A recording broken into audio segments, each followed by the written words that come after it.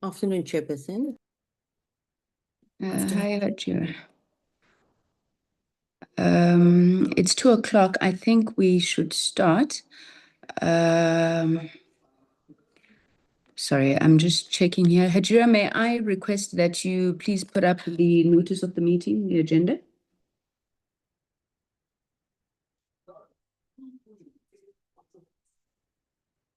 Thank you very much. Honorable members, colleagues, let me welcome you to this meeting of the Portfolio Committee. And thank you so much for joining us. I know that, the times are a bit difficult. We are all seriously under pressure in terms of having to complete the APPs and also prepare for the budget vote.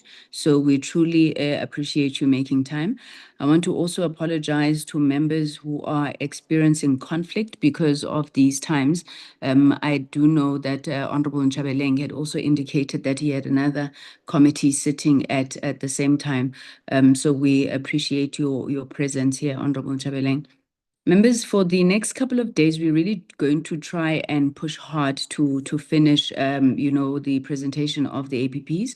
I know that tomorrow there's a meeting that is scheduled as well. I'm not sure just the time, Hajira, maybe you could just give us an indication of that. Tomorrow, Chairperson, 9 to 1. Thank you.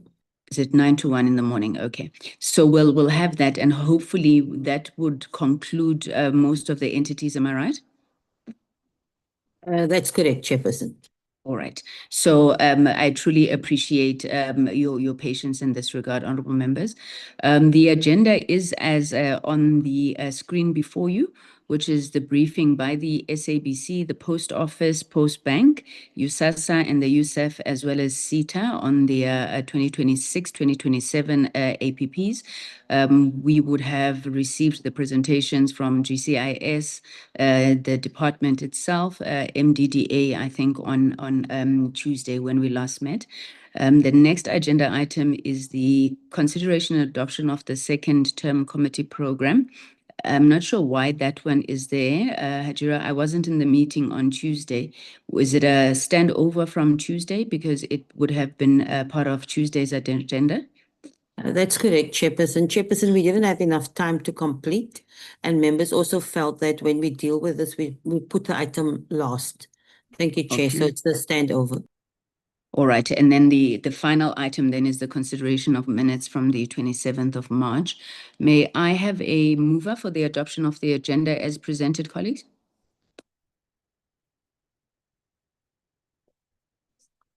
Honorable Subrati moves, Chairperson. Thank you very much, Honorable Subrati. And may we have a seconder? Honorable Matafa seconds, Chair. Thank you very much, Honorable Matafa. So the agenda is then adopted as presented. Do we have any apologies for this meeting, Hajira? Afternoon, Chairperson. Yes, we do, Chairperson. We have an apology from the Minister who has a prior commitment, as well as the Deputy Minister who also has a ministerial prior commitment. Then just the apologies that SAPO team will be presented, but the BRP team will not be there. Thank you, Chair. Okay, I suppose we can get to that matter then when we are discussing SAPO. With that being said, let me welcome all the entities in to this meeting. I'm not sure if the department is here. I didn't hear an apology from the Director General. I'm not sure who's leading the entities in this meeting. Allow me to also welcome, I see on the platform, the newly appointed Managing Director of SITA, Mr. Mello. Congratulations, sir, and we're so glad that you could join us in this meeting. So I want to hand over then to the department, perhaps to introduce the APPs, and then we'll go into the first presentations.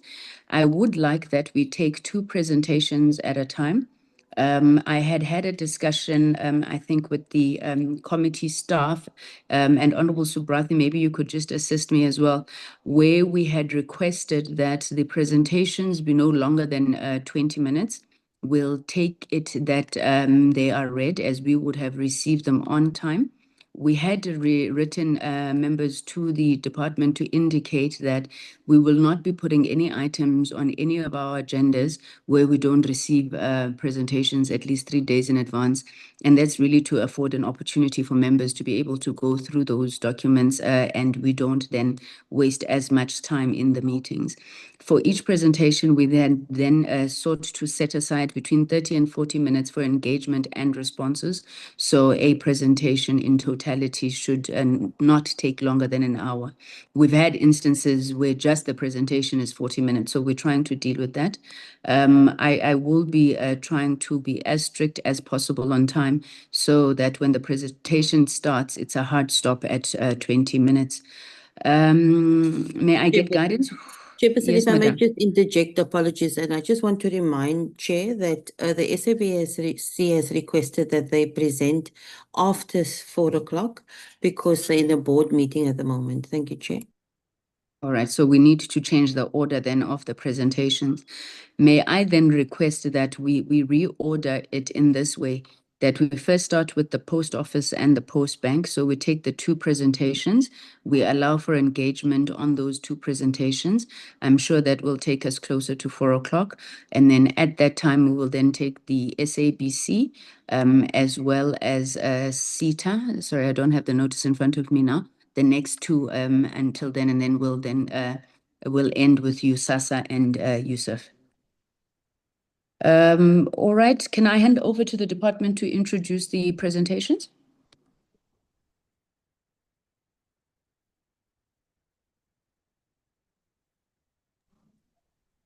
Is there anybody from the department here? I'm assuming perhaps DDG Shelembe or any other DDG who would have oversight over these entities?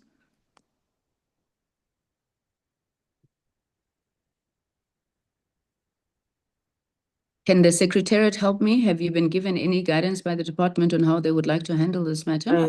Chairperson, we did get an attendance list, a delegation list, sorry, that the DG will be here. I'm just trying to check if she's on, but Zaitun should be on and to tell us. Thank you.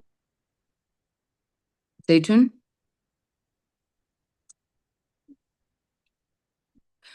Okay, let's go into it. I think as we have agreed, we will start then with the South African Post Office.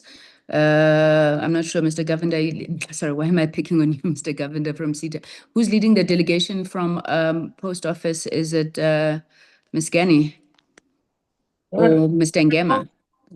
Hey, I didn't get to speak to you now. How are you doing? Good afternoon, Chair.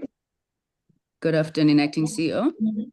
Good afternoon, Chair. Good afternoon, honorable members and all those on the call. I'm Fatima Gani. I'm the Acting CEO at SAPO, and I will lead the presentation and then hand over to my team who will take you through the details. Firstly is kindly acknowledge and apologies from the business rescue practitioners, both Anush and Juanito. However, I see that some of their team members are on the call.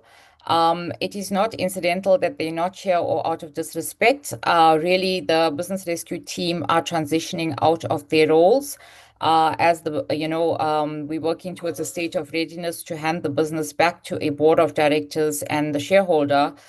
So this APP that's being presented is really the responsibility and was compiled by this management team that's presenting to you, and we take full accountability and responsibility for it.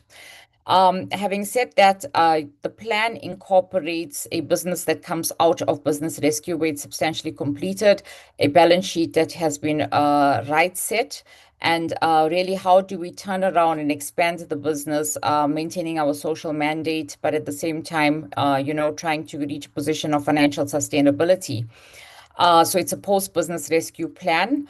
However, it still accounts for funding. As we go through the slides, you will see there's still a key dependency on funding to enable it to make investments so that we can diversify and repurpose the business. And that will always be a key dependency for us to achieve the numbers. And then secondly is one of our strategies in the turnaround is strong governmental business, as well as a focus on public and private partnerships and monetizing the very healthy property portfolio that SAPO has on its balance sheet. On that note, Chair, I will now hand over to Jigesh, who will take us through the individual slides. Thank you. Jigesh. Thank you, CE. Good afternoon, Chairperson, honorable members, chief executives and senior executives and colleagues on the call. If I can just share my screen, thank you.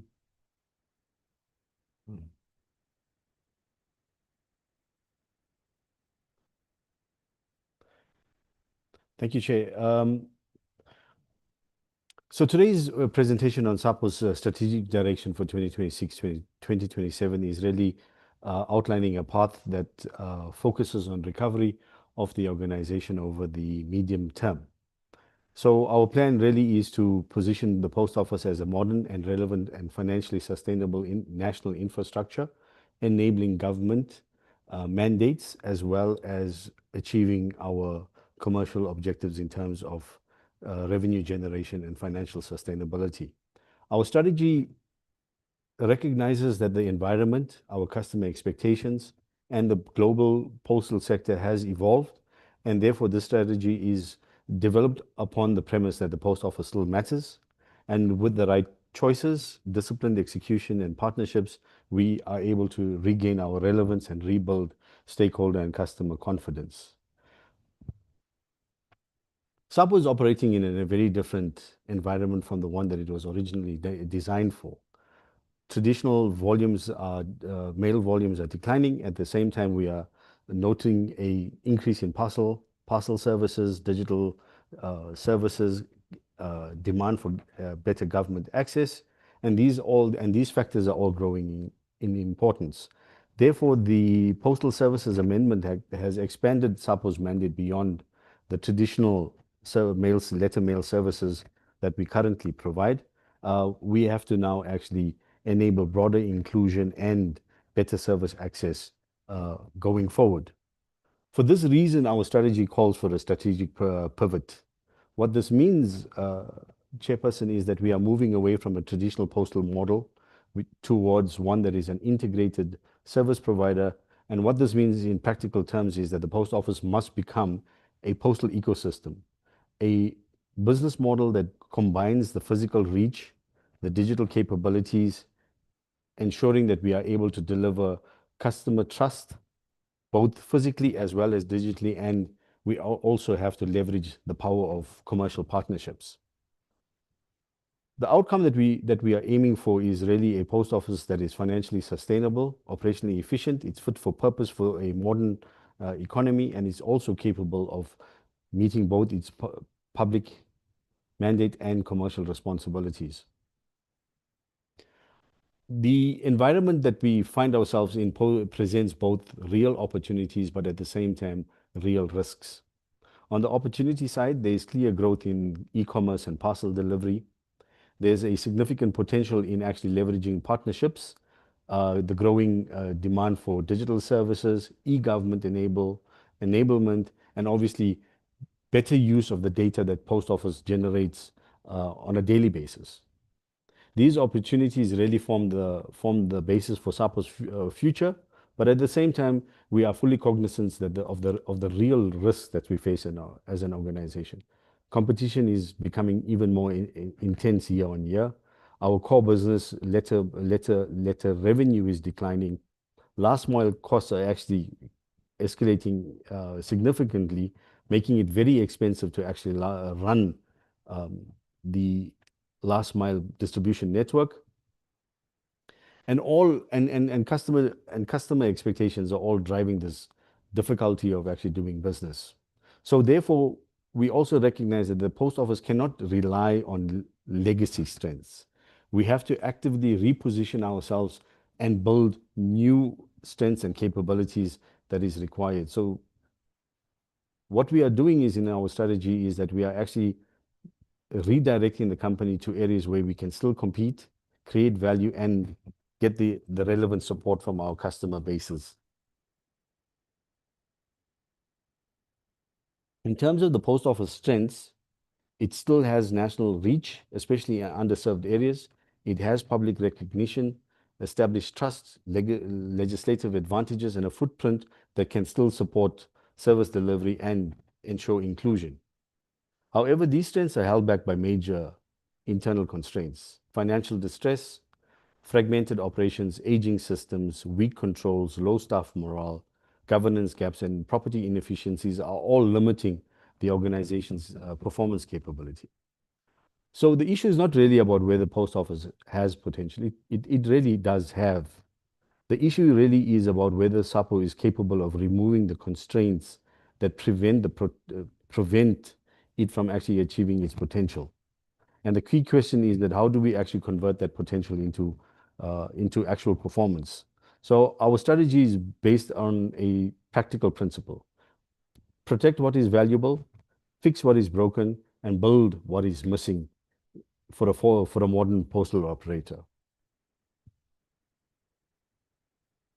Our corporate plan is built around 4 strategic outcomes: achieving financial sustainability, delivering consistent customer and stakeholder value, building the new capabilities that we need, and then obviously ensuring that we lead and govern the company effectively.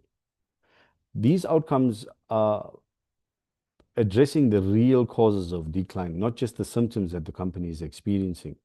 And these outcomes are going to be delivered through strategic initiatives, which include rebuilding the last mile delivery, launching and scaling digital postal platforms, optimizing our branch network and our property portfolio, but at the same time ensuring that we execute our partnership and co-investment program as well as we need to do so.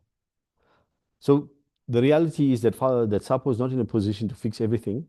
So what we're going to be doing is that we're going to be focusing on high impact actions. We're going to be sequencing these actions and ensure that they are effectively funded, and then we're going to be able to execute with discipline. This slide shows the financial plan for the next 3 years for the corporate plan. What I would like to focus on, Chair, is really that the revenue uplift that we are anticipating over the next 3 years. So year 1, 114 million is the revenue lift that we are focusing on, and we believe that these revenue lift targets for the next 3 years are going to be delivered through our revenue diversification clusters, where we are focusing through the partnership program on logistics and parcels, digital financial services, connectivity, our trust center capabilities, as well as leveraging our property portfolio. Chair, I would like to stand a little bit on this slide here. This slide actually shows that the turnaround plan that we've got at a very high level. So starting with a few critical success factors. Firstly, number 1 is the funding of the turnaround program that we have built for the post office, and then also ensuring that we've got regulatory certainty in terms of how is government viewing the role that post office will play in future going forward. Now, once we get those 2 things in place, the funding and the regulatory certainty, we will then start modernizing our infrastructure, establishing new business capabilities. So in the center of the slide is really our turnaround program. The diagram in the center shows what we'll be focusing on at a tactical level. And then on the end is as we actually start to implement various revenue programs and products and services, we will start to see the revenue benefits. But the reality is that we need a period of time to implement the revenue products and services before those revenue products actually start to show true value against the target that we have, that we've got in terms of our financial sustainability. So when we need funding to bridge our monthly shortfall, and the reason for that is because that provides us the time to then try and access CapEx funding to then start to actually implement our capital programs.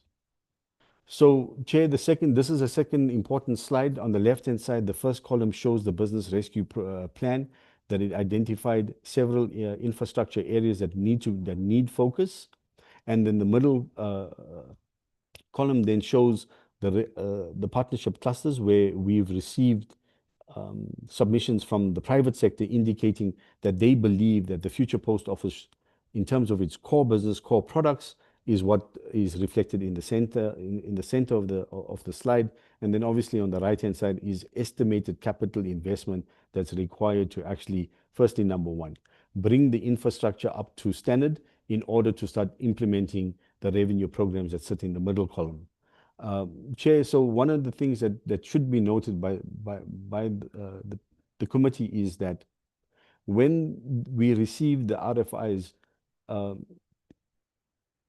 it was noted that there are certain assumptions being made by the companies that responded to the RFI.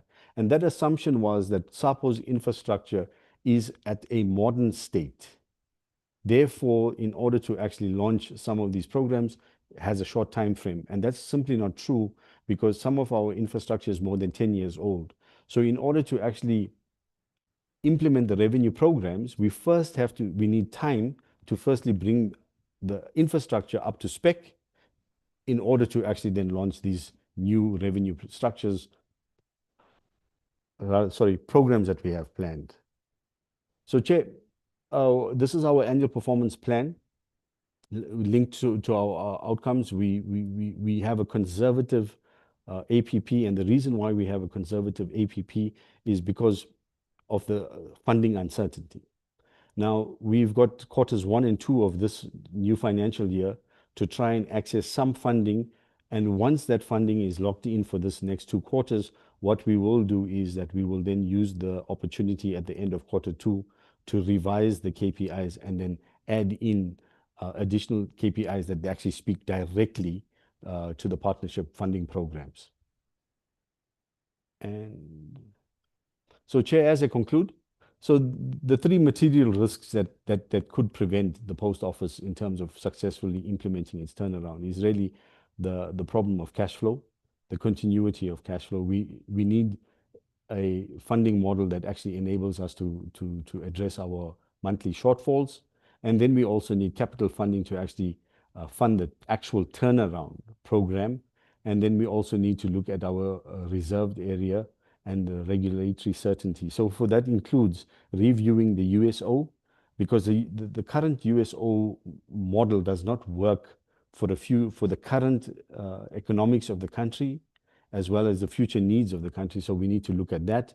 So we're actually looking at working with the regulator to try and sort out and figure out what should the new USO look like, because the cost implications, sometimes the economics of certain parts of the country mean that the Post Office will never ever be able to be profitable in some parts of the country. And we need to figure out how can we actually rebalance the USO to match the cost of servicing postal services in certain communities. Thank you, Chair.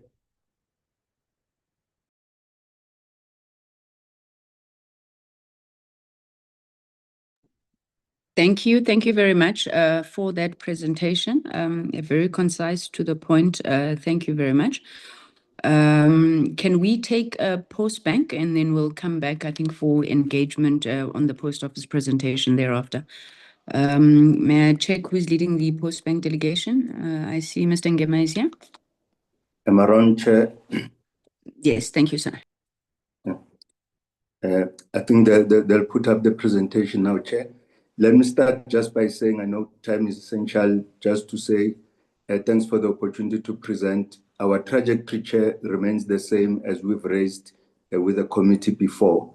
So we still are getting to build a viable, trusted, modern, digital-first, state-owned retail bank that acts to promote financial inclusion across. So our trajectory remains the same over the many years that we're serving.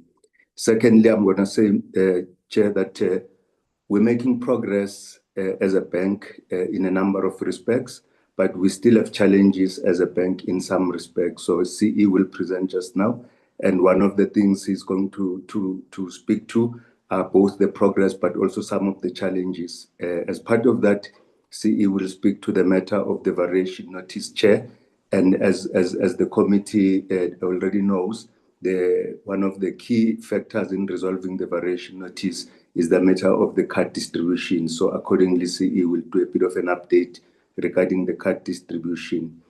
CE will also speak to the ongoing matter of the master services agreement, just at a high level, just so that the committee is appraised about what where those issues are sitting now.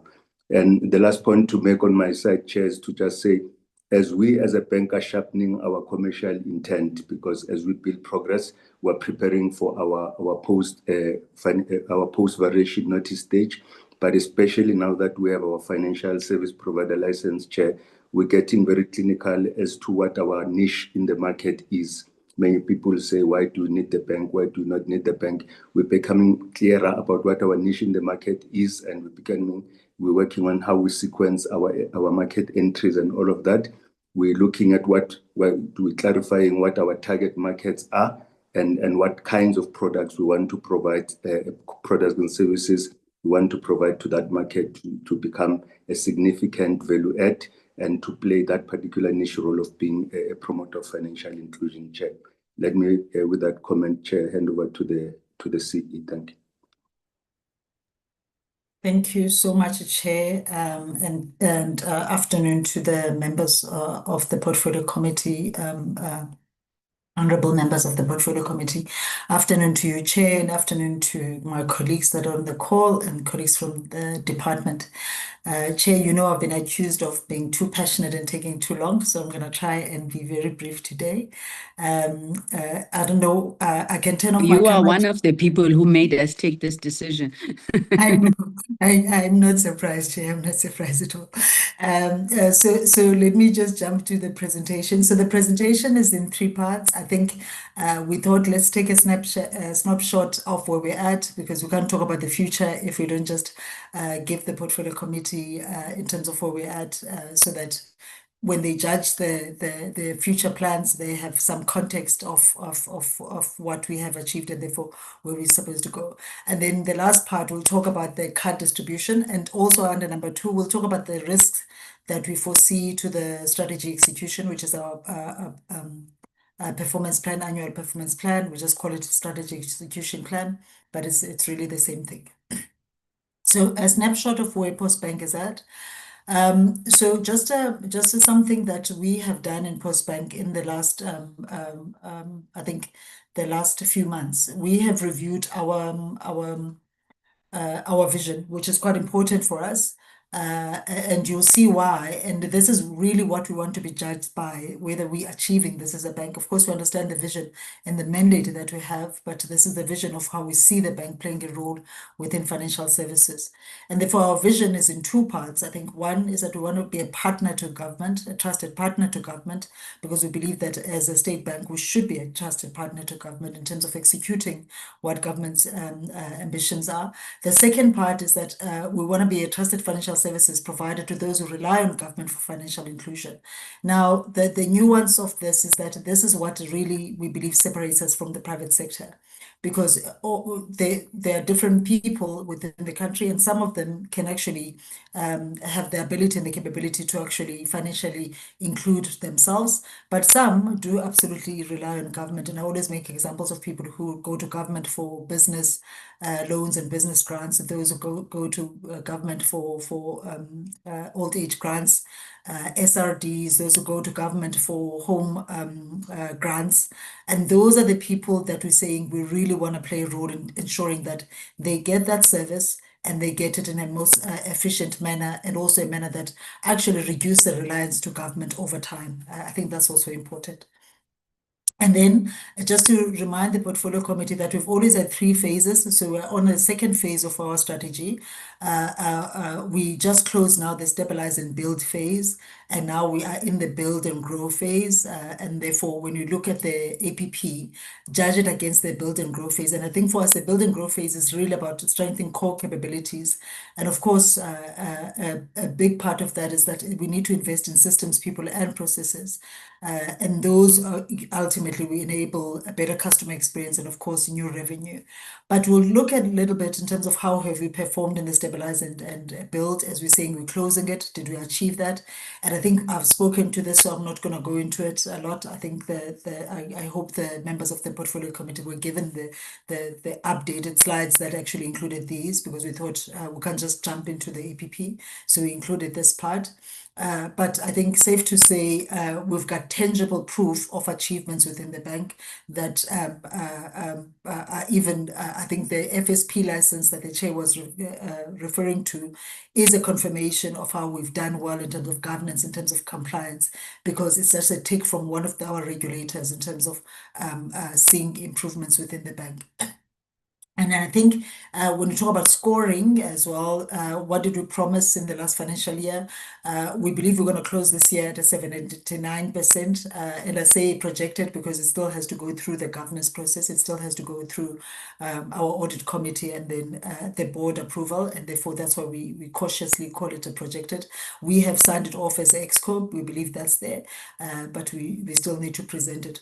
And therefore, we're very happy with this result. I think it's the first time Postbank has really performed above 70% in the last 2 years, and therefore very proud of this performance. Of course, the target is more than that, but very proud considering everything else that we're going through. So those are the two measures, the tangible infrastructure, people, processes that we've implemented, which is highlighted here, and also some compliance, regulatory improvements, but also in terms of just the measurable of the last APP and where we're closing off. And then, so what's the focus for this year as we talk about build and grow? And we're going to present our plan in 5 strategic objectives because we want to make sure that it covers holistically what constitutes a business, which is the financial sustainability, the customer experience, employee experience, operational efficiency, and then governance, compliance, and risk. And therefore, we'll present the plan holistically across those 5 aspects. The plan has in total about 12 measures that we're measuring. This just says over the quarters, we'll track them. You can see that we're tracking most of them every quarter. And therefore, there's going to be really intention to make sure that we don't lose any focus on any of them. That's why we're tracking them, all of them in every quarter.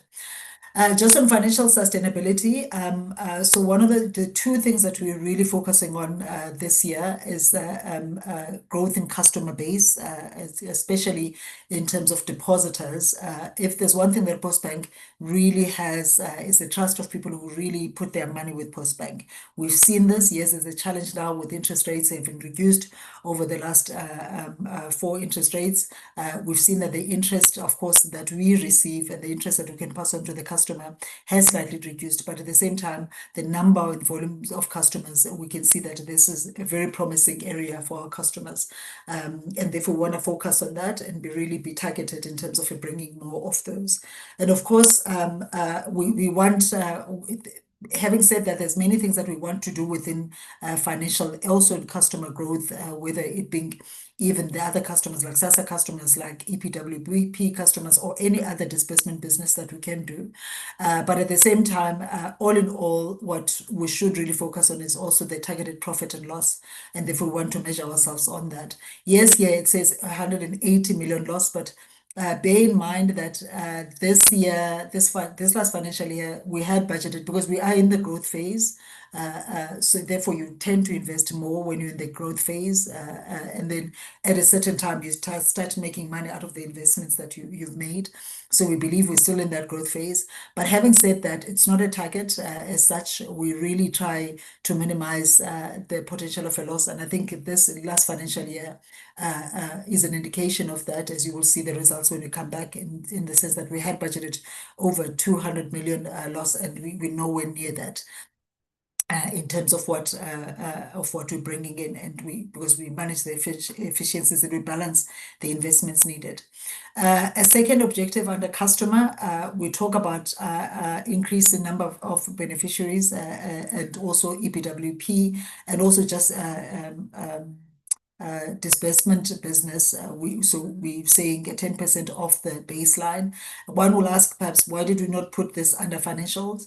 I think the reason we talk about customer growth in terms of customer experience, because we would really want to focus and build on the experience that we're giving. I think there's some improvements that we can do with the EPWP that we do for DOT, and therefore we're intentionally putting this under customer so that we focus not only on volume growth, but on the experience that we believe then will bring the customer growth.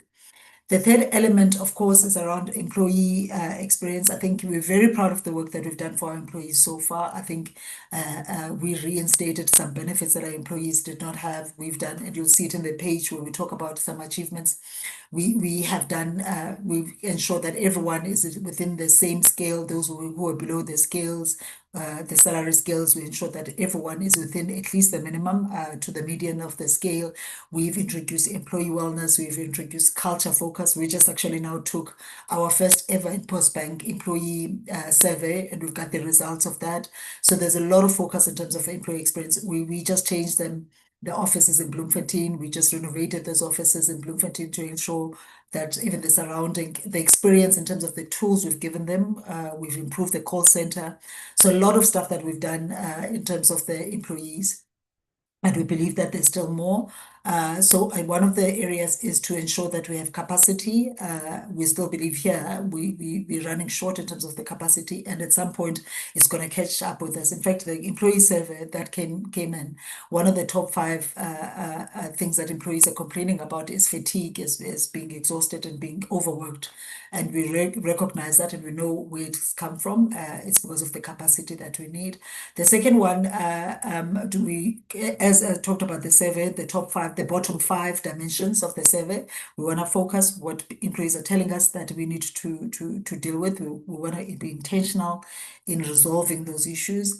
And then the third one, I think, again, focus, which is I get embarrassed every time I talk about this, but the fact that we still don't have a head office, but it really has been most bizarre thing. Every time we go to the market, we don't come back with offices that we desire. I think in our assessment, one of the things is that we realize that those companies that probably have offices where we're looking at, which is really around Midrand, Centurion, so that we're in the middle for those who are in Pretoria and those who come from the south and the east of our employees, and also next to freeway so that people can access public transport.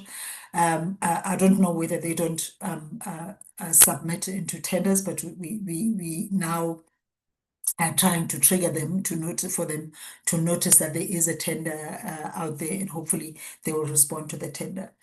And this is important for us in terms of employee experience. Like I said, we've just done renovations in Bloemfontein, and we've seen the impact of that. Bloemfontein sits with almost 60% of our total staff. So we're proud of the fact that we've done that for 60% of our staffs. But there is a 40% of our staff that still needs a home, and it really will make a difference. In terms of operational efficiency, again, most of our operational efficiency are talking to, half of them are talking to how quickly we execute our strategy, what has been standing in the way of us executing our strategy. And one of the things was that the capability in terms of our supply chain procurement environment. So there's a lot of focus to improve that in terms of ensuring that we don't incur irregular expenditure. But more than that, it's just that we need to find out. I mean, one example is the office space. What is it that we need to improve in that process? Because part of it is people not responding, but we do believe part of it is how we do the procurement and how it's been carried out by the business. And therefore, there's a lot of focus on that. The last two, 4.4 and 4.5, are really around customer experience. There are capabilities that we believe currently are You have 2 minutes left, CEO.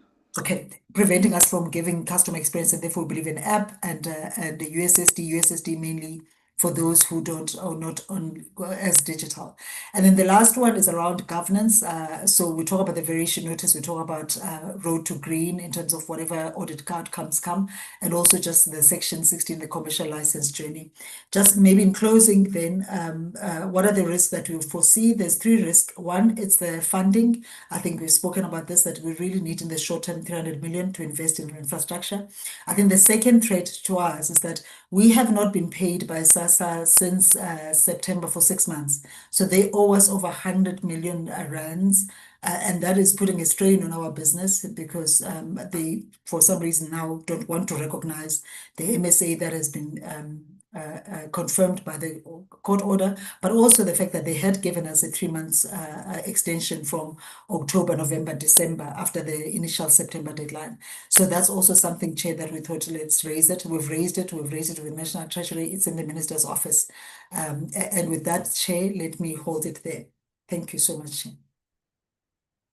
I haven't talked about the Oh, card. no, let me apologize. I think I was too gung-ho to stop you. I actually calculated your time wrong. You started at 2:25, so it's actually 15 minutes in. Do you want to finalize the update on the variation notice? And my Yes, sincere yes. apologies for that. No, that's fine. Yes, thank you, Chair. So let me talk about the variation notice. I think it's good news. As you know, that we always said that we're going to come back and finish the variation notice, especially the card distribution. The good news is that the sub gazetted this variation around 24th of August last year, and already by December we were testing our phase 2 card after we've improved what the Reserve Bank said we should improve. In fact, as of next week, we're going to start the distribution to the rest of the customers, and we're talking about here roughly 500, just over 500,000 customers. There we go, just over 551 customers.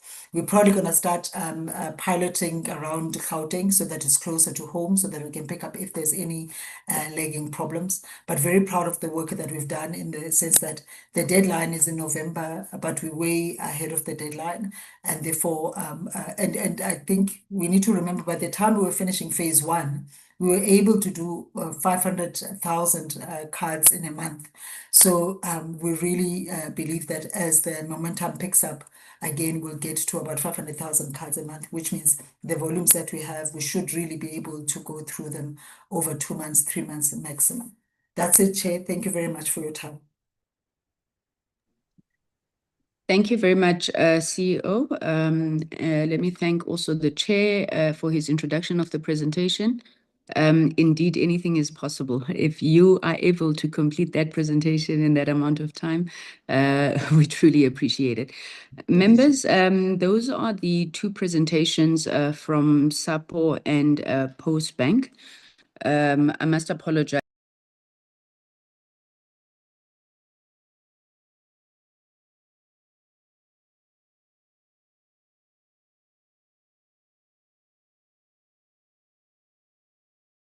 Chairperson.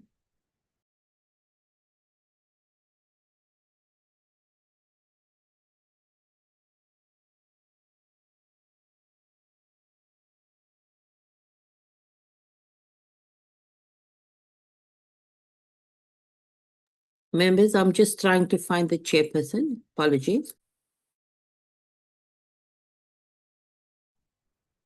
Apologies, colleagues. I've been away from this portfolio committee for too long. I don't even know how technology works anymore. I kicked myself out of the meeting. May I then take hands for engagement with the presentations?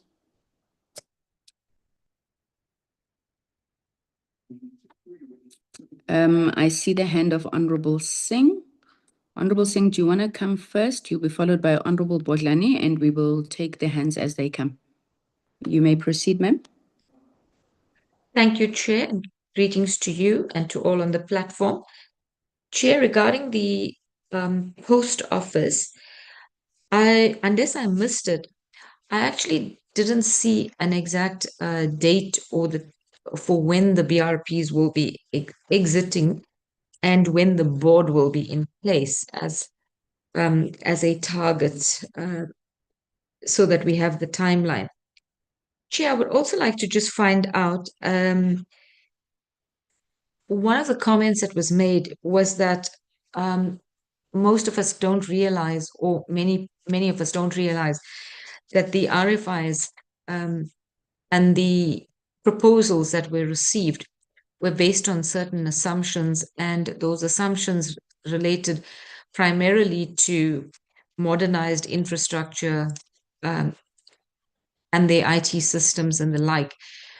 So if I'm to understand this correctly, we are being told that the proposals that have been received that could enhance the revenues for the post office is now dependent on, obviously, the infrastructure being upgraded. So I would just like to find out, was that an assumption of all the RFIs, or are there any that could be implemented and that could be put onto the APP with timelines to try and actually get those ones in place as well? Because the dependency on funding, we all know that hasn't turned out very well. So what would be alternate sources of funding if the BRPs exit? Then is the board looking to borrow to raise funds, or is it still depending on Treasury for, well, literally bailouts or additional funding? So, Chair, that was what I had to say about the post office. With regard to the Postbank, I would just like to find out, one of the big requirements is the 2 billion rand that they would need in capital to hold capital after they've acquired the license, which is a requirement of the South African Reserve Bank. So I'd just like to know what are the plans in place to actually ensure that that 2 billion rand would be sought, and how would it be sought, and what arrangements are in place. The other thing is that the whole issue of the SASA and the MSA issue. So we are now being told that Postbank has no option but to take the matter up legally. So has that process commenced? Because it's a huge problem for this matter to delay any further. It's been ongoing for quite a long time, and I think it must be put to rest, must be put to bed, and we need to obviously get the monies that are being owed to the Postbank. And my last comment would be the procurement of a head office building. Chair, I see they said that they went and signed, or they're looking to sign a 3 to 5 year lease, whilst they're still looking to procure this building. Have they explored the option of working with the Department of Public Works, who obviously now has almost like 88,000 buildings, and perhaps find a suitable building which then could be at a much, much lower cost than them trying to procure a building from some private partner? Thank you, Chair.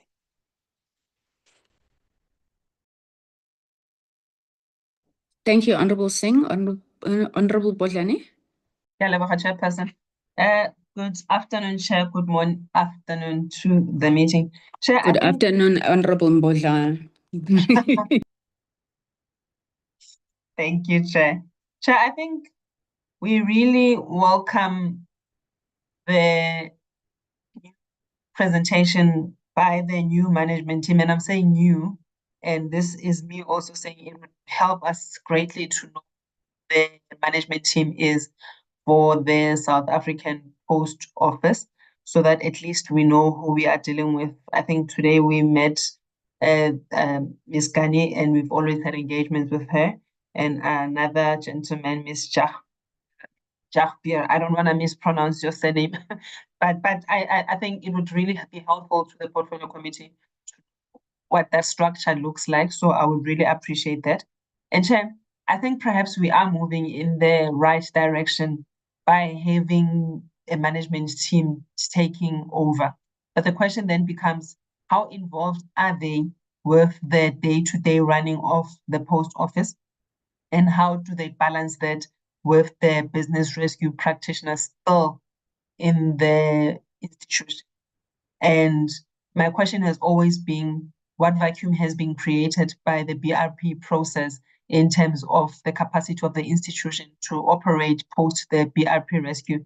Can they give us an assurance that with the team that they have in place, Postbank will be able to, Post Office will be able to implement everything that they have spoken to at this point, Chair?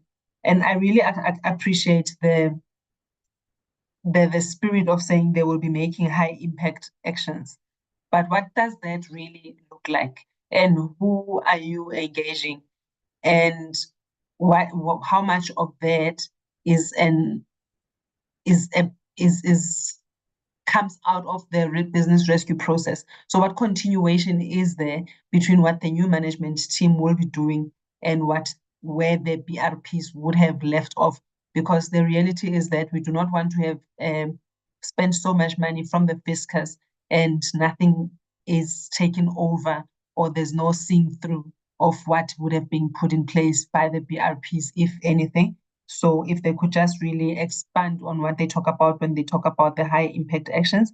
And Chair, I think we all agree that the legislation that is governing this sector is really outdated. So I am excited to hear that Postbank is also talking about the review of the USO and talking to the regulator. How advanced are those conversations, and how open is the regulator to having those conversations? Because again, the regulator comes back and reports to the people, to South Africans, and says you are not meeting letter delivery standards, which is a fair assessment. But the reality is that the market has changed.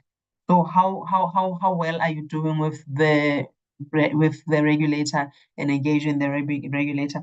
And between the Postbank and the post office, are there any prospects of future collaborations?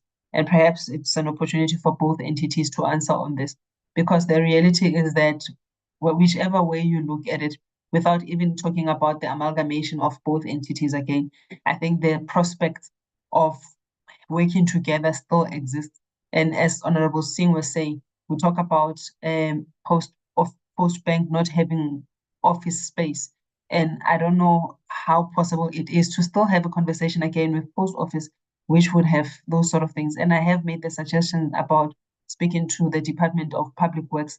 And it's really regrettable that really nothing is coming out of this.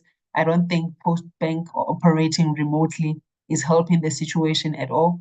And I think we've let this go for far too long, where we appreciate that the organization keeps sending out a request for RFI, but there is no feedback. So something must give. The status quo cannot continue.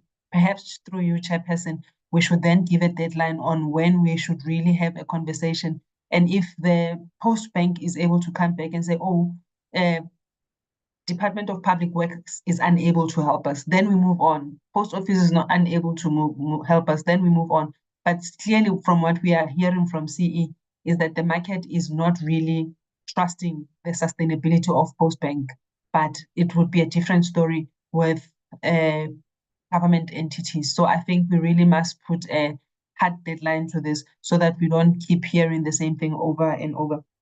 But I think it's worthy for this portfolio committee to really congratulate the Postbank on 2 years of uninterrupted grant payment.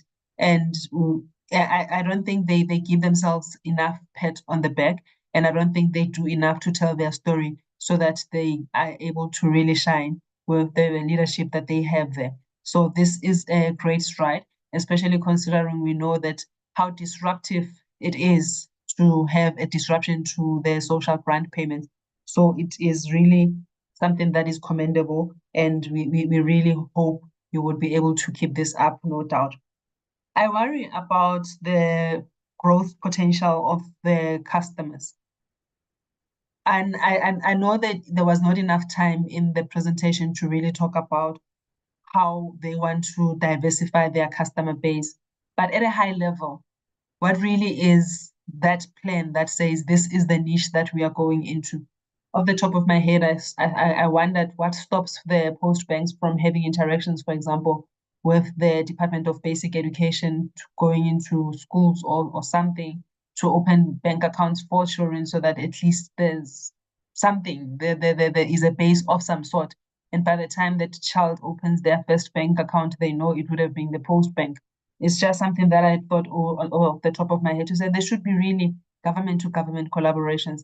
And of course, we can't even begin to have a conversation about which government departments are banking with Postbank. I remember I once asked that question and I was told I'm trending on violation of private information. But it would be interesting to know if there's at least one government department that is doing business with the Postbank without disclosing which department that is. I would appreciate that. Chair, as my last point, it is really worrying, the report that we are receiving about the 180 million that is owed by the Department of Social Development. And I'm not sure what interventions we can make as a portfolio committee. I don't know. I understood that with the MSA, there was an interministerial committee that had been put in place. Is the issue of the 100 million being addressed at that point? And if not, what interventions does the Postbank want the portfolio committee to make? And I understand that you have also started speaking to the National Treasury, but 6 months in, and this is also affecting your operations. I don't think it's sustainable. I don't think it's fair. So what interventions can the portfolio make? Let me stop there, Chair, and really thank you.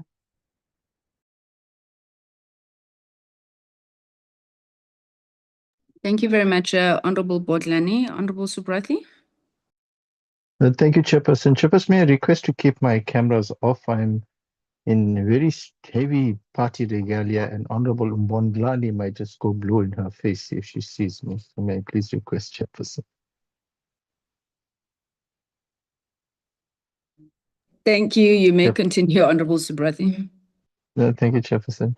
Chairperson, let me firstly appreciate both the presentations and the very precise and pointed presentation, both by the Post Office and Postbank. Maybe to begin with the Postbank, with your last FSB licenses that you have obtained, let's congratulate you on that achievement, and then ask you the question, what competitive advantage will that provide you? Or maybe let me rephrase that, what types of products would that now allow you to roll out that will contribute to revenue and that will contribute to serving the underserved in our community? My second question, Chairperson, would be around the 5% growth that they're projecting for KPI for deposits.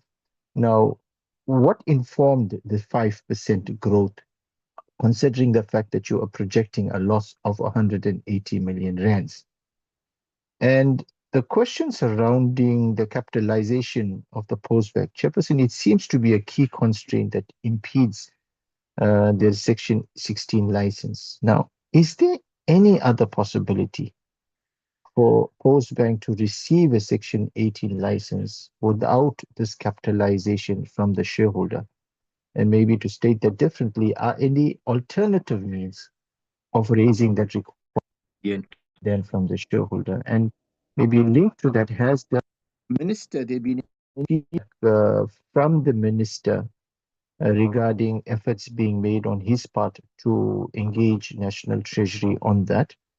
And maybe my last question would be around the 100 million rand that has not been paid by SASA.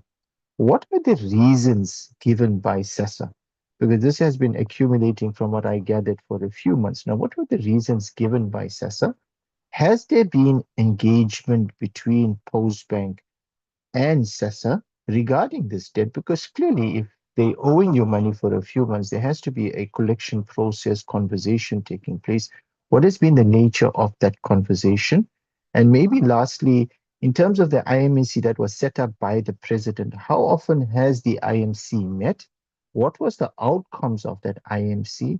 And has it had any impact in terms of assisting the process thus far? Moving over to the Post Office, let me also join Honorable Bodlani and congratulate the team for appearing before us in a very bold attempt to say that they take responsibility and ownership for the plan. So we want to welcome that. It is a sigh of relief and it's a breath of fresh air, and we really want to wish them the very best of luck, the team, as they turn around and resurrect the Post Office. Maybe on the Post Office,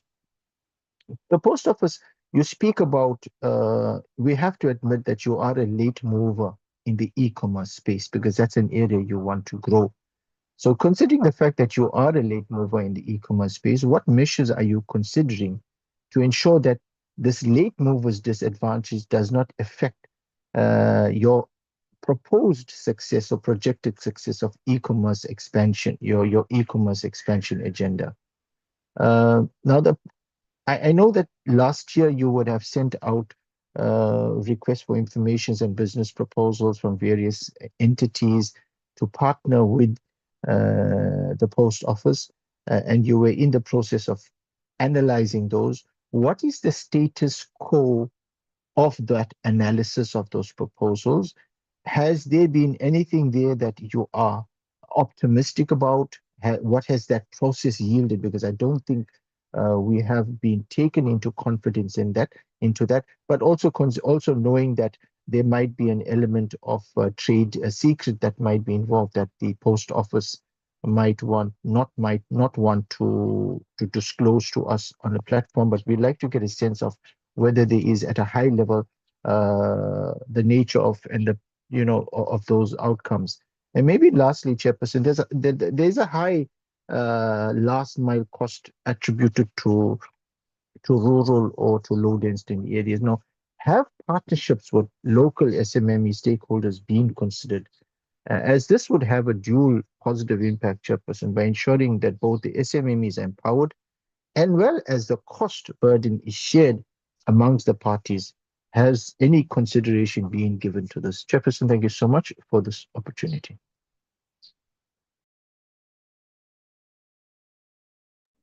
Thank you. Thank you very much, Honorable Subrathi. Honorable Nchabeleng, you will be the last.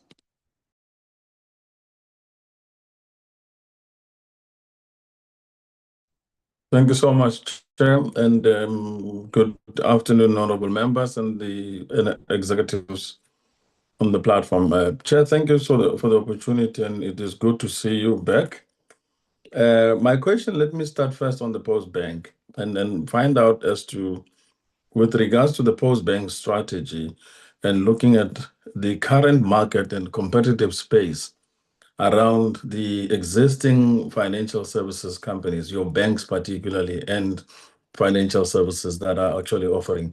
What would set the Postbank strategy apart and make you win in this highly competitive environment whereby we're looking at competitors such as the Capitec having taken over or even playing a role that, for instance, Postbank should have been fulfilling and playing in this case?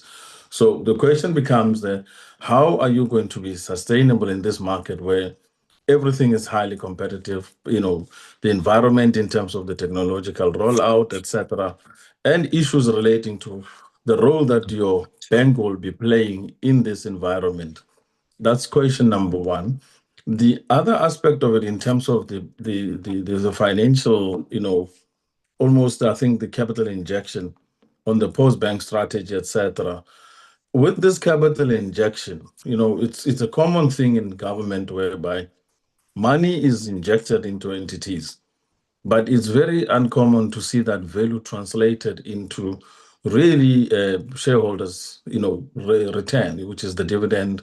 In our case, we're not looking at dividend, we're looking at return of investment at a social level where the bank would become profitable as well as create value for the citizens, make sure that it no longer requires ongoing capitalization. That's the important part of what I want to know on that one. Chair, and let me get the format. Is it a question and answer where I can ask a question and wait for the response, or I just have to ask everything all at once?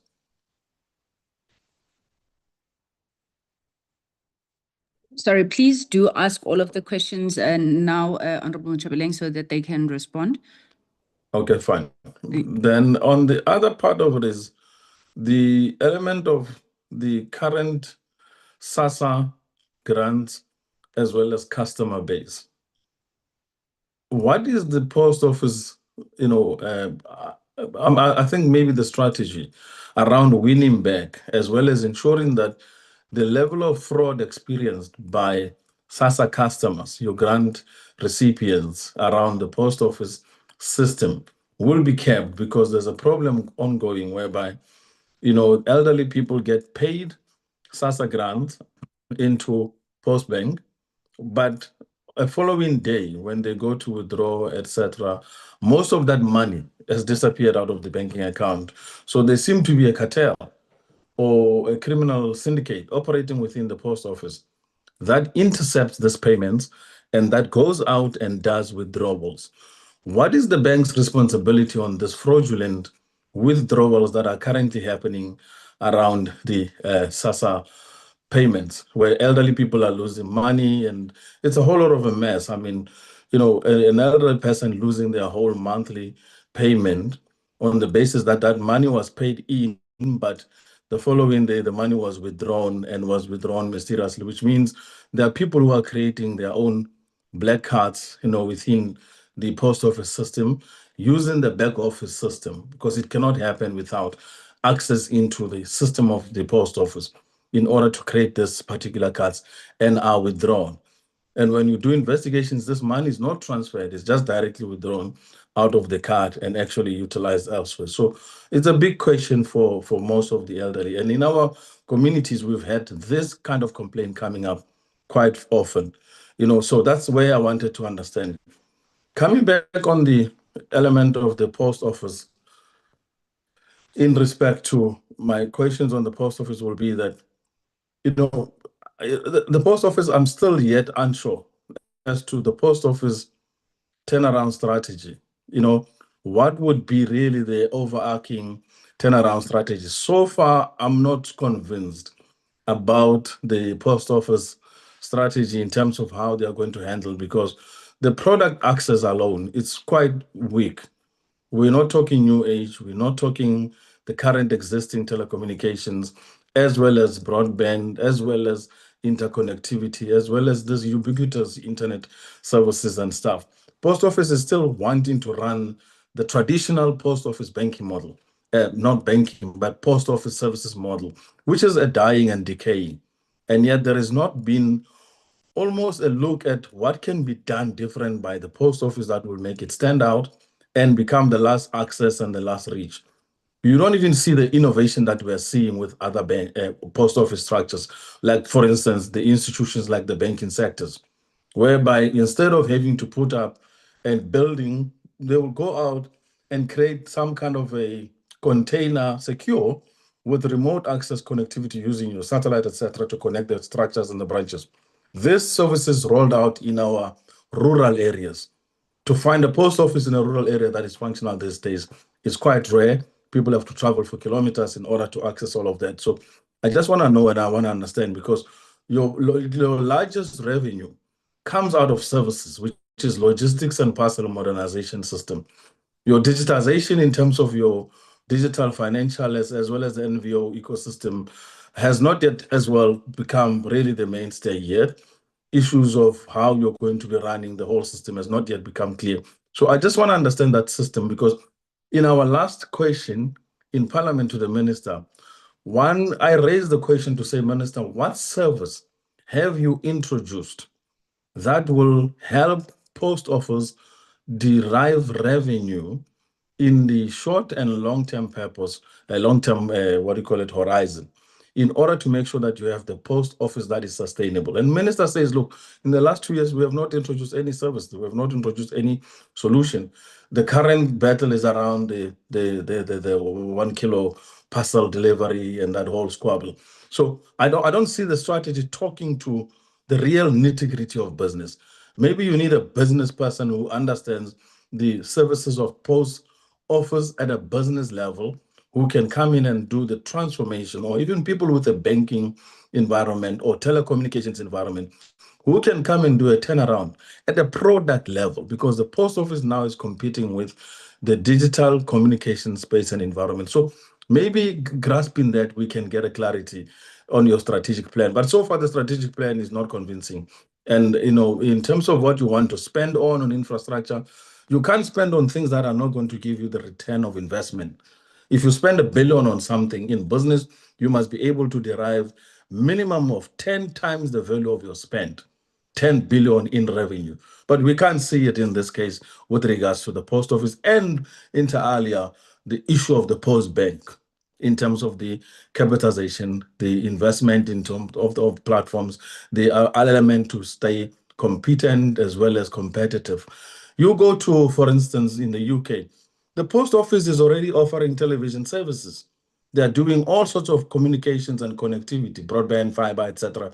But when you come back to South Africa, we're still pursuing the traditional models and services platform and offering. So let me just hold it on that one, Chair. Thank you so much. Thank you. Thank you very much, Honorable Nchabeleng. I'm not seeing any other hands, so I will take it that those were all the inputs that we Chair? had. Who is that, Honorable It's Chauke Adonis? I did raise my hand. I was struggling to raise it earlier on. Okay, fine. Let's take you, Madam. Thank you very much. And through you, Chair, may I humbly request that I do keep my video off? That is fine. Please proceed. Thank you very much, and greetings to all honorable members and also those who are presenting to the Portfolio Committee, and also to our support staff and fellow South Africans. Chairperson, I've been broadly covered to a certain extent, but as Honorable Budlani always says, it would be politically limiting if I do not make the inputs or expand on some of the issues that I would like to perhaps get a response on. One of the things when it comes to post office, if I can start with post office, perhaps if we can look at the strategy in which they are seeking to implement some of these services broadly within the rural and township economies. The reason why is that Postbank has always been the traditional point of reference for our rural and township communities. But we have seen that once post office, has started to retrench and deteriorate, less of those services are becoming less available to those who are disadvantaged from urban services.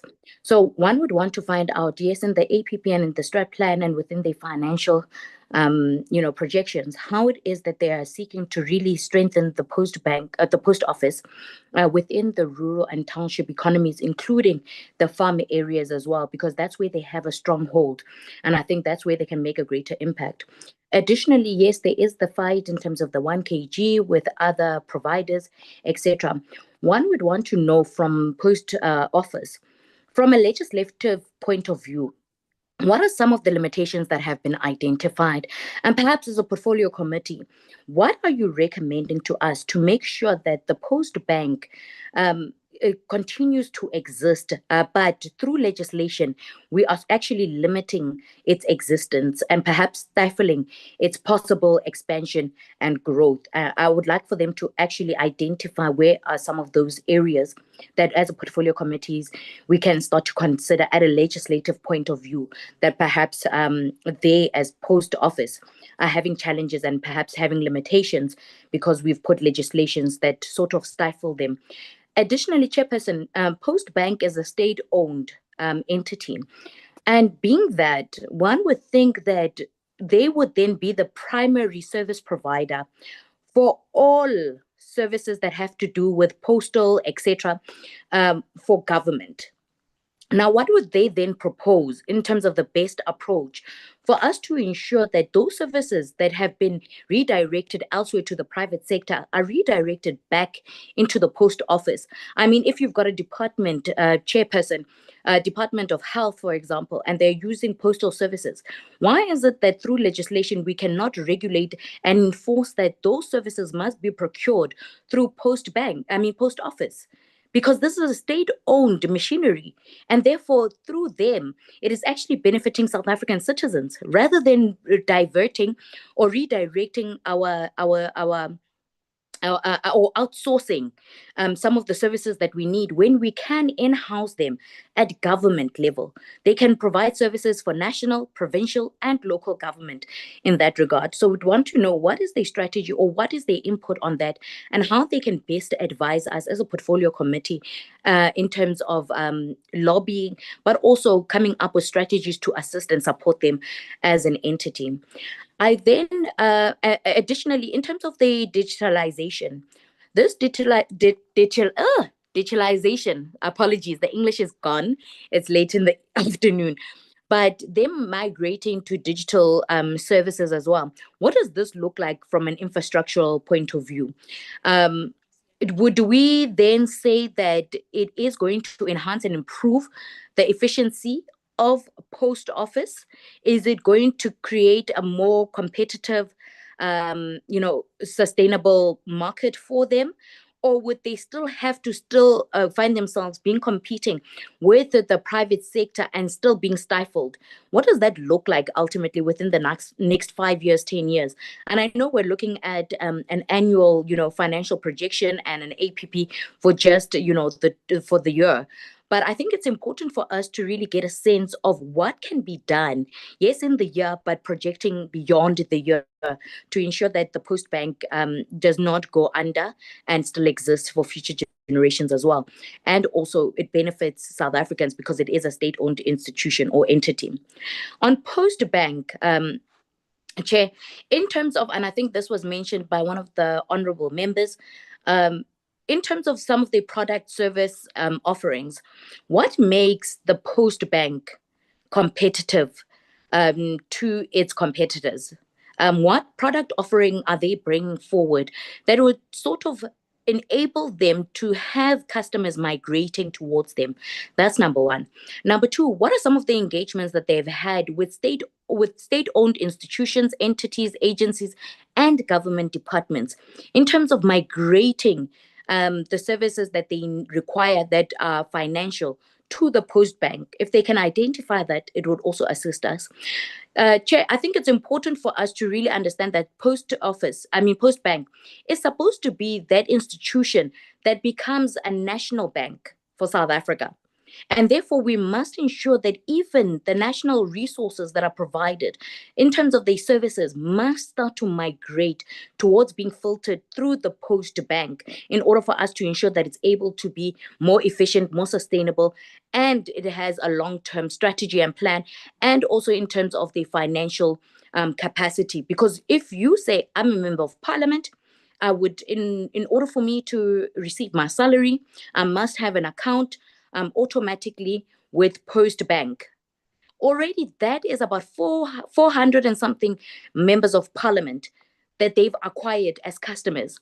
How many other thousands of government employees are there that should be migrating towards Postbank and other state-owned institutions? And I think it's quite important because I think we have really allowed for the private sector, and I do support the work that is done by the private sector because they've broadened the spectrum.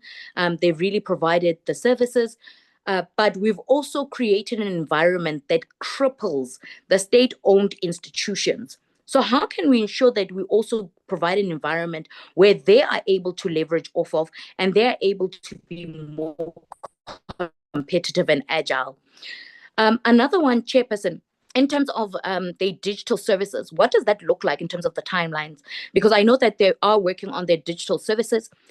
What baseline are they utilizing in order for them to measure whether they would be able to compete with other financial institutions that are already digitalized? And I think that's quite important. And I think one of the things that we find great difficulty, but I think one of the private banks, without mentioning them, has managed to reach in terms of language barriers. What one would want to see the Postbank ultimately doing is taking some of the lessons that have already been displayed or have already been shown by the private sector, and saying from the private sector's examples in terms of what is needed by South African citizens, we're going to adopt A, B, and C as part of our primary and baseline digitalization plan and framework of what that digital platform should look like. But also additionally, what is it in the market that can attract more customers to migrate to Postbank? And I think this would speak to a strategic framework or a projection strategic framework that speaks to the next 5 years. These are the targets that they're looking to reach. Within 10 years, these are the targets that they're looking to reach, how they're going to reach them. Second to last would be in terms of the state-owned institutions such as your SASA, NASFAS, and others. One would want to get a sense of what that looks like. We know that there was a migration for social grant recipients to get the black cards. What is that looking like currently for Postbank? How can we ensure that we're strengthening relationships of that nature when it comes to the portfolio committee? How can we ensure that we then call upon the public sector to come and engage and consult further with yourself as Postbank to see where it is that it could be beneficial for them to migrate some of the services that they were receiving from other state-owned institutions to yourselves? Lastly is that, Chair, I would like to really congratulate and applaud the great work that has been done by these institutions, and especially by Postbank in terms of the turnaround and how they've been so agile through this process. We know that it has not been very easy for the Postbank. We've been dealing with Postbank issues for quite some time, including Post Office. But one would really like to applaud the great work that has been done and the turnaround that we have seen with Postbank.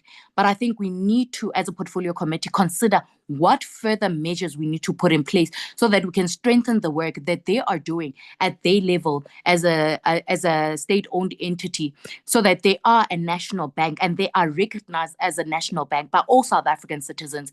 And how do we then capture and message that in terms of the communication throughout the country to South African citizens? Chairperson, thank you very much for the opportunity. Thank you very much, Honorable Chauke. Let me also thank all members for their incisive questions. I think I'm very, very covered by a lot of the issues that you raised. So I'm going to have very few questions. I think both Honorable Nchebeleng and Honorable Chauke Adonis spoke to the fact that when it comes to SAPO, it is not clear from the annual performance plan what is being done, how is the business being run, what should we look at as whether it's targets, objectives, anything over the next month, over the next 3 months, over the next 6 months and 12 months. When you go through the annual performance plan, there's obviously, targets there which relate to meeting revenue budget. This is an organization that is in crisis, and there is nothing in this annual performance plan that is speaking to how the situation is going to be turned around. So maybe the leadership can give us an idea. What are you actually doing? Are you just, keeping the ship which may sink any day and not doing anything over and above to try and turn the situation around? And this, I'm not saying being ignorant of the funding challenges, but from the performance plan, there's actually no plan, like we've said a number of times. So maybe if I could get a direct answer in terms of Q1 up to Q4, what is it that the business is going to be doing with an intention to turn the business around? I'm worried also that one of your strategic, your key performance indicators, they speak to a number of partnerships established with external parties. Then you are saying in Q1, you will commence with the partnership procurement process. Maybe it's an issue of terminology, but I thought that process had started. You intend to finalize it in Q2, so maybe just take us through what exactly those indicators mean. And I don't know why there seems to be a lot of secrecy about these partnerships, because it was this portfolio committee that was pushing for you to go and engage potential partners. Now, every time you present to us this strategic program mapping, as you call it, you speak at high levels. We would like to see the detail of what you are considering. The fact that you speak about, in broad terms, property and real estate modernization, connectivity, enablement, that doesn't speak once again to an organization that agrees that it's in crisis. It's saying these are our options. I mean, we don't want to get involved in your procurement process, but what is this thing going to look like, as Honorable Chauke Adonis says? So I'd really like you to just speak to the partnership question there. And then you then have targets around employee engagement and well-being, and you say 100%. 100% of what? So what do you mean by you will achieve 100% employee engagement and well-being? Because when you come back to the portfolio committee with your quarterly reports, you're going to say 25%. 25% of what? Similarly, when you say develop and strengthen workforce skills, what is that? You say 100%. My question remains. I'm also keen to find out why you have a target that is the deregistration of the courier and freight group. my knowledge of this particular of CFG is that it was quite profitable. It seemed to be running well. Maybe that situation has changed, but this is quite a big commitment you're making here. Maybe if you could just take the portfolio committee through that. You then have a number of indicators relating to the audit. And in all of them, whether it is a disclaimer, so you've accepted that you're going to remain in disclaimer, you want to just reduce the number of lines, or I suppose those are the findings that would be made in relation to this. You want to take it down to 50%.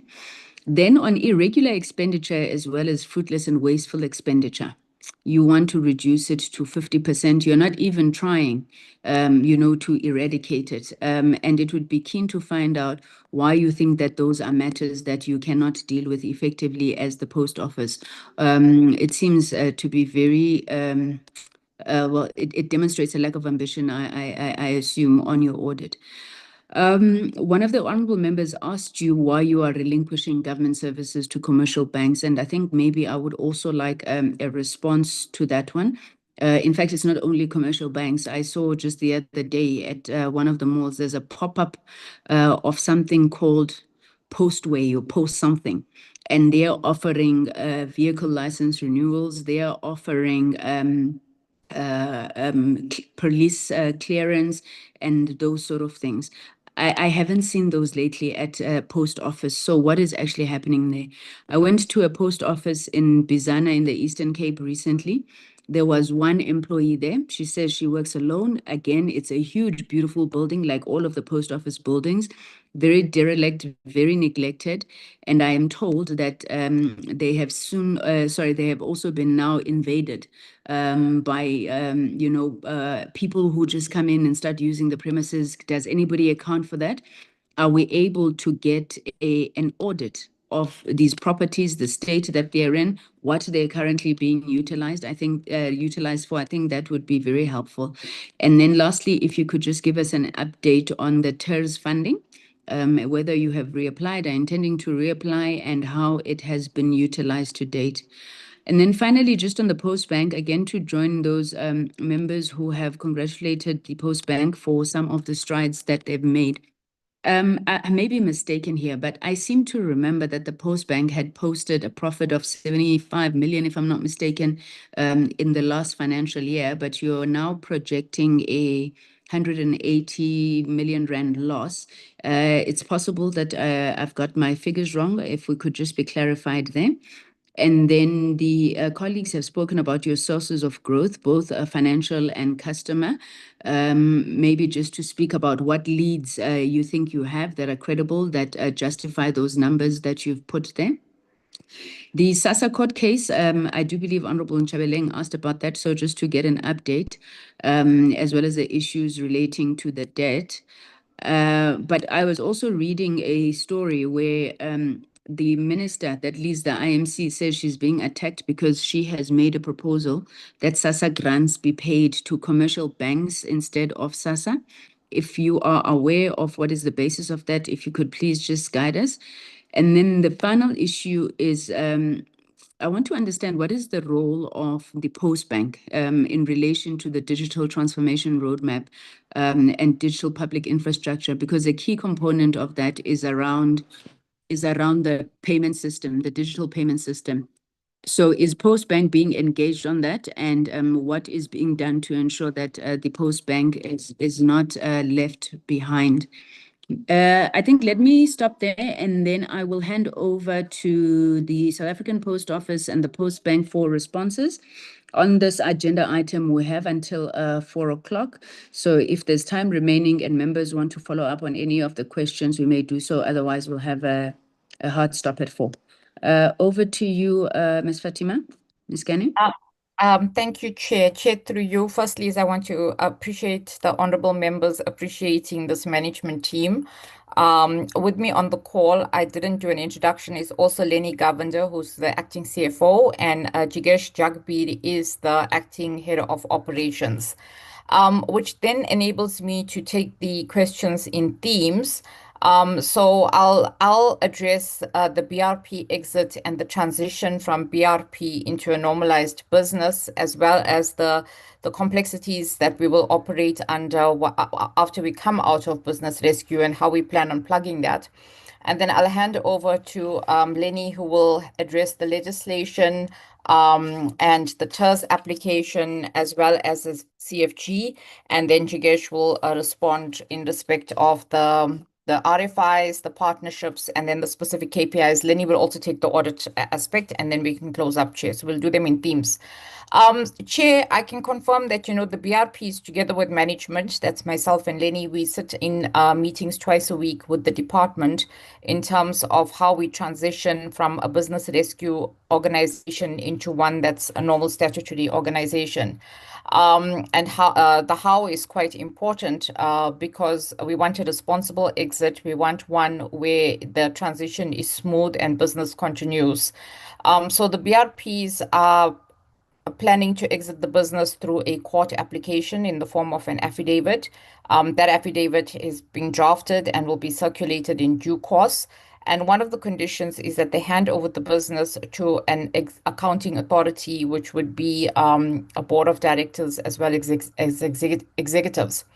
So, the commitment from the department is that they will, the shareholder is that they will hire a board of directors in time for this handover to take place. And with that, in your board of directors, you would need your chief executives to be permanent appointments.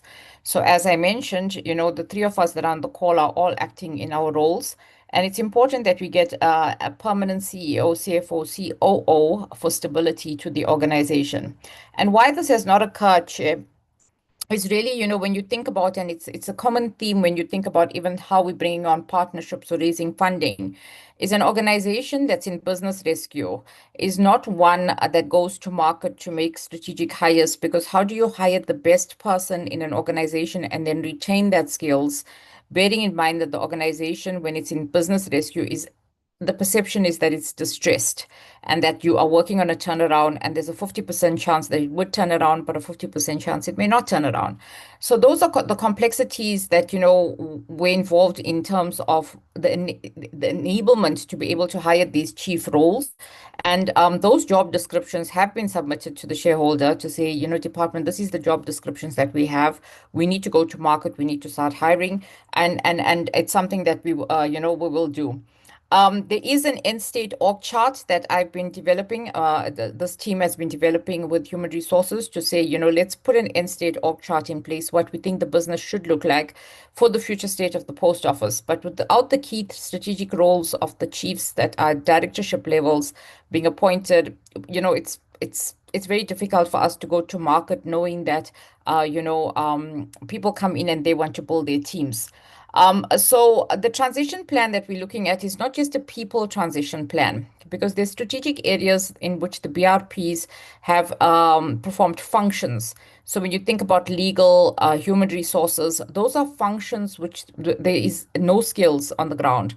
It's been completely depleted at the post office, and we've had a key dependency on the business rescue practitioners team to fill in those gaps. And so one of the conversations that I'm having, and we're in meetings with them yesterday to say, is how do we continue business continuity even if you get your application and it's approved, the court passes the order, you can't walk away. We need to retain some skills or some functions while we build our internal capacity. Because the business must continue and not, and we mustn't dilute value as we transition from a business rescue into a normalized business. So that handles in terms of the people and its management team, which also then brings us to those partnerships and the criticality of bringing on the right partner. If a business that's out of rescue is going to attract the best partner, it's similar to an employment. It's really bringing in the best partner who knows that they're going to be operating with the true strength and merits of a partnership, not under the auspice of a business rescue. And I think one of the key discussions that we have all the time is why this business needs to come out of rescue is so that we can attract these partnerships, considering the constraints the fiscus has in terms of funding. So, and it's a key strategy, which, Honorable Member Singh raised a very critical point to say, if we look at this business and we said, we still have a dependency in terms of an infrastructure upgrade, how are we going to do it considering the fiscus is constrained? So one of the things, this is three avenues actually. One of the things is the partnerships, to say, okay, there's the partnerships, but we know we're not as yet at the fit for purpose in certain areas, and we're going to need funding for that. But these PFMA exemptions, so that we can leverage the balance sheet and borrow on the balance sheet, is important. So SAPO has a property portfolio that if we had to do any investment in property, if we get the exemption, it enables us to raise funding at the back of our balance sheet. And then just to raise independent funding for your working capital, for example, if we're going to get bridging finance to manage the working capital while, we turn around the turnaround materializes in the form of a P&L. So, that also addresses the legislation discussion, but at the same time, it talks to, how do we plan on also raising funding outside of just running to the fiscus. Chair, what has the business rescue done to date that puts us in a better position? So the better position of SAPO is that it's right-sized it. And you needed to do that under, when your business is isolated and you look at it in depthly and say, okay, what am I going to do differently while we're still operating, but under cover of a business rescue? So when you look at the branch network, the branches have been resized, the resources within the organization has been right-sized. And yes, we still make losses, but you can't cut this business any further. What now needs to happen is to grow the revenue and diversify the revenue. Cutting it any further, you're not going to do anything. We're at the bare bones in terms of what does it take to operate a SAPO. This is where we are. So we've leveraged that under the auspice of a BR. We've also, fixed the balance sheet. So the balance sheet is right-sized. SAPO is paying its debts in the ordinary course of its business. It's paying all its debts. So anything that it's incurring as a cost, it's able to pay it within the working capital cycle. It's paying all its employee costs and its employee benefits, which is something that, if you spoke to us 3 years ago, we were not in this position. So the business rescue, in terms of what a rescue does from a Companies Act perspective, those you can tick and say we've achieved. The turnaround in terms of turning it into a diversified business, the digitalization, the e-commerce, those discussions. The key enabler to those was always funding. That did not materialize, so we're looking at funding differently. And to get that different type of funding, you may not get it under the auspice of a BR. You're in a better position to attract the right partner outside of business rescue. With that, Chair, I'm now going to hand over to Lenny, who's the acting CFO, to take us through those specific questions that pertain to him, and then we'll go to Jigesh. Thank you, Chair. Thank you, CEO. Good afternoon, Chairperson. Good afternoon, honorable members, and good afternoon to the colleagues. In terms of CFG was a subsidiary acquired by SAPO quite a number of years ago. By the time SAPO acquired the subsidiary CFG has never made profits, so it's made huge losses. And CFG has been dormant for the last 4 to 5 years, and it has not been operating. And the approval has been conveyed by the minister to liquidate CFG and to close the financials of CFG. In terms of the TERS, SAPO has allocated the TERS of 381 million. The only outstanding amount for TERS, we've got paid up to tranche 1 to tranche 4. We outstanding tranche 5 and 6, which is 98 million, which we anticipate will probably get paid during April and May. So in terms of the TERS, SAPO did apply for the 12 months, but the amount that was allocated was for the 6 months period. In terms of the audit for the current financial, which 25-26 financial year, the biggest challenge for the audit remains the going concern. So we're making significant progress to address all the significant audit findings. But one of the big challenges, Chair, would remain the risk of the financial performance in terms of liquidity. And that keeps remaining the risk in terms of the disclaimer audit paragraph. Thank you. Lenny, TERS. CEO, I did cover the TERS in terms of what's outstanding and the application. Okay, then I'll hand over to Jigesh. Jigesh? Thank you, CE. In terms of the RFI, so when we published the RFI, it was really just to test whether there's appetite from the market to actually partner with the post office. So we actually opened the RFI out and published it in the sense of saying to the market, please submit proposals that you think that can be the future core business of the post office. So obviously, we did not give lots of finer detail in the RFI. We wanted to leave it open for the market to actually share some stuff. So obviously for that reason, because we were not specific at a very detailed level, because we did not want to influence the thinking of the responders to the RFI, we left it vague. So obviously there were certain assumptions that were made by these submissions.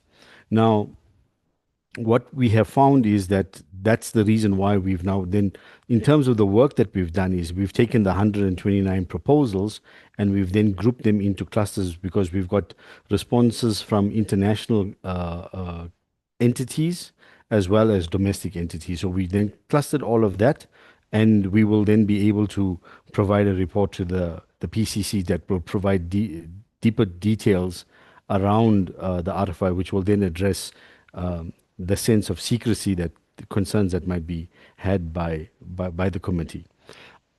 In terms of the high impact action, so what I'm about to say should not be used as a comparison to another company or a competitor of the post office. We have to look at the high action impacts in isolation, specific to the post office. And why do I say that? Most employees in the organization are utilizing laptops that are more than 10 years old, as an example.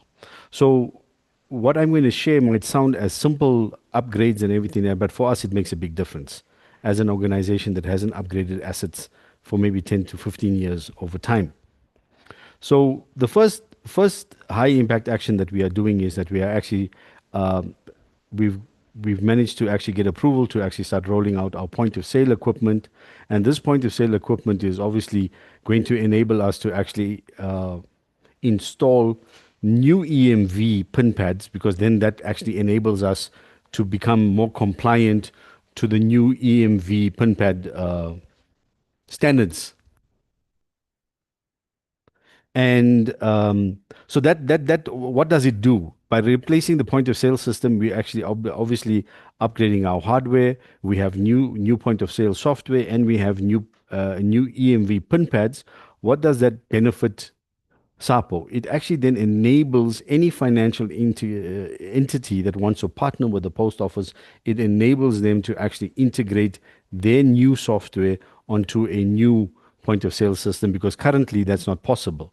So that's one of the big ticket items that we're busy with. In terms of our trust center capability, we know that there's a demand for a digital signature services, especially mentioned and raised by our subsidiary DocX. So we're working with a entity to actually develop a proof of concept for a digital signature product. And then we are currently reviewing our cost to serve, because one of the problems that we have is that we have to actually consider the current cost to serve in terms of the USO obligations of 92%. So Chairperson, I just want to say, why is that a high impact exercise? Because what we have noticed for example, in the Northern Cape, between August and October 2025, only 300,000 letters went to that province. And what that means is that the 300,000 letters and the distances between towns in the northern province means that sometimes we are transporting 50 to 100 letters, as an example, over kilometers of 200, 300 kilometers. And the cost to actually transport those 200, 300 letters is significant. So therefore, what we are doing in terms of looking at the cost of delivery is that we are actually looking at what are the letter demand by province, so that we can go back to the regulator and say, listen, what can be done realistically based on the demand and the volume flow to a province in terms of letters versus the cost to deliver those letters. We need to adjust the USO delivery standard and make it unique to each province. And that what happens is then it becomes a variable delivery model based on the demands of the different provinces. Properties, in terms of properties, that's another big high impact item for us. We've got 10 properties where there are large retailers that want to actually collaborate with the post office, where they want to actually do co-investment into the building, refit the building for their purposes, and they have agreed to actually then host a post office counter in their premises. And what does that do? That actually starts to remove the cost of security, it removes the cost of utilities, as well as increases the market value of the property due to the refurbishment investment from the partnerships. And then what we are also focusing on is that in certain branches, we did not meet the security criteria from the Department of Transport / RTMC. We have actively worked to actually get our security criteria up to standard, and we have now successfully managed to actually reactivate MVL services in some branches, particularly around the central area, which is Bloemfontein and that region. A question was raised about being a last mover in the e-commerce space, and that's a fact. We are a last mover in that, and the strategy that we've taken around the fact that we're a last mover and we're at a disadvantage is really about utilizing the postal infrastructure as a backbone to enable the courier and / e-commerce market. So where courier service providers do not have a warehouse or a delivery service, we will then provide that infrastructure to actually empower the first movers, if I can call them that. And what we're also going to be doing is, in terms of e-commerce, is the reality is that we have to rebuild our logistics business. And that means that partnering with the right courier companies, the right logistics companies, etc., becomes a primary output and deliverable in terms of the e-commerce / logistics activities that we've got around our logistics services. Now, a question was raised around the weakness of the existing products and services. Yes, that's also correct. Now, what we have done is that we have managed to launch a digital version of a registered letter. And that digital registered letter has signed up 2,700 customers since the launch. That was late 2024. We've generated about 10 million rand, maybe more. But the value is, Chair and honorable members, is that 75% of that 10 million rand is actually profit.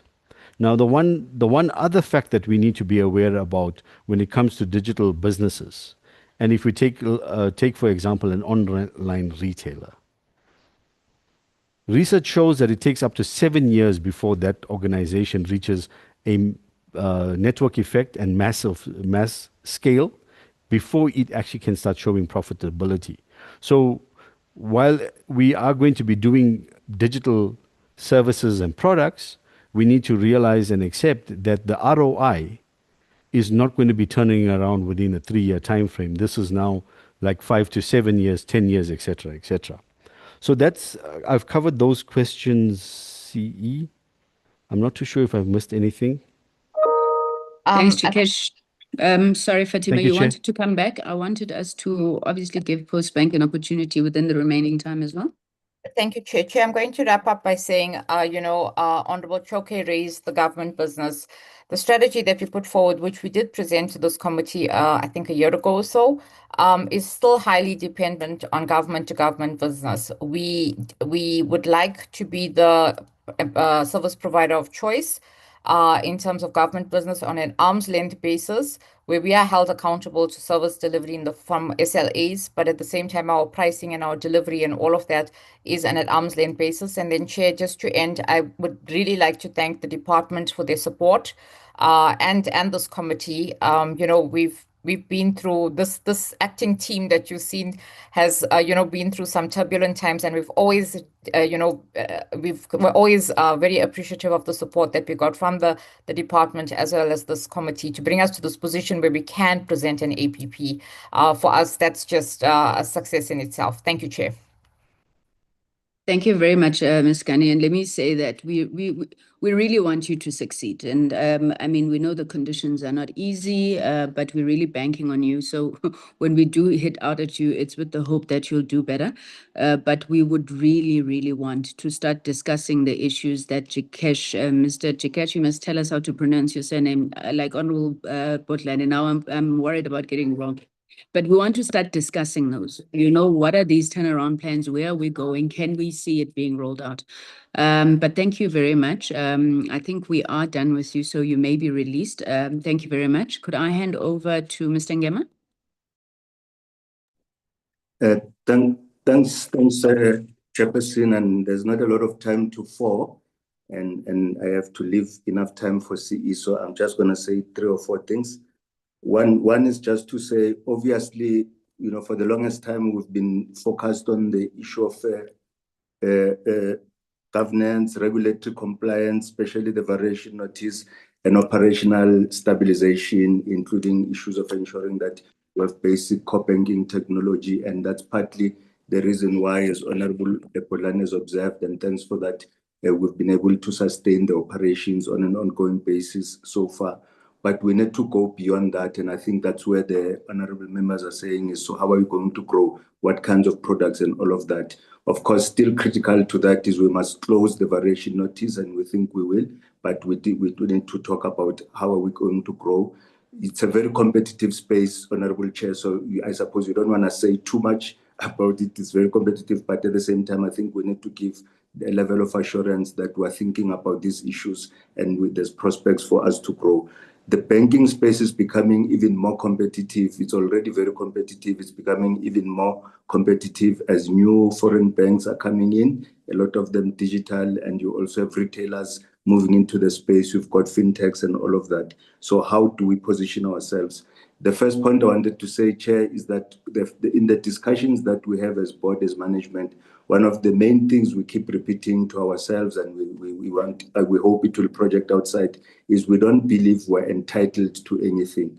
So we're a state-owned retail bank. We think we have a unique role. We think we can deliver on that role, but we don't believe we're entitled to anything. So the first thing we have to make sure is that we're compliant, both in terms of, you know, all of the banking laws and all of that, and all of the relevant licenses. And we now have FSP. We still have a license to get, which is the full commercial license. And that's the license that gives us the possibility to bank departments, for instance, in terms of current PFMA rules. You need a fully licensed department to do that. But obviously, there's a lot of other things we can do meantime with a lot of departments and a lot of agencies. So we're seeking to do that and we achieve that. But it's our duty to become compliant, and we need to make sure that we're doing that. Secondly, it's our duty to make sure we have the best people, the best processes, the best systems, and the best technologies. We do have a compliant core banking system now, and it manages to get us to fulfill. But in the competition that we're facing in the marketplace, we need a far more dynamic systems, far more digital technologies, and we need better accessibility by customers as a digital-first bank, and that is what we're asking us to do. And we need to make sure we're performing at all times. Our customers come first, and therefore our customers we mustn't teach our customers to expect less of us than they expect from other banks. So how we think about channels, how we think about our technology, back office, front office, all of those issues must be such that our customers mustn't believe themselves to be second-class customers, though they are customers that we know they fall through the strategies of other banks. But in terms of their service expectation, we want them to expect as much as they might get from the rest of the banks. So that's the starting point in the way that we look at things. Secondly, Chair, what we then say is we need to start thinking, of course, we're working to take away the variation notice and its constraints, including around onboarding customers and other things. But we're talking about products and services now. How are we doing it? One of the key things, and that's one of the things that led to the recalibration of the vision statement, is we are not going to be all things to all people, but also we need to sequence how we go into the market. So we need to be clever about it as well. One of the things is to make sure that we're competitive, as I think honorable members were saying, but at the same time, we mustn't go too far from our financial inclusion mandate. So by way of example, we need to ask deeper questions, especially because of our financial including mandate, what kinds of products and services we provide. So if we go to provide insurance, which we can if we're a financial service provider, what kinds of insurance we do? Do we jump, for argument's sake, on the bandwagon of funeral policies that everyone makes money on, or we try and provide insurance products that poor households that micro businesses might need that they currently cannot access, and therefore they operate in a space where they neither have access to affordable microcredit, they have to go to punitive usury like interest rate. They don't have access to affordable microcredit. They also don't have access to affordable micro insurance, affordable insurances, in addition to being also the types of customers that get exposed to things like extortions, get exposed to things like having to bribe someone to survive in their world. So this is the reality. This is the type of customer we want to be good for. And we need to better understand the reality of that customers and say, so as we design products and services, what do we make them good for in this regard? And as CE was saying earlier in her input, even though a lot of them currently are dependent on government, we need to think of them over time to say, yes, they depend on government, but what can we help them to make them self-reliant over and over again? And that's the reality that we're dealing with. I mean, it's not a secret that we aspire for NSFAS, for instance, and one of the things we say we like them for is how to partner with them so that as they go into the economy, so it's not just the payment agenda we have with them, as they grow into the economy, how do they become better and self-sustaining in the context going forward. Last two things, one is on the digital transformation thing. We're not directly involved, but in the conversations we've had with the shareholder, with the departments, we have a keen interest in the project that the department is leading around digital devices. Ourselves, I think SITA has as a customer, a citizen app that they are looking into. I think SABC has SABC Plus and a few other entities. We're looking into how the digital devices can become a platform that can become better available, and therefore we can put more product in the hands of customers. So it's a conversation that we've had.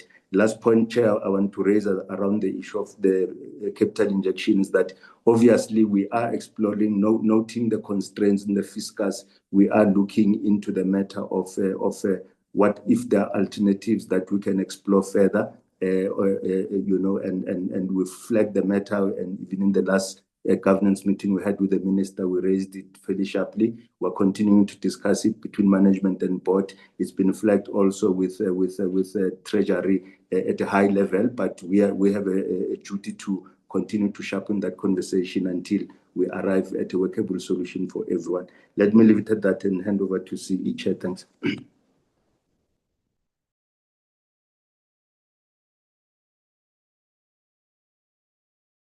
My apologies, Chair. Chair, thank you. So I think I'll also reply to the questions and themes, but I think the one that I want to start with, which excites me the most, is what is the business case for Postbank? And I'm so encouraged by the questions in terms of how and what government does need to do, because we believe that that's exactly where the change really needs to happen. But I'll just give some stats that actually makes us appreciate what we're doing in South Africa. So there's 25 million people who rely on grants in South Africa. 2.1 students have more than half of higher education students rely on government for financial inclusion through the NSFAS. State funding in terms of housing, the housing grant, when you go to the FLISP, I know they've changed their name now, First Owners Grant. There's lots of people that rely. We only now reach about just less than 1 million of those people. We underspend in ensuring that that money gets to the right person. Businesses, we have over 3 million businesses that rely on government for grant. Those four groups are all needing financial inclusion, financial services. Now, where we're failing them as a collective is how we do that capability to ensure that it reaches the right person. And therefore, first and foremost, that should be the role of the State Bank to ensure that those are consolidated in one place so that the payment gets to the right person, and not to kill the departments and what they do, because I think the segregation of duties is important.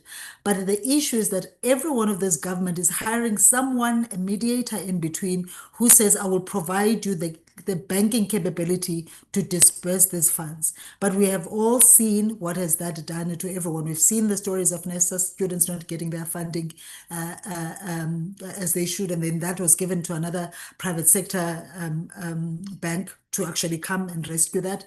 We've seen that happen. I know, for instance, exactly the challenges that we're having now with the first owners grant, that we're not even reaching in terms of the spend on that. I mean, I used to work in home loans in the private sector. I've seen, we actually, as a private sector business, even approach them to actually give them the capability that Postbank just invested in at the time, but because of change in leadership, it never really was finalized. I know that business, still people don't really understand what grants are available, but also the disbursement of those grants. Now, Postbank has proven itself in terms of that this is what we do best. And thank you very much to all portfolio members for recognizing the work that we've done. Indeed, we're very proud, and indeed we recognize there's a lot to be done. We have proven, I think, Honorable Bodena said, 2 years without grant disbursement challenges. So this is not something that we need to even really build for. We can do grants for TVETs tomorrow because we've been doing that for SASSA for over 2 years without any disruptions. Now I move on. So firstly, so the business case. So what's the business case?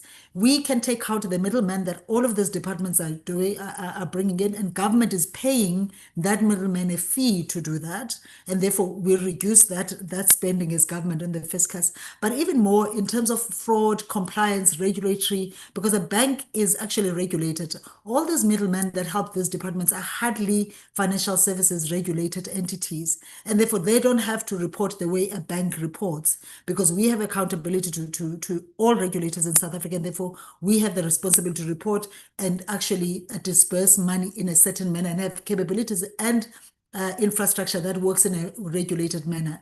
That will prevent fraud, that will ensure the money gets to the right person, but that is also the fact that it's auditable. I think, again, we have proven ourselves as Postbank. In the last 2 years, we've improved year on year in terms of our audit. In terms of performance.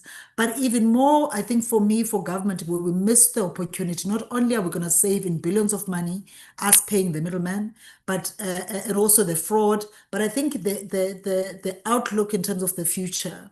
None of these entities have any interest to ensure that this reliance of government reduces in the future. One of the reasons that Postbank applied for FSP license, and I think the chair touched on it, is because one of the things that it gives us is the capability to give advice. This for us was important because we want to give our people advice in terms of financial freedom and how to use money, so that the student right now that was given by government a grant to study does not come back at some point later to want a grant, an old age grant from government. That's a responsibility. Nowhere currently the government is able to actually hold the student accountable for the money that they give and where they spend it. Postbank can actually come with the capability to ensure that that money lands with the student and is used responsibly. So that's just one of the things. But the ultimate benefit to government is that none of these financial private sector people, entities, or banks that are used by some of these entities return their funds and return their profit to government. Yes, Chair, you're right. Postbank last year, and I wanted to answer to Mr. Nchabeni, Honorable Nchabeni, in terms of are we giving return back to government? Postbank has never been funded by government. And yet Postbank last financial year, we gave back to the fiscus 107 million. That now already, I would think that proves in terms of us having the capability to give back to government without even doing any of these businesses that I'm talking about. Yes, Chair, I think the number that you have was for the last quarter in terms of where we said we were positive 73 million. Unfortunately, that has been eaten up by some of the tax implications when AG asked us to go back 5 years, if you recall, in terms of audit. And then, of course, SARS said your numbers have changed and there were tax implications for that. So most of those funds have been eaten up by that. But the benefit of bringing all of this business and consolidating them under a state bank is that whatever profit the state bank makes goes back to the fiscus, where it can actually then go back to help the very same person to not rely in government in the future. That is the business case of a state bank. I am not even talking about the fact that we can also service the person who does not rely on government. Hence, our vision says that we want to be there for the person who relies on government for financial inclusion. I hope that talks about the business case. And then I'm going to talk about the other matters. The SASA matter, there was a question around the IMC. The IMC has only unfortunately said once last year. I must say the IMC really tried to make a difference in the conversations in terms of bringing the entities together. Unfortunately, SASA refused to recognize the order that was given by the highest office of the country that the MSA must remain. They just said we will not comply to that. And therefore the IMC now was sitting with the challenge where SASA was saying, where there was a directive that the status quo must remain, and therefore the IMC, until the IMC makes a final decision on this, and SASA said no. And therefore, sorry, the court case came before the IMC said, by the way, we went to court not to resolve the matter of the contract MSA, but we went to court to ask for an interdict to allow the IMC to sit, which is exactly the same decision that the highest office made in terms of status quo remain. But SASA said categorically, by the way, that we will not comply with that. And therefore, in terms of the payment that has now outstanding, oh, by the way, and therefore the Concord also then came back while we were sitting with the IMC because we didn't get a reply from the court, and the IMC said, so these things ran in parallel. But then the Concord came back and said, actually, we also agree the status quo must remain, and we'll find a date for you guys to come back. And therefore, currently, the contract should be recognized under court. And therefore, when we talk about a court case, it's because we're saying we might have to go back to the court because now SASA is now disregarding the court order, and therefore it's going illegal. On the matter of it, See, we have really run out of time. I did give you an extra 5 minutes, given the fact that you had little time to respond. I trust that the content advisors have taken note of all the questions, including those that have not been responded to, one of which is the issue of the building and public works. May I request that by close of business tomorrow, a letter is dispatched both to the post office as well as Postbank on the outstanding questions, and we would appreciate a response before the end of next week, as obviously all of these issues are critical to us going towards the budget vote and the budget vote process in the next couple of weeks. So let me thank you very much, Chairperson, CEO, any other members of your team who have attended. Yeah, we're really going to try and make sure that as we move away from these APPs, you are afforded more of an opportunity to be able to engage. Thank you very much. I'm informed that the... Thank you. Thanks, Chair. Thank you, Chairperson. Thank you.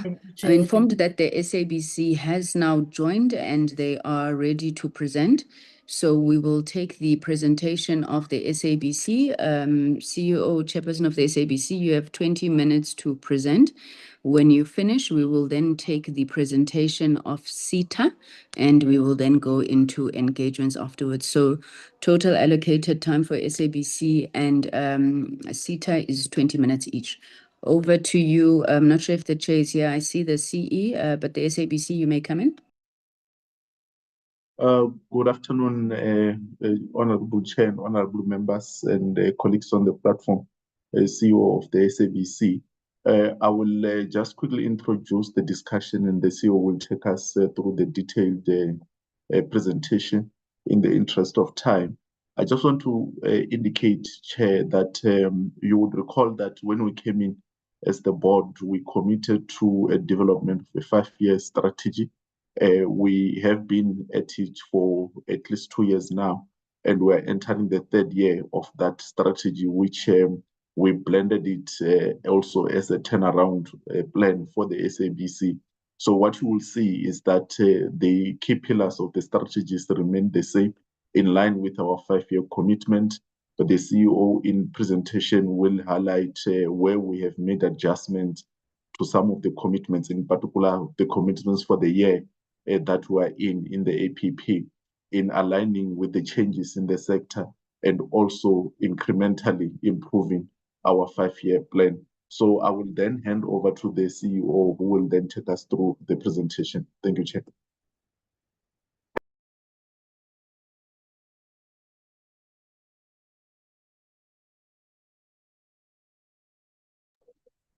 CEO, Ms. Chaveli.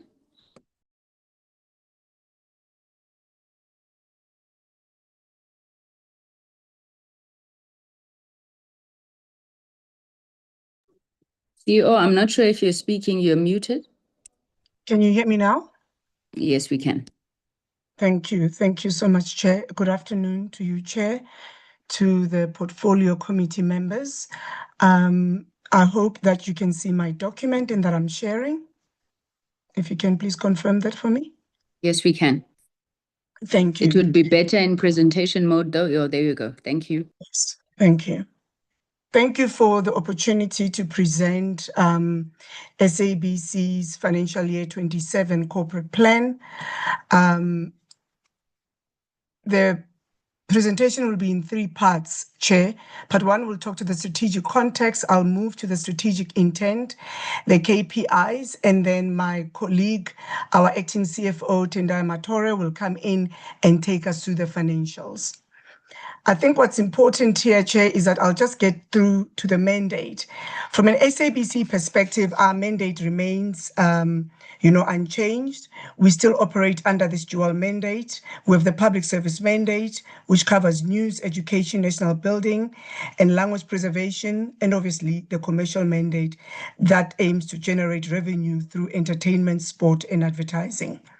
I think what's important here is that as we sit here today, only 55% of our mandate costs are still funded by declining license fees, and our unfunded mandate still accounts to over 7 billion rand in the MTF process. The evolution of our financial sustainability is the same, Chair. You've seen this presentation. I'm not going to really thoroughly go through it, but I think what's important is that we're still sitting in a position whereby we've seen the liberalization of radio and television markets. We've seen the entry of private broadcasters and global streaming platforms, and the digital revolution reshaping audience behavior. And what's important here is that throughout this period, what we're seeing is that SABC has been profitable for 2 of the last 19 years, and also that significant value has been extracted from the sector. For example, SABC, if you look at it, at some point we did actually vacate the spectrum. However, the proceeds were not reinvented into the SABC. I think what's important here, it just shows the evolution of the media industry in South Africa, and it really takes us through then what does it mean for the SABC.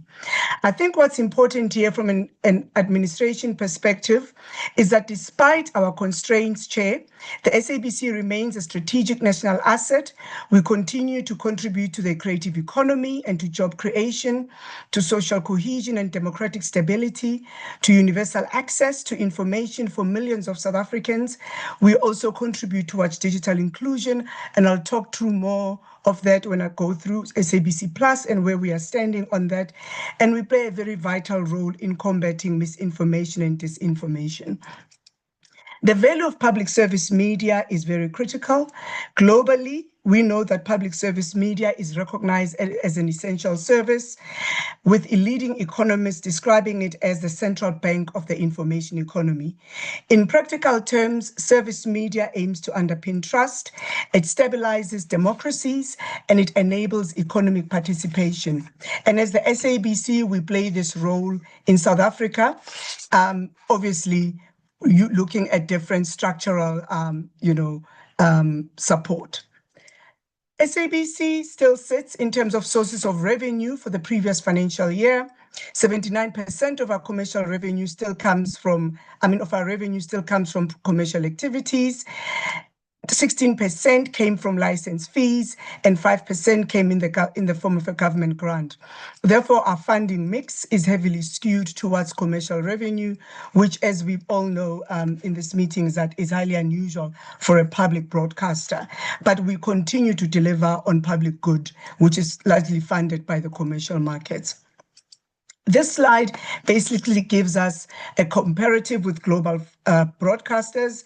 We see that public funding has increased significantly, and I think this really talks to just what is happening globally in terms of the geopolitics that are currently taking place and the role of public broadcasters being seen to be very critical in this era.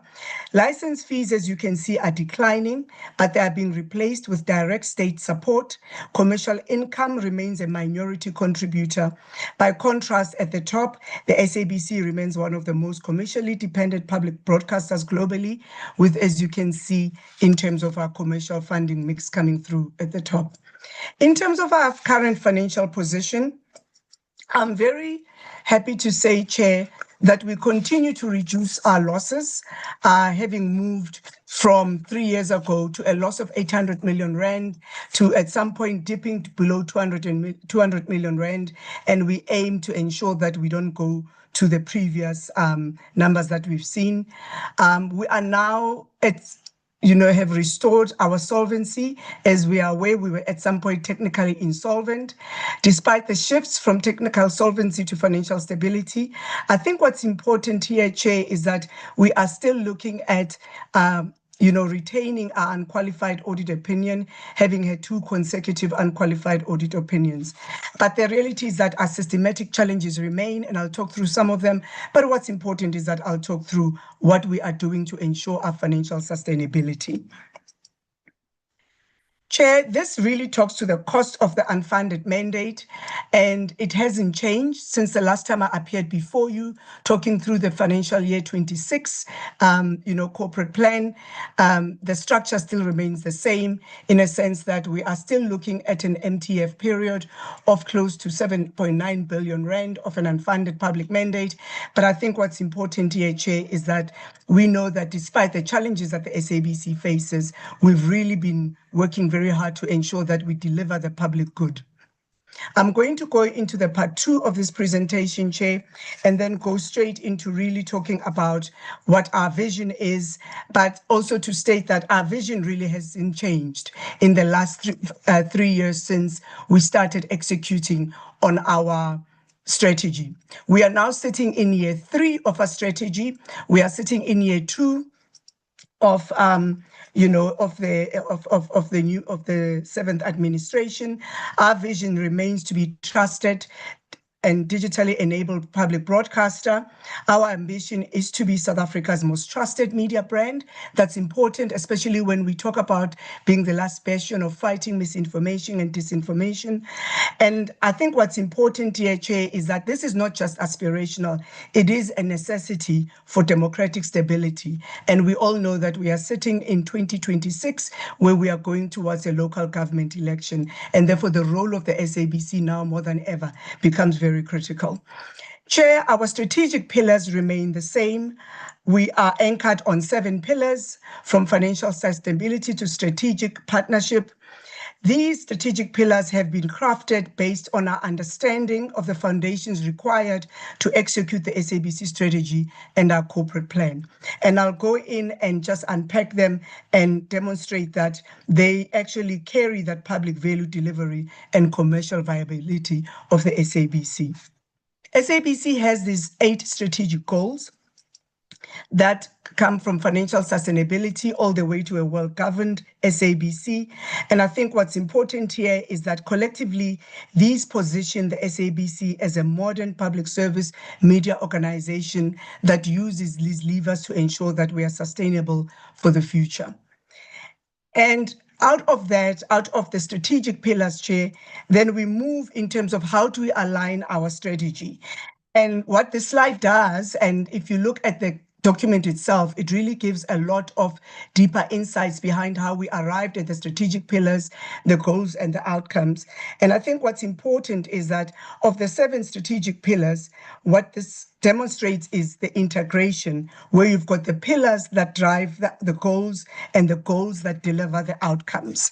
So when we are looking at this, Chair, we look as well that the outcomes actually are the ones that deliver the public value.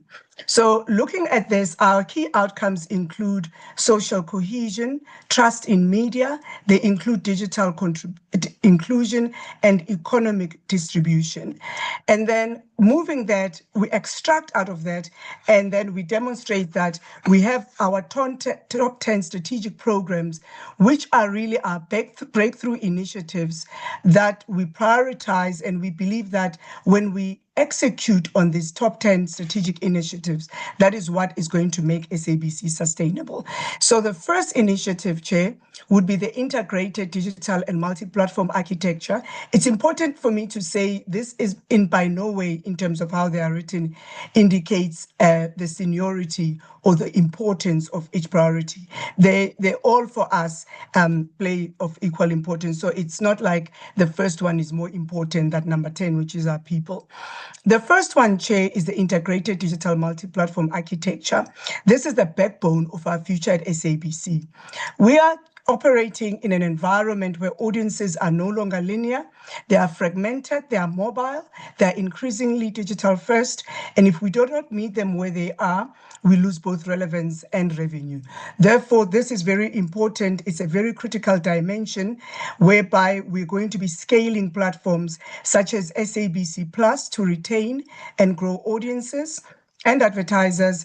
Secondly, we are going to be building a broader ecosystem where we are going to be leveraging artificial intelligence, fast channels, DTH alternatives, and data-driven platforms. So that's the role that this first strategic program plays. The second one, Chair, is infrastructure renewal. We cannot build a digital future on failing infrastructure, as we know that much of our broadcast infrastructure and production infrastructure has reached end of life. This exposes us to critical risk, such as outages, inefficiencies, and most importantly, reputational risk. Therefore, infrastructure renewal from an SABC perspective is not a technical issue, but it's an enterprise-wide strategic imperative. Therefore, one of the key things, Chair, throughout this year that we'll be looking at is basically how do we fund this infrastructure renewal, because the inaction is far greater in terms of the risk that is present to us, because it will result in disruption, in revenue loss, and in diminished public trust. So this is also a very critical one. And the third one, in terms of content remains at the heart of the SABC. Content is very critical to us, and our strategy is always to balance public service and commercial imperatives. That means we have to invest in compelling content that informs, that educates, and entertains, whilst also attracting audiences and advertisers. Importantly, is that we also focus on underserved genres such as education and religion and children's programming, areas that are very critical to the public mandate, but unfortunately they present us with a less commercially attractive content. However, it's critical for us to deliver it because it's part of the public value. The fourth one is sustainable funding. We know that our current funding model is no longer fit for purpose. We look forward to the conclusion of the new funding model that will ensure long-term sustainability that recognizes SABC as a force of public good. The fifth is regulation. The regulatory environment, Chair, has not kept pace with the market. We are competing for digital platforms, and we want to ensure that SABC is not just being regulated, but what's important is that we actively shape policy and we don't just react to it. Radio is another very important part of our portfolio. What we're looking for financial year 27 is portfolio optimization. Radio remains our strongest and most trusted platforms, with more than 26 million South Africans tuning in on a daily basis, listening to SABC Radio. So therefore, in FY27, we recognize that there is a disconnect between our market share and our revenue share. We hold a very large market share, but our revenue share does not speak to that. Therefore, part of what we've been doing for the last 2 years is trying to correct that imbalance, and we'll continue to do that to ensure that we optimize the portfolio and we position each and every one of our radio stations for sustainability. But also we look at how then, if we have to look at the long tail, how are we going to treat it? Then we go into the commercial. Sorry, CEO, Yes, Chair. I'm worried you are going to run out of time before you've taken us through the detail of the annual performance plan. Like you said, the strategy, we have engaged it before. I think we want you to take us through specifically, FY 2026-27, the targets, the indicators, and what is going to be done there. Okay. Thank you, CEO. Thanks, Chair. I think what's important here is that there has been a slight change from the previous year to this year in terms of our strategic programs. where we've, for example, brought up news leadership, which was in there before, that multi-platform architecture was in there before, regulation is something that we've brought in, so, and also looking at asset monetization as a critical strategic lever. So there has been changes to this. Then going into our targets and indicators, which is a very important one. In terms of our strategic pillars, what's important is that we've looked at new indicators, and what you're looking at in terms of underneath, if you look at the financial sustainability, there hasn't been any indicator changes from a financial sustainability perspective. However, the significant change is that the EBITDA ratio targets have been updated in line with the budgets. So those get influenced by the budget, and obviously the numbers get updated according to that. The content and audiences indicator, there has been new indicators added to it, Chair, in terms of our, in terms of our most watched news programs. We believe that that is a very important indicator in terms of our strategic positioning for SABC and delivery of our public mandate. And then we've also brought in the SABC Plus indicators that are very important, that speak to that digitization I was talking to in terms of the breakout programs. From a target perspective, we've got the SABC Plus registered users target. I'll talk to it later. And we are very happy that when we close the financial year 26, we did reach that target. And then we've also got the adjusted targets for our linear channels S2 and S3. Platforms and digital transformation, we've just had a slight wording change. I won't get through it. In terms of our people, there has been significant change in terms of how we're looking at our people pillar. We are looking at employee turnover because that indicates the health of the organization and the engagement of our employees. We also drive a very big program in terms of active interns that come into the SABC. We were voted as the best media organization to work for graduate internships. So it's something that we want to keep on driving, and therefore that pillar comes in. That indicator is important. We're looking at the percentage of CCMA cases. The board plays a very critical role of oversight, ensuring that we are managing our CCMA cases and that we don't seem to be, always be sitting at the CCMA. So we've looked at that and we'll be actively monitoring it. And then obviously one of the very key things is executive roles and succession plans, because it's critical that SABC has a strong bench that is able to really speak to the sustainability of the organization, and the rest is there. So that is really the ones where the key changes are financial sustainability, audiences, platforms, and our people.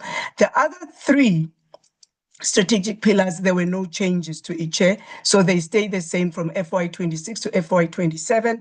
Then I move to the financial sustainability pillar in terms of where we sit. So when you're looking at this, I spoke to the pillars that we've got, financial sustainability. Here we bring our revenue and expenditure outcomes, and there's your EBITDA ratio, debt to asset ratio, and average debtors days. And our CFO will talk more to it. And these are very critical levers that we utilize. And then obviously underneath, then we go through in terms of the quarterly targets that we'll be looking at from an EBITDA, debt to asset, and the average collecting days, which is 60 days per quarter, which is what we're looking at. The content and audiences, Chair, this is a very, very important pillar. Like I said, at the end of the day, SABC is in the content industry. This is about ensuring that SABC consistently delivers public value. One of the key things here is basically looking at our national days. SABC plays a very important role in terms of celebration of the national days, and the target for us is 7 of those national days. We cover them fully inclusively from a broadcast perspective. We also look at sports of national importance and the numbers are there in terms of the target. And obviously we look at the trustworthiness of our news and the coverage delivered. So looking at it, Chair, in terms of the quarterly targets, the number of national days are obviously linked to a calendar period. The sports of national importance broadcast, we look at 5 key sports of national interest. For example, the one coming up very soon will be the FIFA World Cup, where Bafana Botswana will be participating, and then there's the rest of them for the year going forward, and they are identified according to not just the local but also the global sports calendar. And then obviously the credible and trustworthy news coverage that is very important in ensuring that we remain as in the top 20 most watched news programs in South Africa.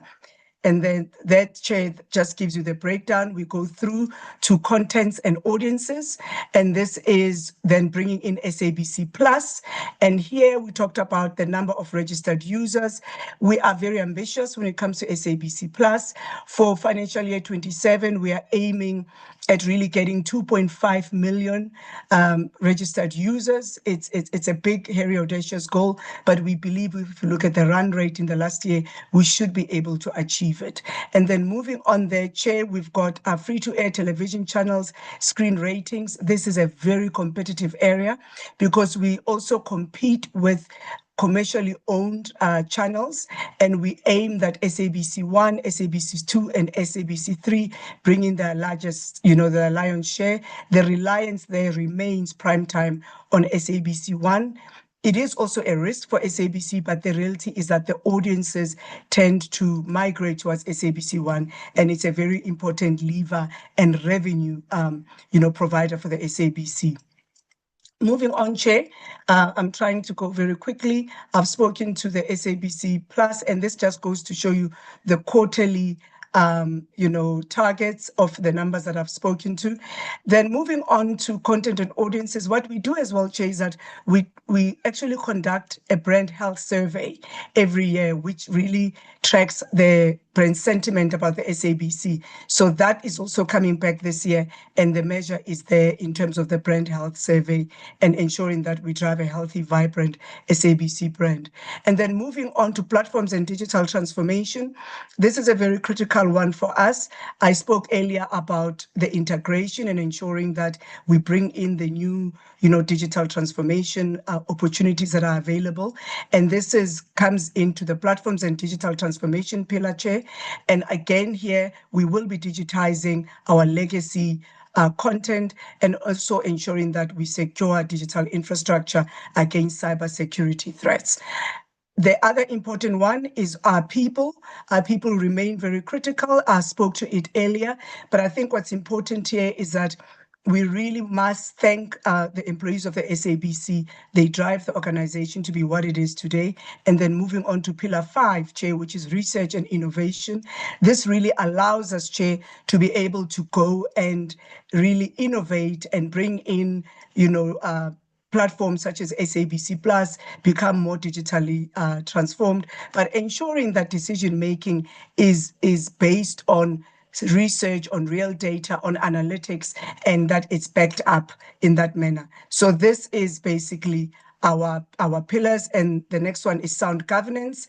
This is critical. SABC has really strengthened internal governance, and out of that, okay, CEO, your time is really up now, including the additional time. I'm going to give your CFO 5 minutes if he could just take us through the budget issues. Do take the documents as read. We're really trying to manage our time, otherwise we'll never finish. So can I ask share so that he can share on his side?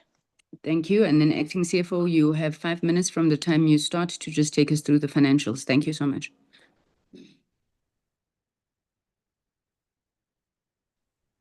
Thank you, Chair, and good evening to you and members of the Portfolio Committee.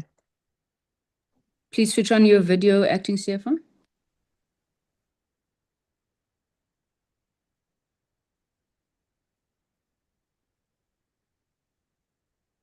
Switched on, Chair. Thank you very much. I'm trying to maneuver to sharing the document.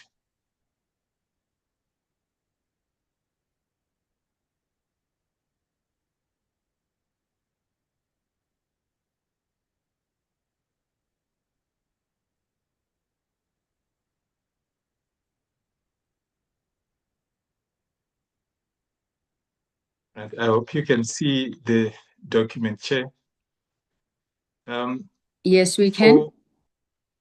For our budget, we budgeting a 13% growth in traditional advertising revenue. That percentage, given the context of low growth economy and market, we are cognizant that we need to compete and win against the market. However, our performance in the last 2 quarters of this current year does give us confidence that our growth ambitions are realizable. In terms of the key opportunities that we see in the market, as the CEO has mentioned, is the relook of our revenue portfolio. We will be building on and pursuing partnerships that we hope to enhance and provide additional capacity to our own sales initiatives. In terms of the key budget metrics, our investment in content is planned to grow by 23% to 1.2 billion, and that should allow us to support the revenue growth targets and ambitions. We do budget for nominal salary increases at close to CPI, and make some commitments or budgetary commitments to investing in capacity to drive efficiencies. Because what we are trying to do is, in as much as our cost base has remained managed well, or we've managed it well in the last 2 fiscals, what we are trying to do is to put in sufficient strategies that will make that initiative sustainable in the long term. Our revenue targets overally is budgeted at 5.8 billion to give us a budgeted loss of 357 million.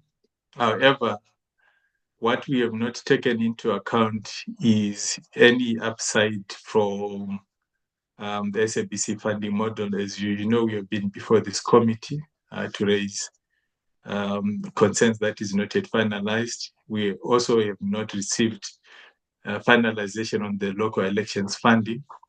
So those have not been factored into the budget. And if there's any support that comes, they need to provide an upside to then manage the budgeted losses. Our expenditures do grow in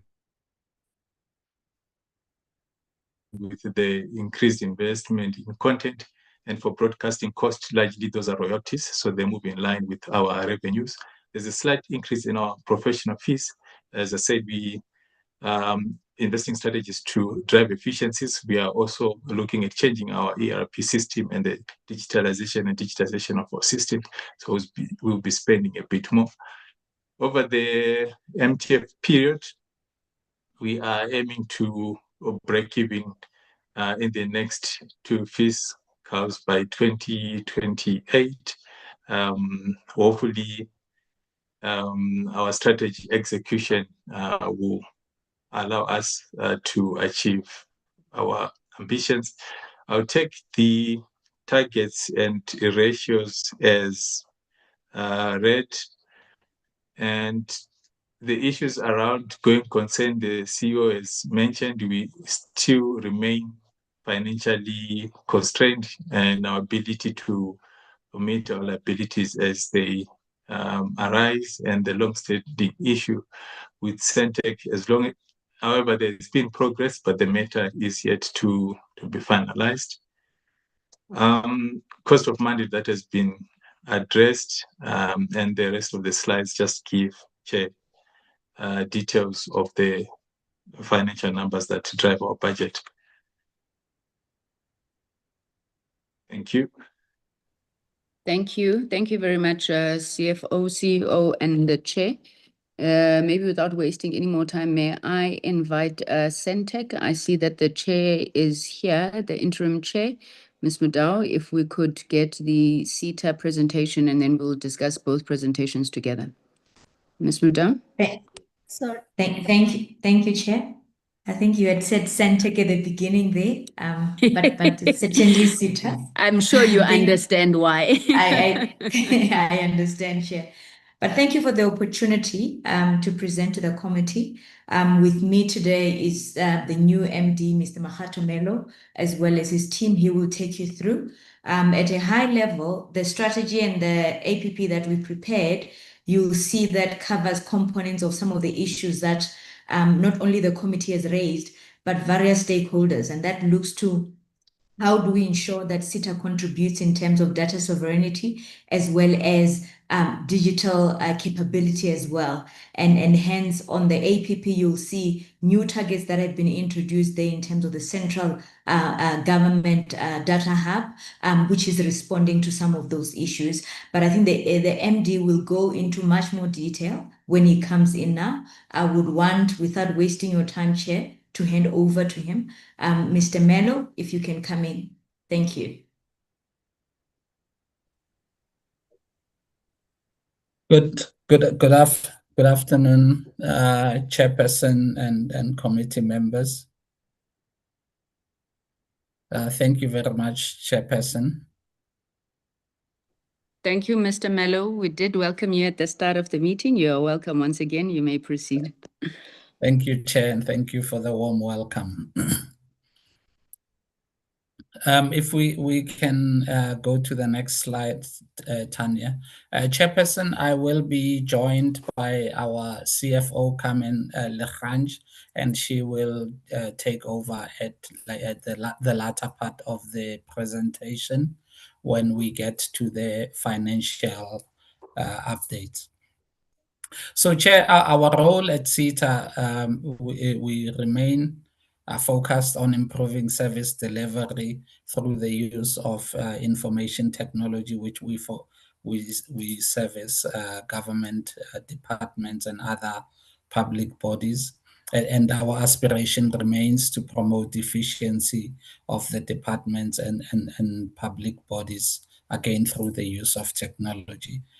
We do that again by looking at the two categories of services that SITA offers, and those two are services that SITA must offer and some that may offer, and these are what defines, what compels the department and entities to get services from SITA, and where there is some discretion that is used by entities. However, we do equip ourselves to offer the full bouquet of services, and it's a growing and evolving space that we focus on, and capability that we are building as we evolve. The next slide, please.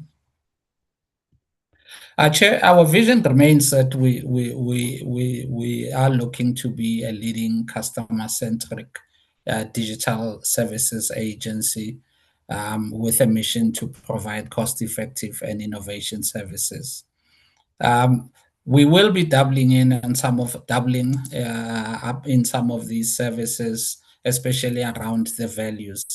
My view is that there is a lot of opportunity to double up on customer centricity and also on the agility, which has been emphasized in the feedback from a lot of our clients, being the departments and public entities that we serve.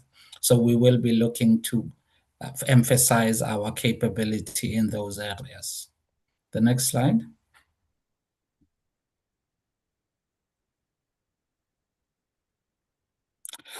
Chair, enabling the public sector's digital transformation, we've identified a few pillars that will anchor what we do. And as part of an evolving industry, and we see that data sovereignty, digital sovereignty, improving digital solutions and interoperability and open standards is very key to what we do. Further down in the key considerations that we're looking at, essentially data sovereignty requires that we build local data storage. We build a lot of tools to create value out of that data, but that requires that that data is protected. We also look at how we can enable government to use technology independently and not be dependent on external sources, some of which may be outside of the country and maybe even outside of the jurisdiction of the country. And it's important that we have authority and ownership over that data. The chair and the board chairperson have emphasized our need to look at accelerating the development of local technologies, specifically in areas such as security. So it is an area we're looking at. We're looking at partnerships and collaborations to do that, and of course, NCAT around an offtake and an engagement with clients. And then I spoke about interoperability and open standards as a focus in order, because we understand that the clients that we serve, the departments and public bodies, they will have different platforms at different stages. So interoperability becomes important.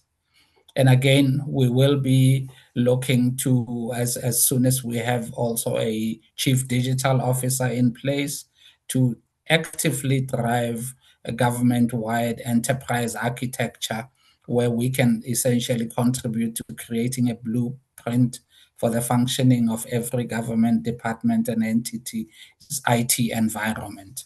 Again, this is something that will be done collaboratively with some entities of government. The next slide.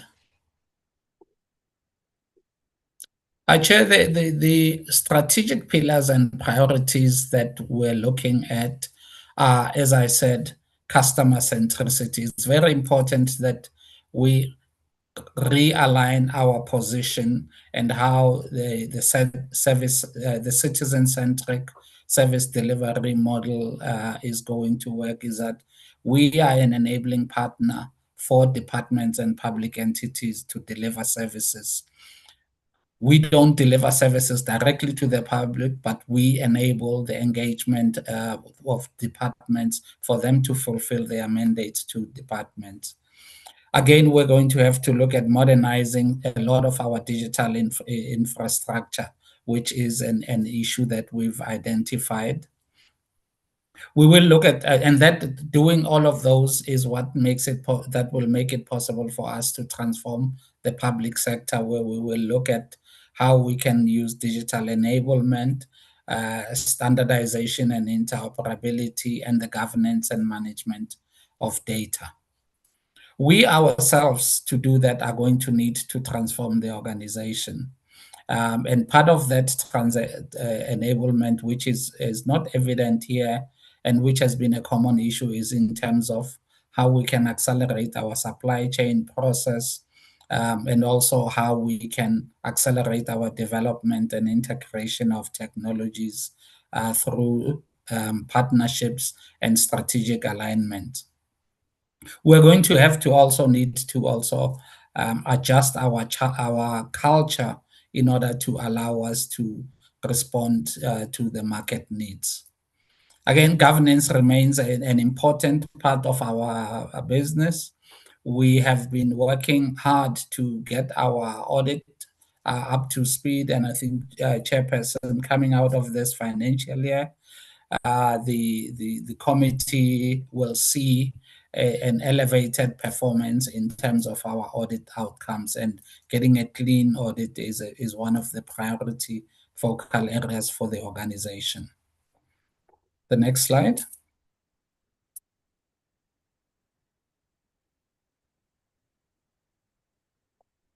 Chair, looking at that, I spoke at length about customer centricity. I spoke about the transforming the public, the organization, and maybe in the interest of time, we can just skip this slide. This provides the details in terms of the APP focus areas.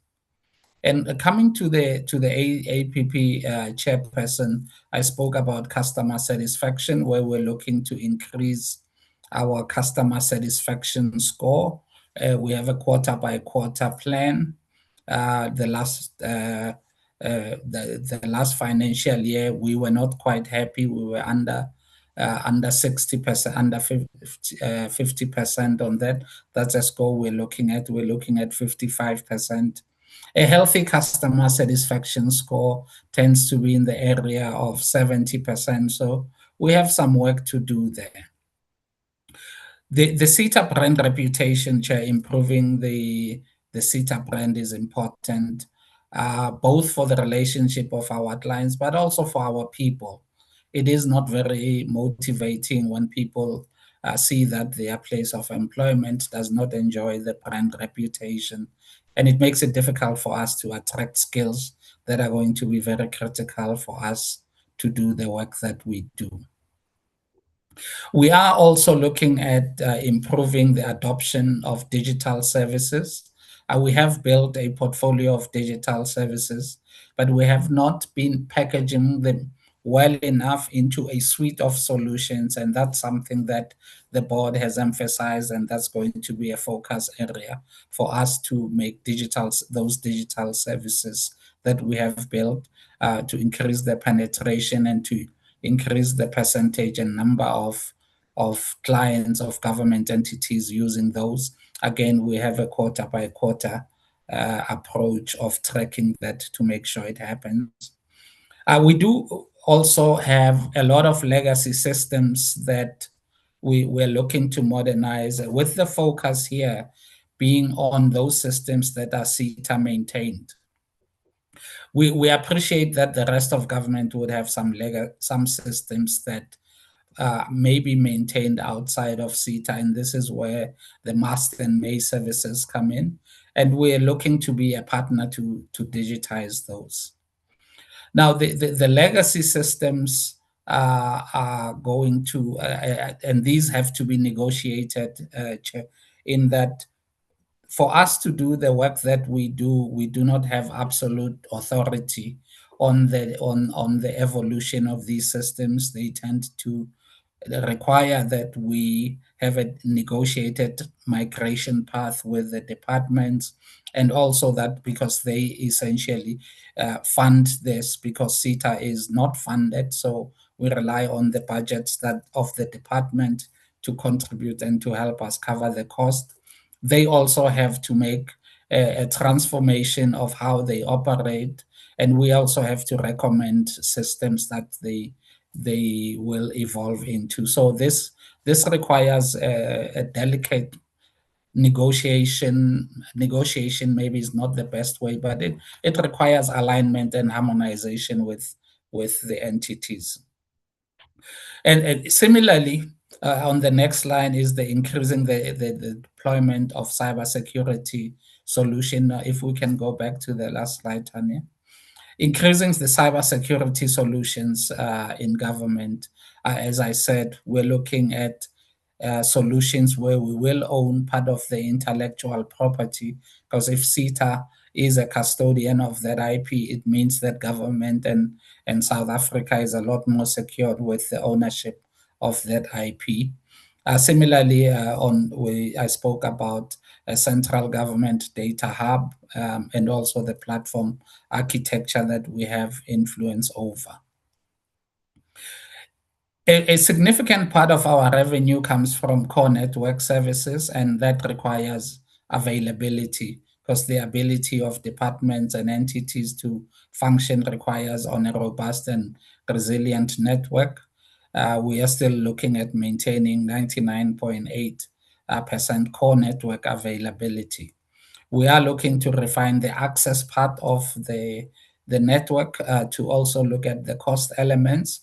But in terms of this key performance indicator, we're looking at the core network, because once the core is available, it makes it easier for services to be available. And the operational capability as a digital ecosystem for public sector is a very key function and a key mandate of what we do. And it's underpinned by a lot of the other capabilities that I spoke about. The next slide. Chair, one of the things that that I spoke of is around a marketplace, looking at a digital marketplace.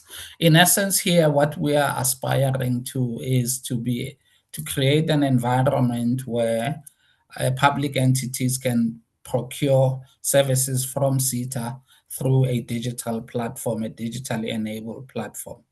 This is not simply as a procurement and supply chain process, but it's also maintaining a catalog of capability and where these services can evolve.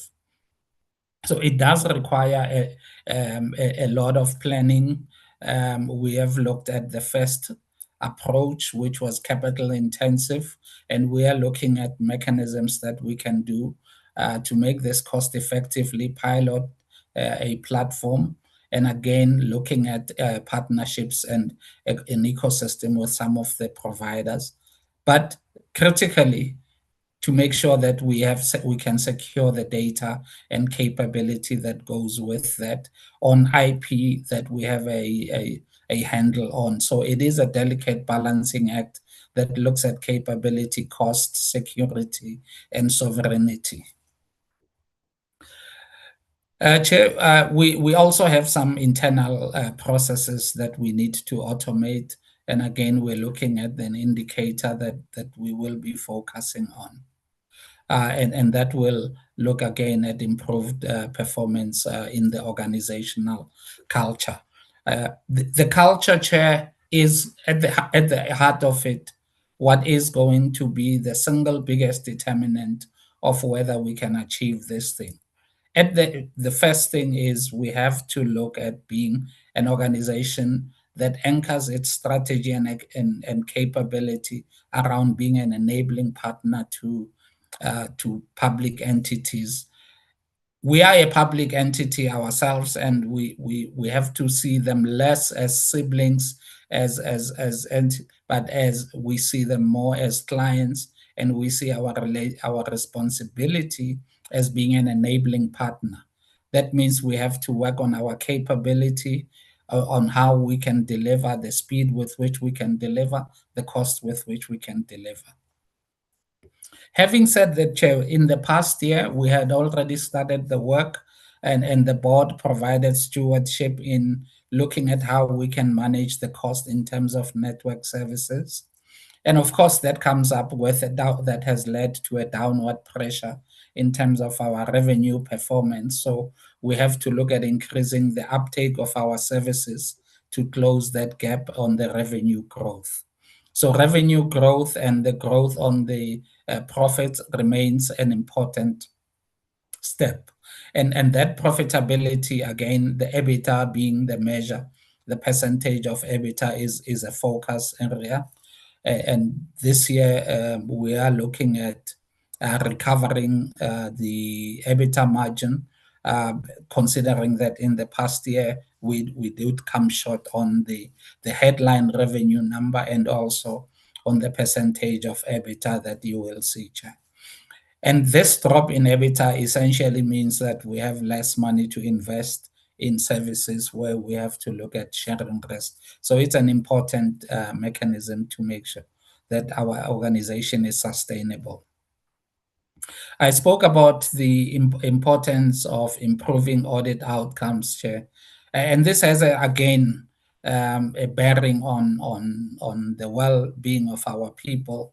If our financial results are not robust enough to pass an audit out, to give a credible audit outcome, it then means that when it comes to competing for talent, you're not in a position where you can pay people bonuses, and that has an issue on morale, and it affects your ability to attract talent. So while these are distinct outputs that we're working towards, there is a connectedness that comes into the implications that follow. The next slide.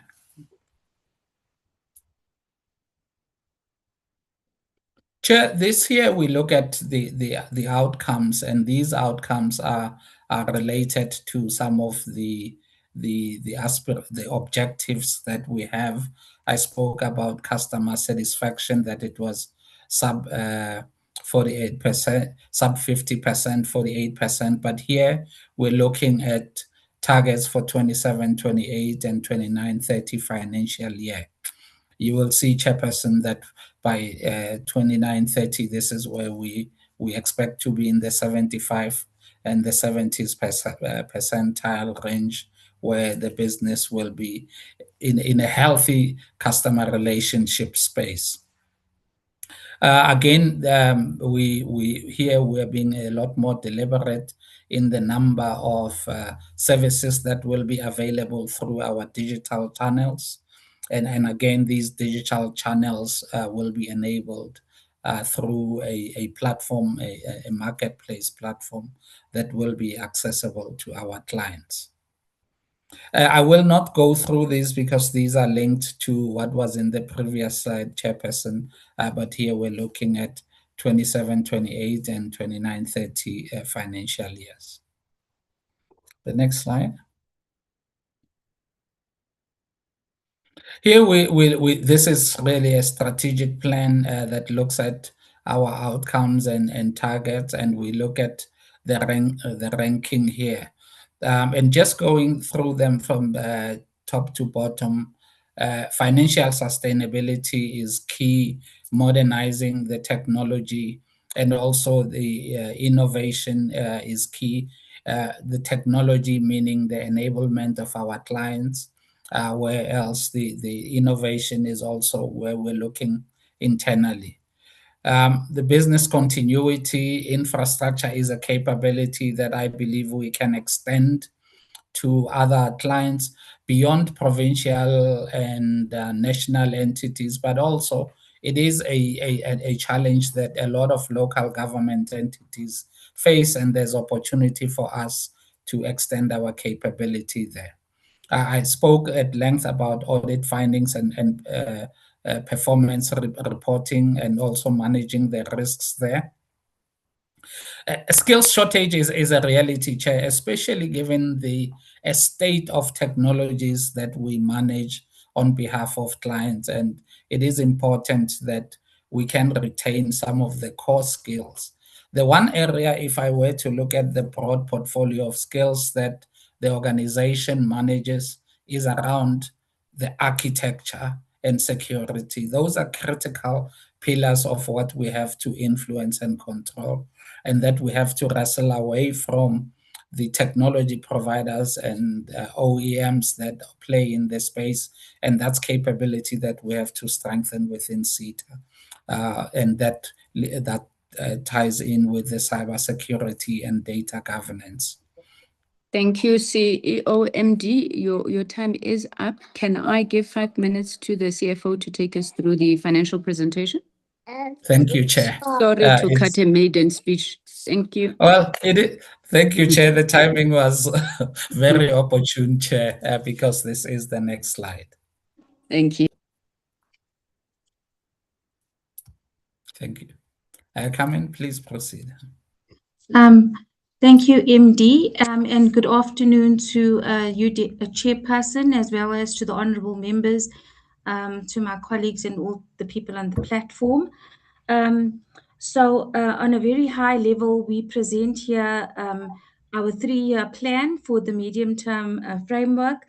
The key issues I want to mention is that when we developed our budget, we used the budget guideline that said revenue should be at the same level or close there to compare to the prior years, given, as the MD has mentioned, our SITA repositioning, the growth agenda, and also expectations of the shareholder. We wouldn't want to give the shareholder less than what he's used to receiving.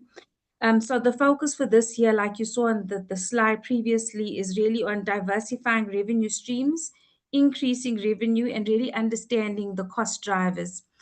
However, Chairperson, when you look at this particular balance sheet, and I want to draw your attention to that third column down there, you'll see that in terms of the services revenue, everything is lumped into this thing called services revenue.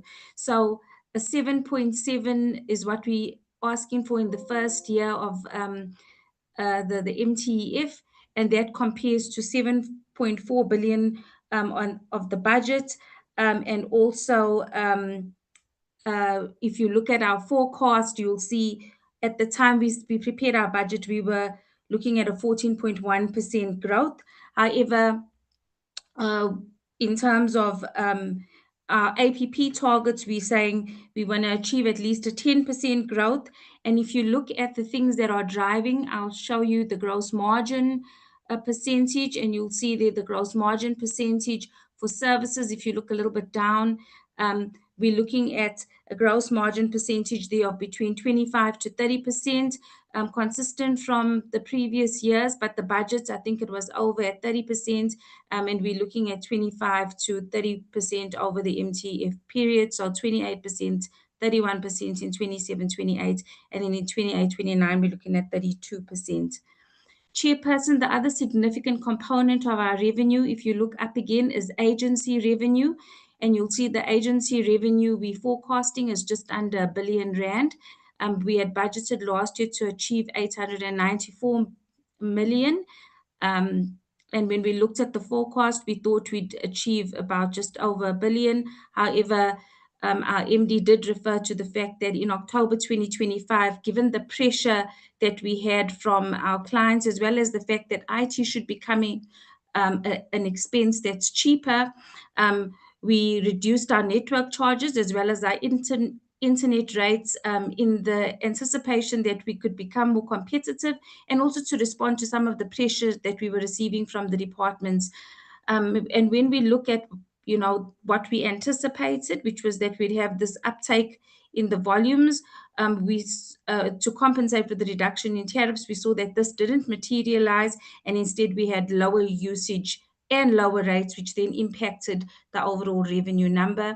And like our MD has said, the plan would be to diversify the revenue streams through the must service and the maize services to increase that uptake in the volume.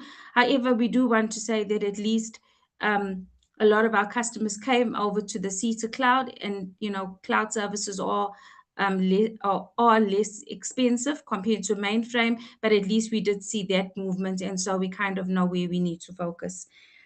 Chairperson, a little bit more on agency. The agency percentage there is between 2.5% to 6%. And agency revenue, or we call it drop shipment revenue in the case of the SITA, we get it from contracting on behalf of customers, and that's the 2 to 6%. We get it from where SITA recommends to the customer, so our pure procurement agency type of service. And there we're really not recovering the costs of providing that service to departments.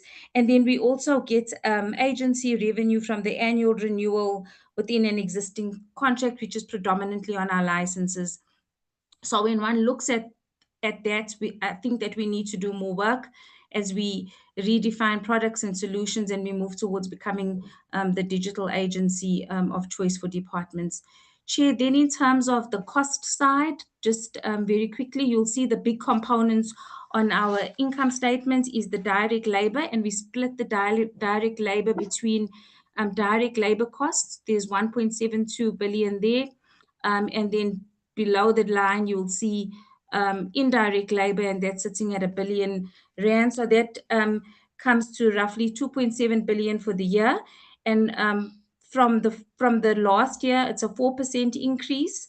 And then from the forecast, we had at the time budgeted an 8.3% increase. The reason for increasing the labor budget was really threefold. We said there's a need to attract talent and create a high performance culture. We said we understand CPI was running at 4%, and and the public sector salary increases around 5.5%. And then we also said, in terms of vacancies, we need to fill the vacancies within the organization, and we kind of did a staggered vacancy scenario in terms of quarters 1 at 15%, quarter 2 20%, 3 30%, and quarter 4 35% to close the gap in terms of labor. The other big category. Please wrap up, CFO. Move towards closure. Thank you, ma'am. Sure. Chairperson, the next slide is really dealing with the balance sheet, so financial position. If you look at our balance sheet, you'll see that we have a very strong balance sheet. We definitely a going concern. If you look at the line that says net assets, you'll see that our balance sheet actual for 25 was 4.7 billion and 5.9 billion forecast for the first year of the MTF and moving up. However, Chairperson, we want to make the point that we do need to begin to commercialize our products, bring the IP onto the balance sheet. We don't do that at the moment, and we need to look at how do we get partnerships also in and how do we improve the balance sheet. We did have an issue with working capital management, so debtors, creditors. The comments I want to make there is that we've done a lot of work around bringing the balance down. So when you see the actuals, our debtors has come down significantly. In fact, we achieved debtors days of 54.89 days and a net collection ratio of 89%, which has been the highest ever. And then, Chairperson, on the last slide, I just want to show you our cash flow statement. So, we're in a very strong, thank you, Tanya. We're in a very strong cash flow position. We closed the year on about 2.9 billion, which is basically more or less what we budgeted for. In terms of the budgeting that we do at SITA, we usually set aside about 1 billion rand for CapEx. We note that the CapEx spend has been slow and hence the inability to bring things through to the balance sheet. We note cash flow from financing activities. We don't really leverage our balance sheet like we should be doing. And that 1 billion rand that we've put there is because every month as we pay out suppliers, we pay out circa about 1 billion rand. So Chairperson, that's really the status of the SITA. We're really looking to leverage balance sheet, use the cash more effectively, and really looking to increase revenue and really understand and unpack our costs in terms of the services that we provide across the IT value chain. Thank you, Chairperson. I'll leave it there. Thank you. Thank you very much, Chairperson, CEO, and CFO for that presentation. Let me open up now to the members for discussion of the two reports.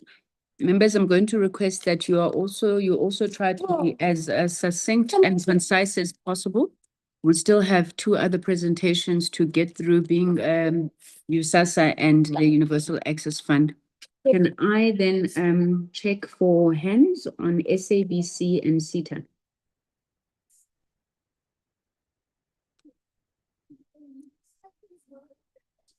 Where the presentation is so clear that not a single member has got any questions, inputs, clarifications. Honorable Singh, I see your hand. You will be the first. Members, can I check if anybody else would be willing to comment, who wants to comment? Okay, Honorable Singh, you may proceed. Thank you, Chair, and thank you for the presentations. Chair, I would just like to find out from the SABC regarding their advertising revenue. What is their market share of the advertising revenue? And I do suspect that the commercial broadcasters get a much bigger share. And what can they do about it? Or are there any specific challenges relating to that? And then, Chair, there has been improvement in terms of their losses coming down from almost 800 million to, I think it was 200 million. What I would like to know is that, unless I missed it in their presentation, what is happening about the Centec debt? And how is that going to be addressed? I also remember, Chair, you were there as well when we had a visit to the Netflix studios. And part of the engagement that came up with some independent and local producers, as well as Netflix, they were saying to us that the SABC has a lot of archived content, which it's very unlikely that they may actually use. But they could enter into partnerships or even sell some but partnerships probably is a way to go, where they could actually get substantial amounts of revenue. And are they exploring those avenues? If not, why not? And the last question I have, Chair, the SABC is free to air. They're obviously a public broadcaster and the mandate.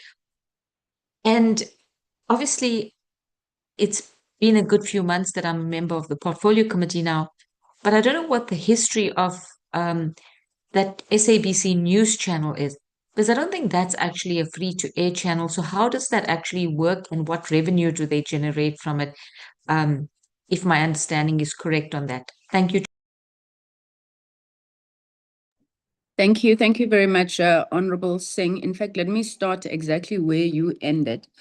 Oh, I see. Honorable Subrathi, you now have your hand up. Can I check, are there any other members who would like to comment on this report? I do apologize, colleagues. It's just very difficult, you know, when we don't have the names and they keep popping up. Okay, Honorable Subrathi, you may proceed. Thank you, Honorable Bodlane. Thank you, Chairperson. Chairperson, I'll be very brief. I just wanted to check with SABC, given they're heavily reliant on commercial revenue and their high dependency, what internal policy safeguards, Chairperson, do they have in place to ensure editorial independence? We don't want a scenario where the SABC's mandate is shaped by private commercial interests. With regards to its business model, is its business model able to compete with OTT platforms, especially its own OTT platforms?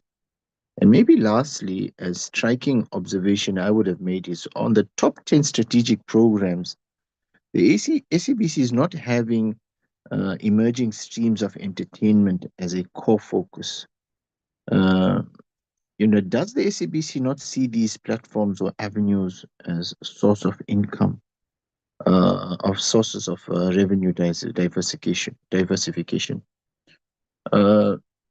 Maybe around SITA, my one question would be: certain of your services are safeguarded. Certain services are safeguarded under the SITA Act to ensure that SITA remains a primary provider of those services. The question is whether SITA is developing a competitive mandate, and not only to counter the encroachment of private sector players, but also to ensure it delivers the best services to the current clientele. And let me then also, Chairperson, join you in congratulating the MD of SITA on his appointment. I'll pause at this juncture, Chair. Thank you so much. Thank you. Thank you very much, Honorable Subrathi, Honorable Singh. Just a few questions on my side. I think firstly to the SABC, Honorable Singh was asking about Channel 404, SABC News. There has been an ongoing discussion around a multi-choice, and particularly the must carry, must pay principle. The last time I had a sense that there was almost a dispute that was being declared there, where ICASA was reluctant to intervene, given the fact that it concerns commercial agreements. So can we just get an update on how far that process is? And then secondly, I think Honorable Subrathi touched on this. It didn't come quite clear for me on the APP, whether you have a target you are moving towards the monetization of SABC Plus. I know it's something that we had discussed, but I see there on your digital goals, it doesn't appear. So if we could just get a sense there. You have an indicator around strategic innovation projects. Can you give us a sense of what the baseline is for that? Because I couldn't pick up anything there. And then just a sense of what those strategic innovation projects could be, as well as the partnerships. I know that when we were at the SABC, you were indicating that you were actively looking for partnerships that could assist in terms of revenue generation. So if you could give us a sense on what's happening there. Then to SITA, the targets on the adoption of digital services are worrying, unless I'm reading them wrong, because you know, they're in the region of less than 10%. Is that additional, or is it less than 10% of government departments are using your services, hence those small numbers? I'm hoping that it's incremental, but if you could please just clarify that. Linked to that, what has been the impact thus far of the directive the minister had issued, I think more than a year ago now, relating to departments that choose to opt out? And my understanding had been that was for a particular time period. So could we get a sense of how far it is and what is likely to happen? You also have a target around the creation of a central data hub. Now, what are you trying to do there? And is it linked to the data exchange a process of the development of digital public infrastructure? If not, why not? Are you then not duplicating? But if it is, can you just outline SITA's role? And I suppose this is a separate question, SITA's role in the development of the digital public infrastructure as outlined in the digital transformation roadmap that is being led by the presidency and within Operation Vulindlela. And then a second last question on the automated procurement process. I don't think you used that word. You spoke about the automation of key internal processes, but I'm asking specifically about procurement, because the MD is right that, there's low morale, your reputation is bad, but at the heart of the issues that were being raised against SITA was the irregularities on procurement, the delays around procurement, all of which the committee had felt that if you had automated that process, we probably would not have the same level of challenges. I don't know whether that is the SITA marketplace. Maybe you can clarify the difference, and then the difference, if any, or any reason why you have not adopted a similar approach to what Treasury does with those transversal contracts of theirs. I know you do have some, so I'm just looking for clarity around there. And then finally, the baseline on revenue growth, because you've set some targets there, as well as you've set targets around new business opportunities. We don't like targets that come here without a plan. So where are you seeing credible leads that are going to lead to this revenue growth and new business opportunities? Can I then hand over back to the chair of SABC, who will direct SABC, then followed by the chair of SITA? Thank you so much. Thank you, Chair. I will allow the CEO to take the lead. If she leaves anything, I'll come back. Thank you. CEO.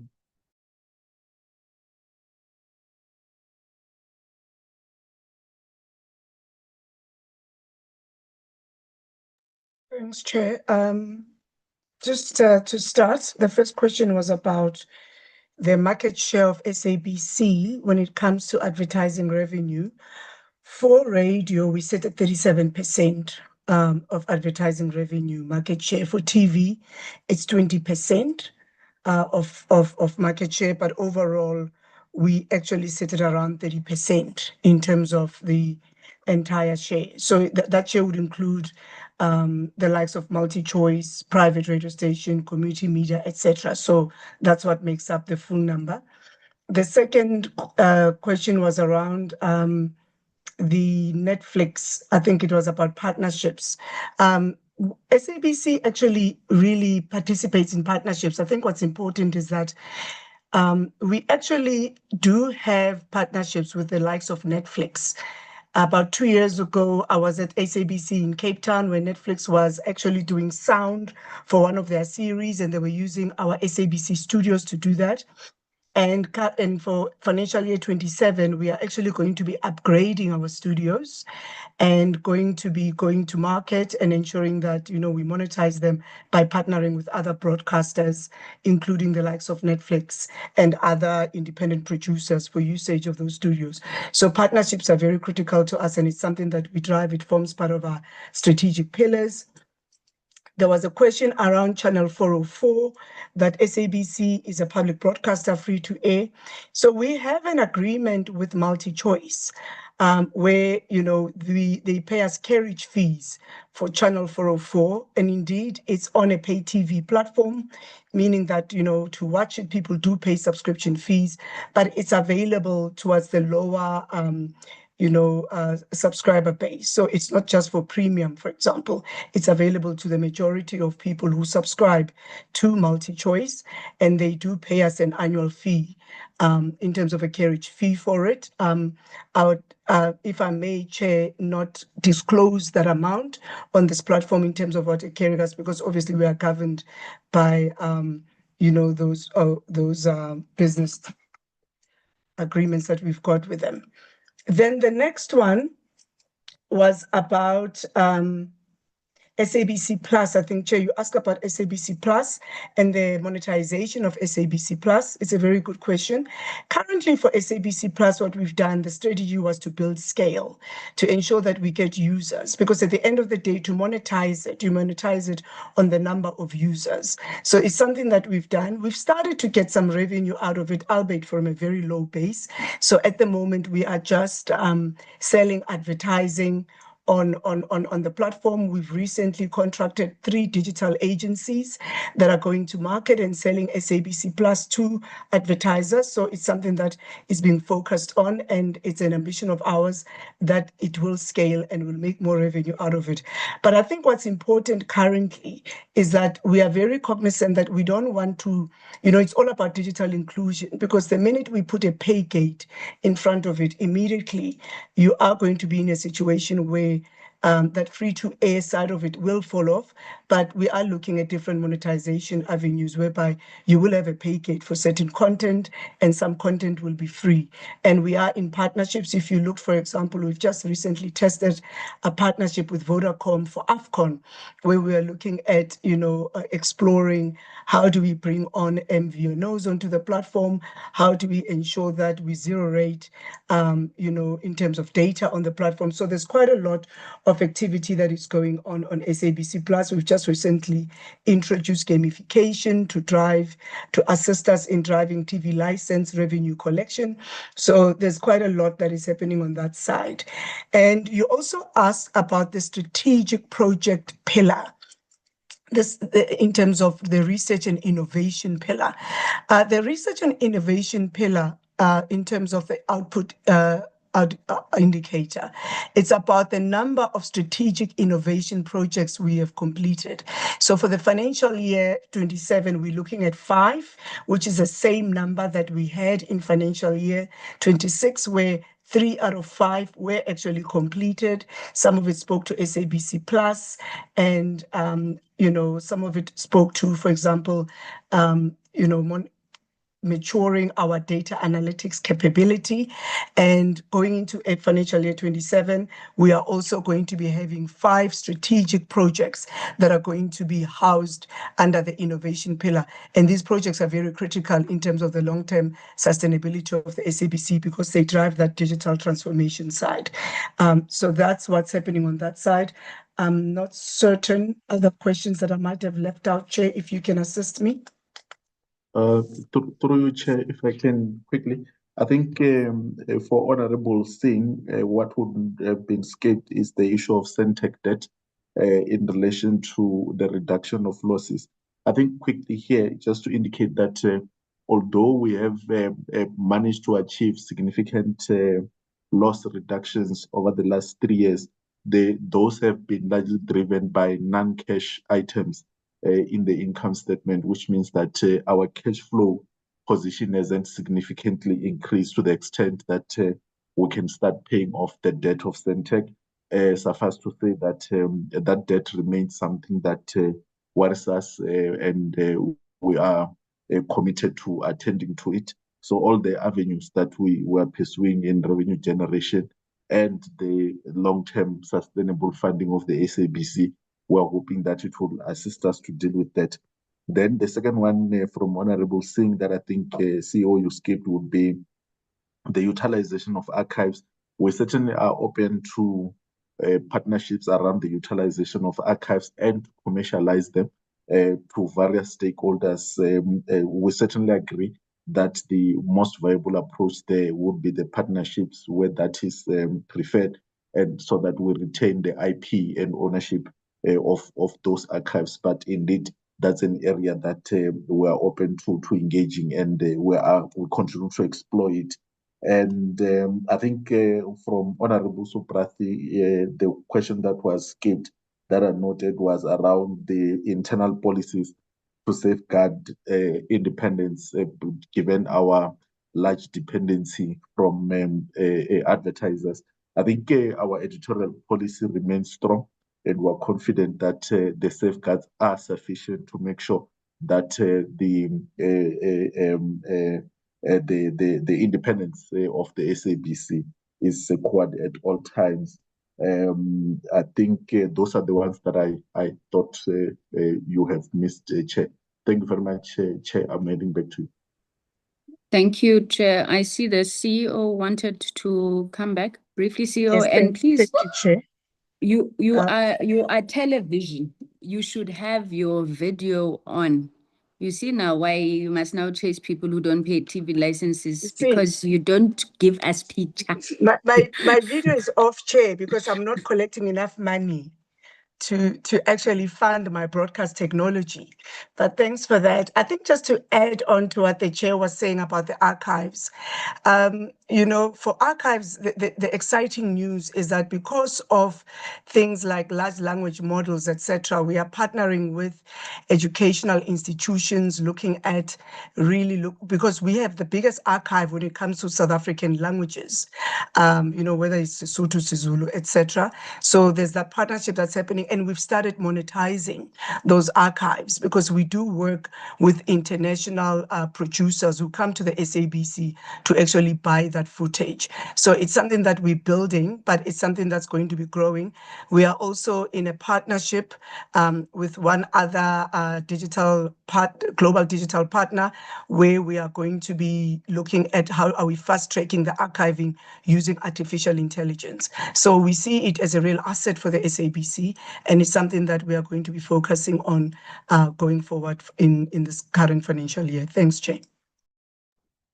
Thank you very much, Chairperson. Thank you, CEO. Could I then move to SITA before I release the SABC? SITA?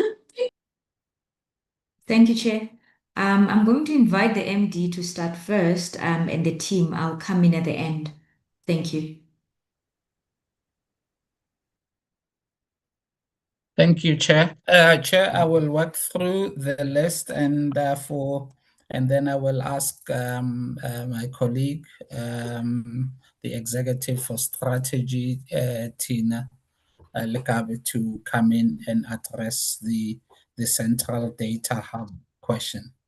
So as far as building compelling services, Chair, it's a combination of things. Firstly, and this also ties into the revenue growth. First, we have a portfolio, a suite of e-services that SITA has built, and the uptake on some of those has not been very big.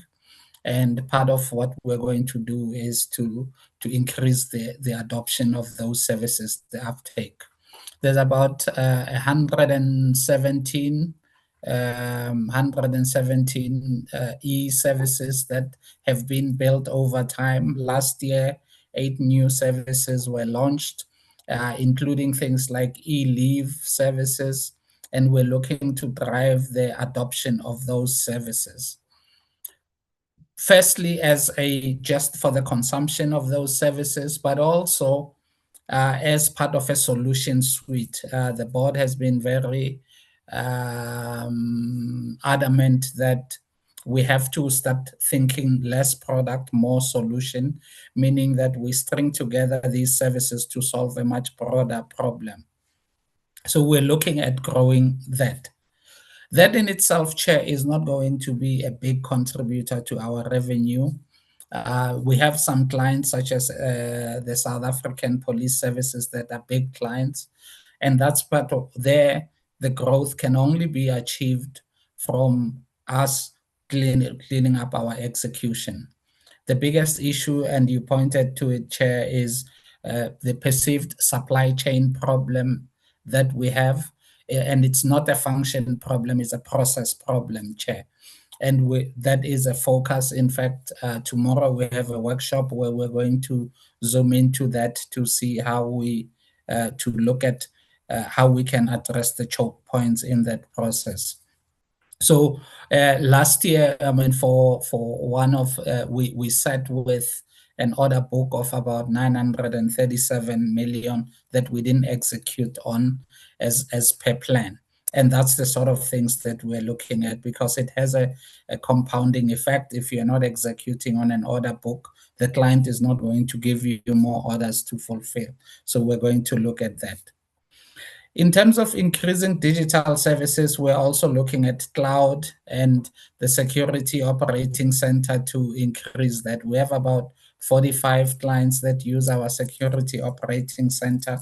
That's part of the service portfolio that where we will offer security services. The impact of the minister's directive, we've seen, I think there's about a quantum that we estimate to be between 70 and 80 million of lost revenue. We do get quite a few requests in the month. I have not finished the month, but I think we fielded about 4 such requests. But it really is around where the clients are saying to us they would like us to deliver faster, and should we not deliver fast, they will exercise that option. We have not seen it come up as much. It is a tool that has come up, and I think it has helped with our responsiveness, but it has not led to a significant number of clients moving away from SITA, but this is something that we're looking at. The procurement, the automation of procurement, Chair, we have started the part on demand, meaning when a client wants to start a procurement event, and then internally when the team that's delivering a solution also want to procure a certain system. So we've started on the program that's there, the internal aspect, we're piloting that, and then it will now go to the next stage where a client with a need can essentially initiate electronically that process, and then the two will bridge a significant gap. And then, of course, at some point, what we're looking for with the marketplace is really where a client can say, I'm looking for let's say, for example, software licenses for the devices. I need X number of licenses.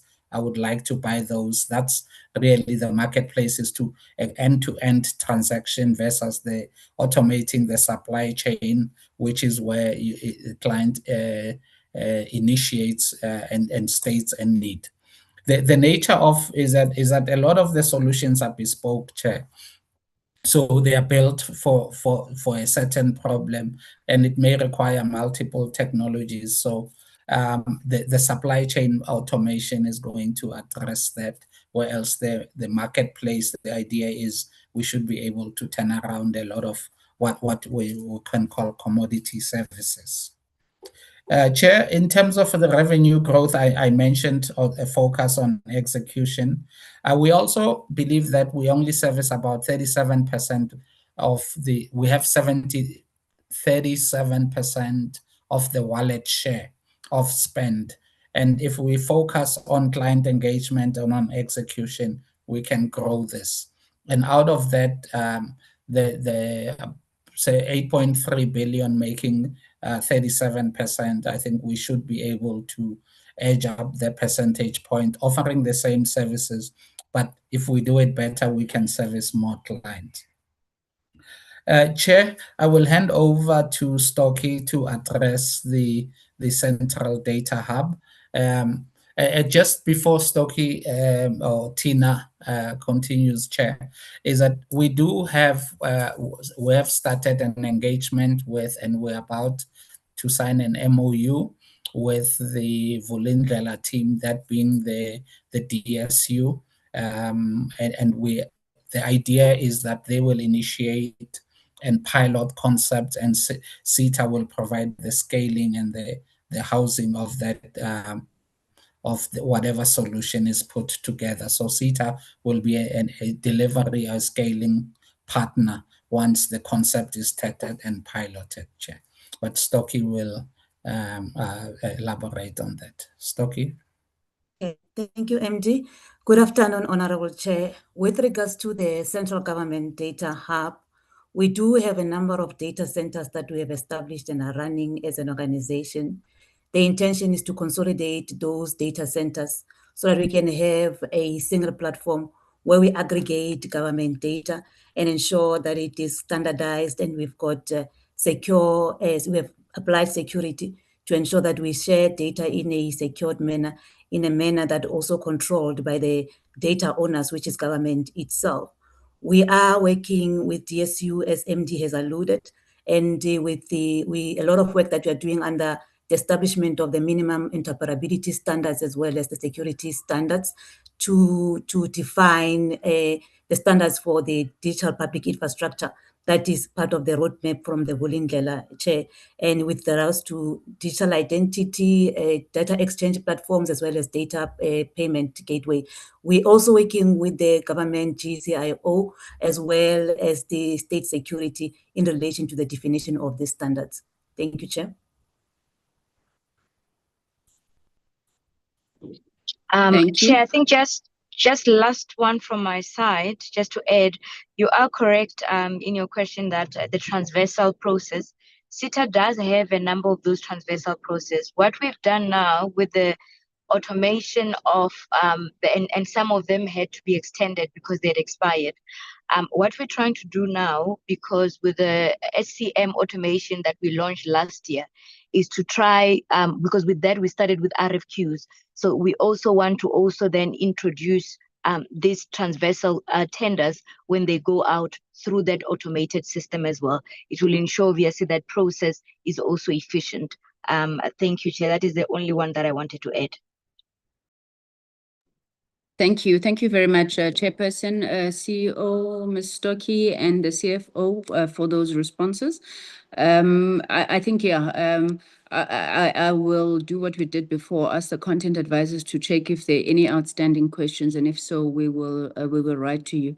I just want to make an appeal that SITA, given the fact that you are working with the DSU, don't do to others what you don't like done to you.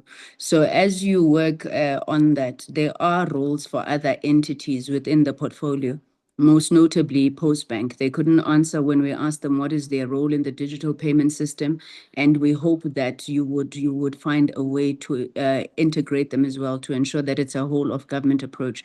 But let me thank the SABC and thank SITA for those inputs. And obviously, if there are any additional issues, we'll be engaging with you as we move towards your budget vote debates. Thank you very much, and you may be excused.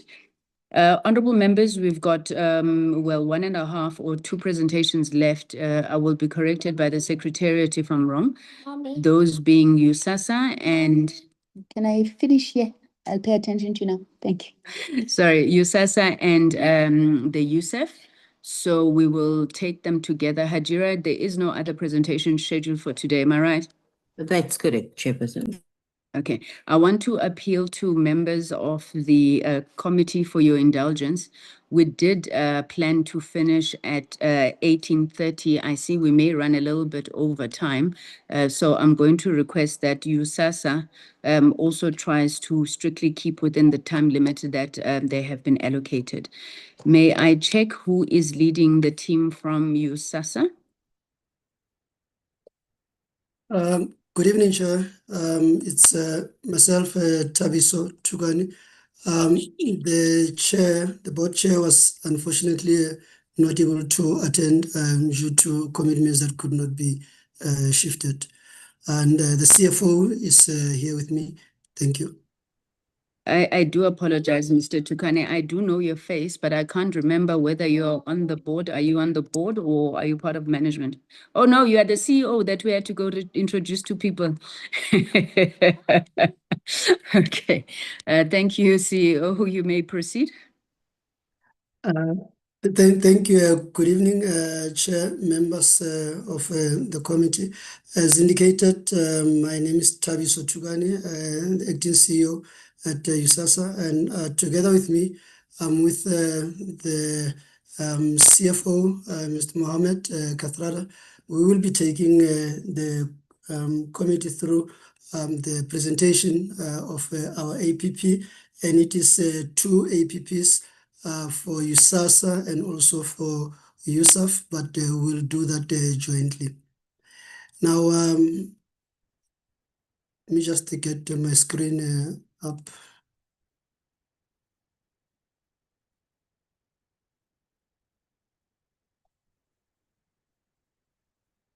Thank you. I hope my screen is visible on your end.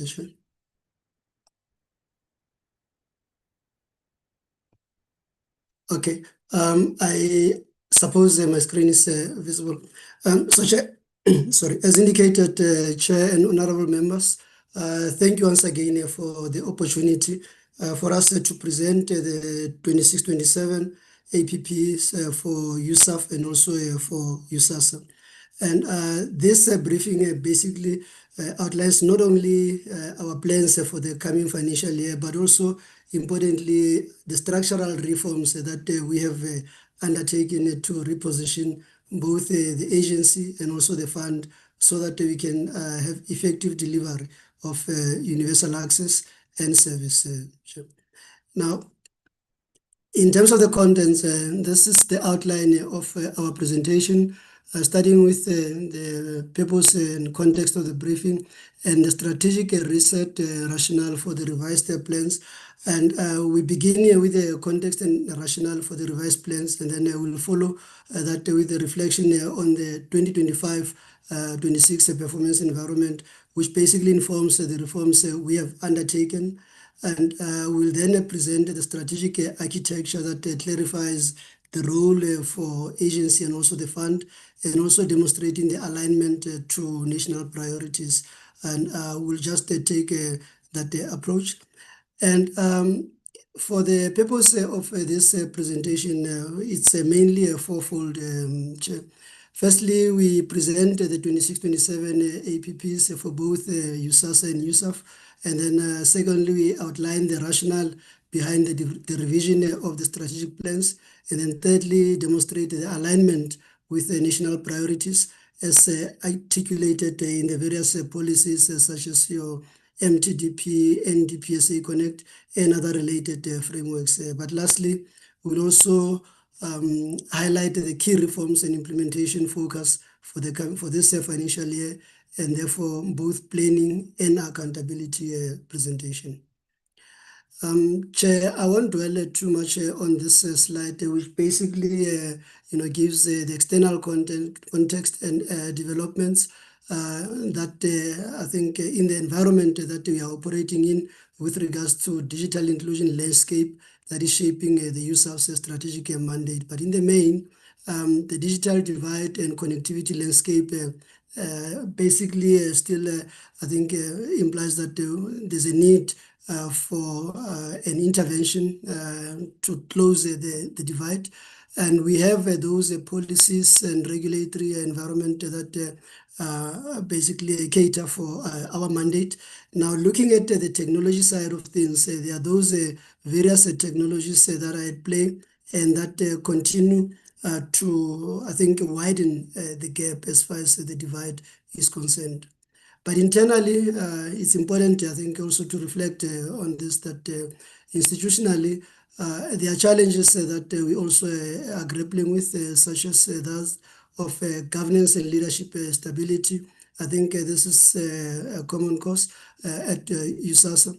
And these are also then, I think, leading to the organizational culture and climate being adversely affected by those whereby they will then manifest in low staff morale, your high turnover of skilled professionals, and uncertainty, limiting the innovation and the responsible risk taking due to the issues of the uncertain security of change for the organization.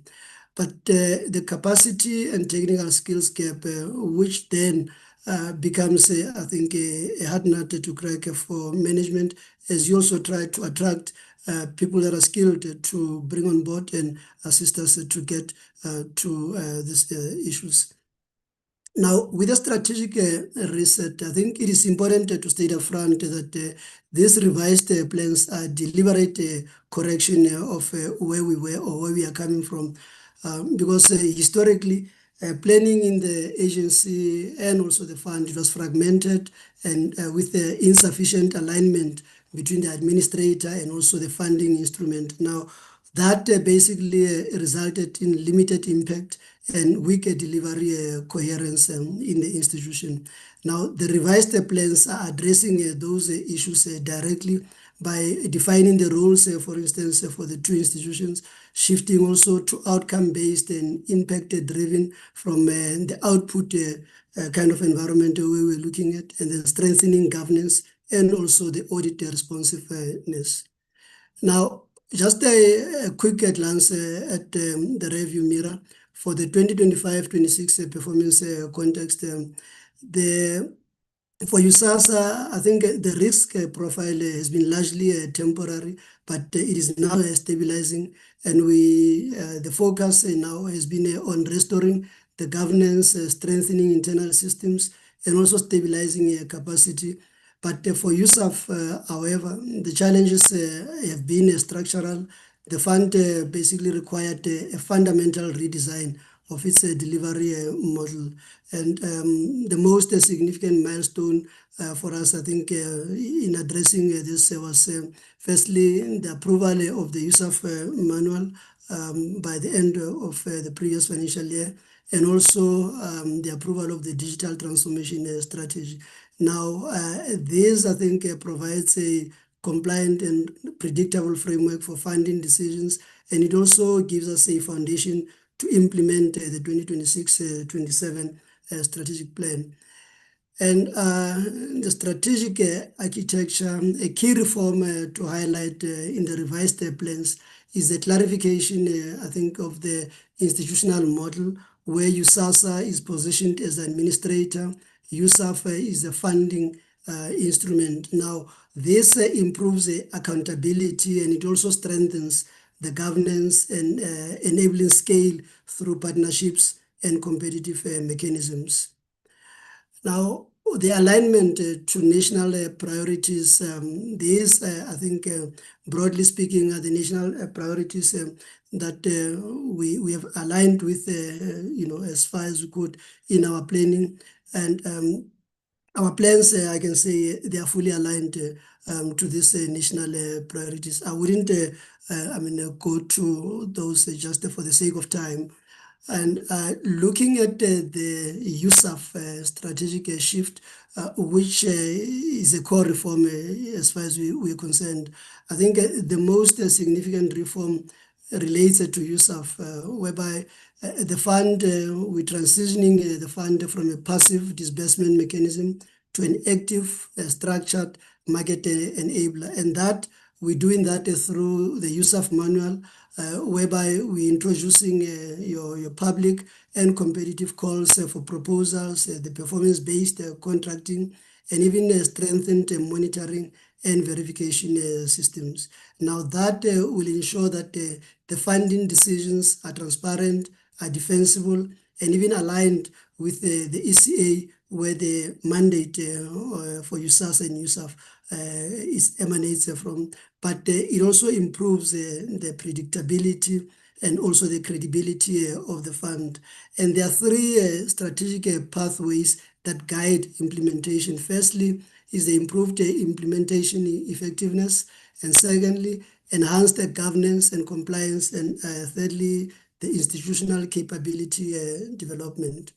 Now, on the strategic outcomes front, we've got in the main the three outcome areas that are driving impact for us. One is the access and sustainability, then coverage expansion, and also governance improvement. Now, I will go into detail when I get to the APP itself on those. And the strategic focus, just looking at USAASA, it is that USAASA's role in this framework is to enable and oversee effective delivery. And the focus areas include in the main the digital transformation, including the ERP and infrastructure mapping capabilities, We're also looking at strengthening contract management and oversight, which we have been lacking significantly in the past, and also institutionalizing performance monitoring and reporting. And number 4, enhancing research and stakeholder coordination, which research is part of our core mandate, by the way. Now, in essence, USAASA is being repositioned as a capable, data-driven, and also an accountable administrator for universal service interventions. And for the 26-27 APP overview, in the main, these are the 5 areas that we're looking at in our APP for USAASA. And at the core, it is the implementation of the USAF manual. But for USAASA, we're also looking at these 5 main areas. And the core there in USAASA is the strengthening governance and audit readiness. And I will just go to the slide where we're looking at the actual APP for USAF, just for the sake of time. We've got in the main where we are providing this detailed view of the performance indicators and also the quarterly milestones for USAF in the 26-27 financial year. Now, the key point to emphasize on when it comes to USAF is that these targets, they have been sequenced deliberately across the year, whereby when you're looking at the first half, quarter 1 and quarter 2, the first half of the year, we're focusing on the frameworks, the baselines, and also the system setup. And then the quarter 3 and quarter 4, which is the second half, we're focusing on implementation, monitoring, and achievement of the targets, all of them. And now this, I can say, it reflects the reality that 26-27 is the first year of implementing and fundamentally reformed funding model that is anchored on the USAF manual. And now these targets also, they are therefore both, in our view, realistic and also structured to ensure auditability and delivery credibility. And then lastly, before I hand over to the CFO, on the USAASA performance indicator, I think the key point to emphasize is the progress and the trajectory of the digital transformation strategy roadmap. Because during the previous financial year, Chair, we achieved a 10% implementation in quarter 4, and that constituted the year 1 milestone. But of importance also to highlight is that that included also the completion of the procurement of ERP system, and that has been the fundamental achievement for the program. And in the current year, we're now looking at the rolling out of that system. And the 26-27 financial year, it now represents the second year of the implementation of the digital transformation strategy, which is now a 25% progress that we must add, and that will culminate in a 35% cumulative implementation of the strategy. And the focus now in year 2 is now shifting from planning and procurement now to now system configuration and deployment.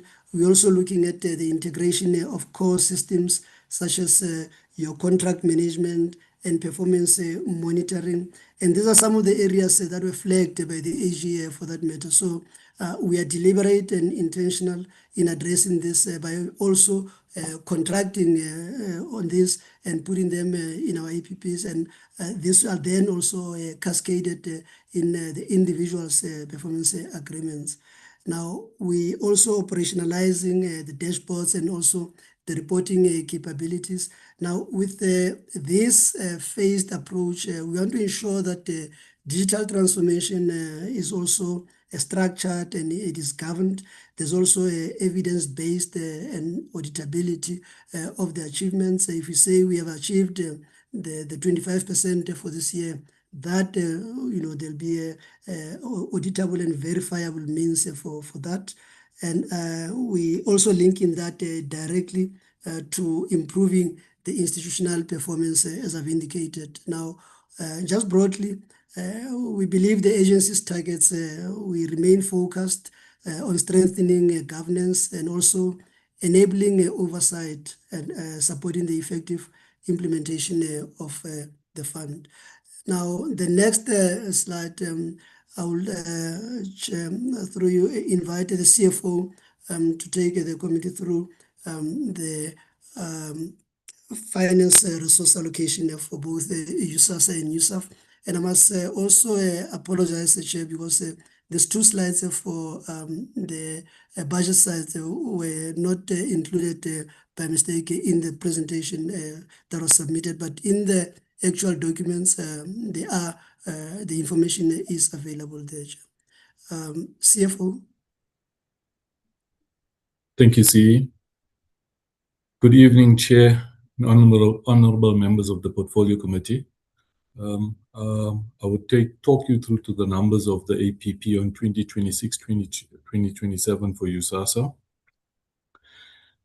So USAASA mainly derives its funds from the department of DCDT in line with E&E allocations from National Treasury. We receive those drawdowns annually, and on the MTF side, one would notice that from the 89 million, it then grows to a modest 95 million at the end of 2028-2029. 69% is top heavy in terms of allocation through to employee costs. This mainly is to administer on our mandate, the USAF fund, and ensure things are delivered accordingly. The difference of the 31% is basically in services that has to be incurred in terms of OPEX costs for the business to continue. These include your IT costs, legal costs, audit fees, leases, as well as travel costs for the business. So these drawdowns do take place on an annual basis. Sometimes they shift also from Treasury in terms of a decrease in the numbers, and that's where we have slight differences, if at all, going forward. So that covers the USAASA side. If CE can go to the next slide, the USAF, please. On the USAF side, one would notice that there's been a shift from the prior years up until 2025, 2026 in terms of how it actually looks, a transition from being a capital-intensive broadcasting migration towards a targeted digital inclusion, where there's no more budgeting going forward then for on the BDM side.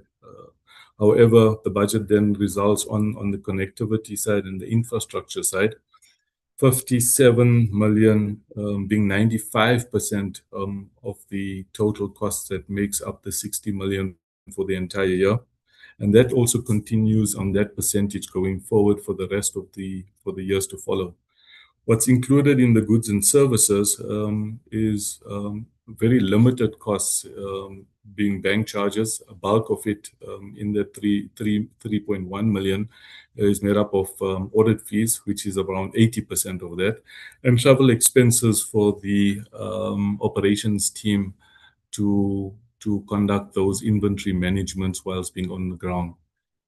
So that basically covers the years going ahead, growing from 60.1 million to 61.3 million in end of the MTF term 28/29. Thank you.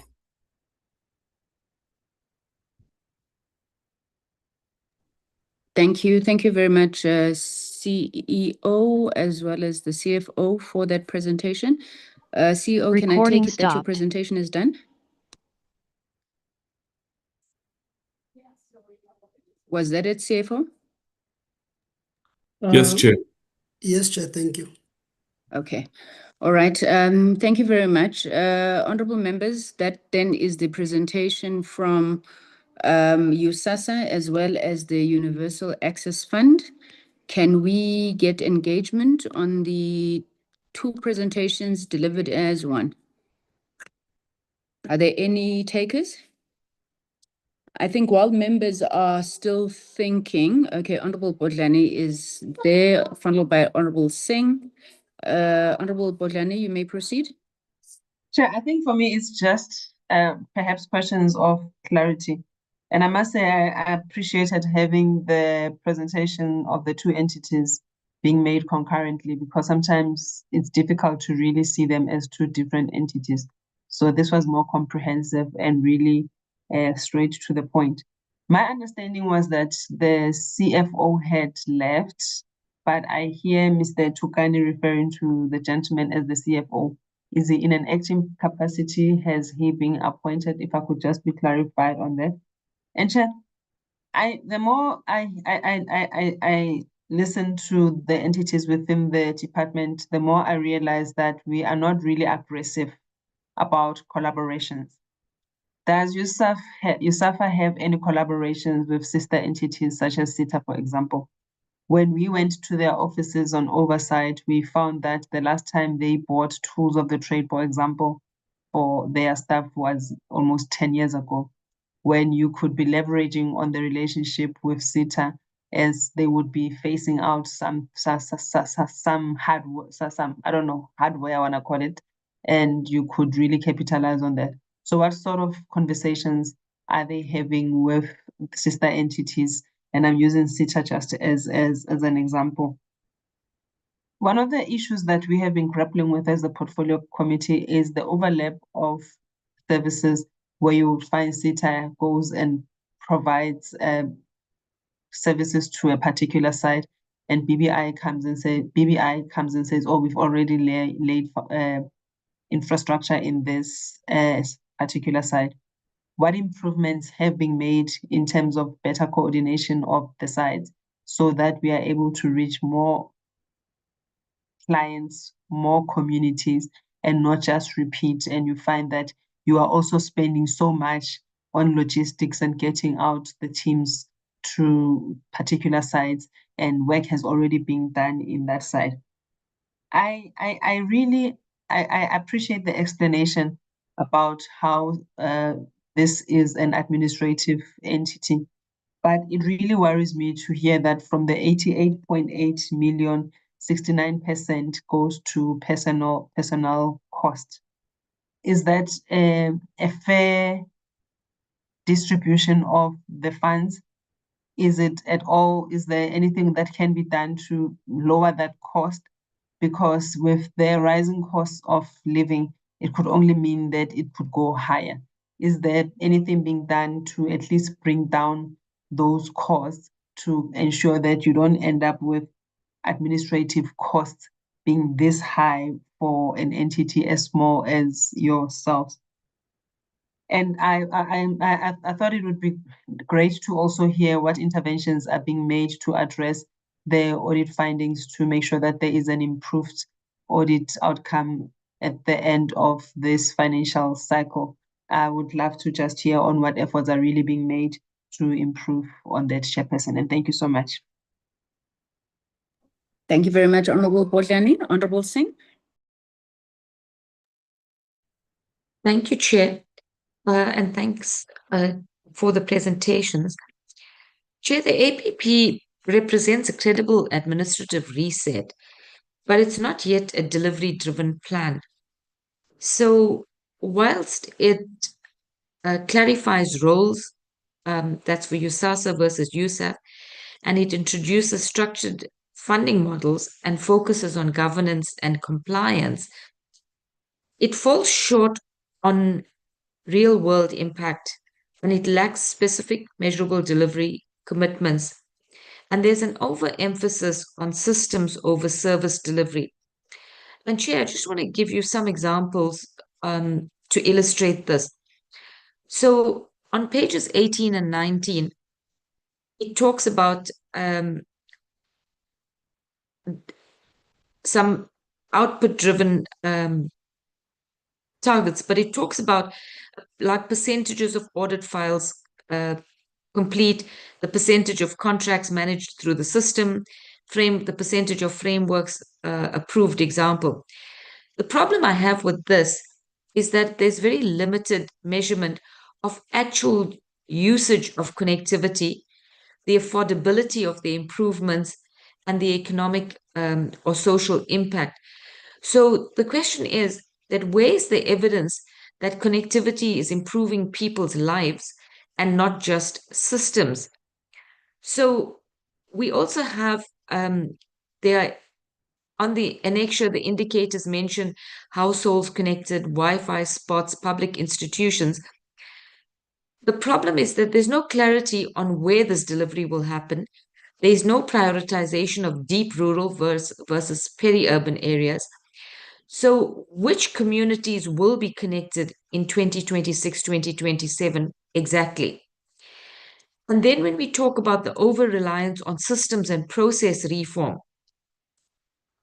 the problem is that this reflects fix the institution first approach, and there's risks delaying actual service delivery again. So at what point do these reforms translate into delivery on the ground? I also do feel that the year one targets should be more ambitious in terms of actual delivery. In terms of the fund, how much of the fund will actually be spent in 2026 and in the 2026-2027 year, and on what? Also, when it comes to the affordability, how will poor households actually afford to use the infrastructure? So we have a serious risk of connected but excluded communities. We also have a problem, I also have a problem with the governance issue, where the governance improvement is aspirational, but it doesn't seem to be enforceable. So a lot of what is coming out, there's a huge risk of repeating past failures, and government is still being positioned as a primary driver instead of the catalyst, and the transformation benefits the institution more than the public. So, Chair, I do have concerns regarding this APP with what I've outlined. Thank you. Thank you very much, Honorable Singh. Honorable Subrati. Thank you, Honorable Chairperson. Chairperson, let me also welcome the presentation. Chairperson, I've got two pointed questions for USAF. Chair, USAF is targeting a 50% of funding processes compliance. Now, for a fund, this target seems to be modest to me. Hence, my question is, what is the current funding process compliance, and what does this entail? And why is this target not set at more than 50%, or if not 100%, because this deals with funding processes compliance? And my second question to them would be, to USAF, is that what is the current contract management process? As the APP is also again currently aiming for 50% of contracts managed through the system at the end of the financial year. Now, why the delay in the implementation of an online contract management system? Has this delay been caused by any issues of fruitless and wasteful expenditure? I found those targets, Chairperson, to be very modest. And I recall in my opening remarks when he started this process, I indicated that we will question when we find that targets that are set are too low or too modest. Thank you so much, Chairperson, for this opportunity. Thank you very much, Honorable Subrati. Do we have any other honorable members who would like to come in? Okay, that seems to be it. I just want to find out, I may have missed this in the presentation, CEO.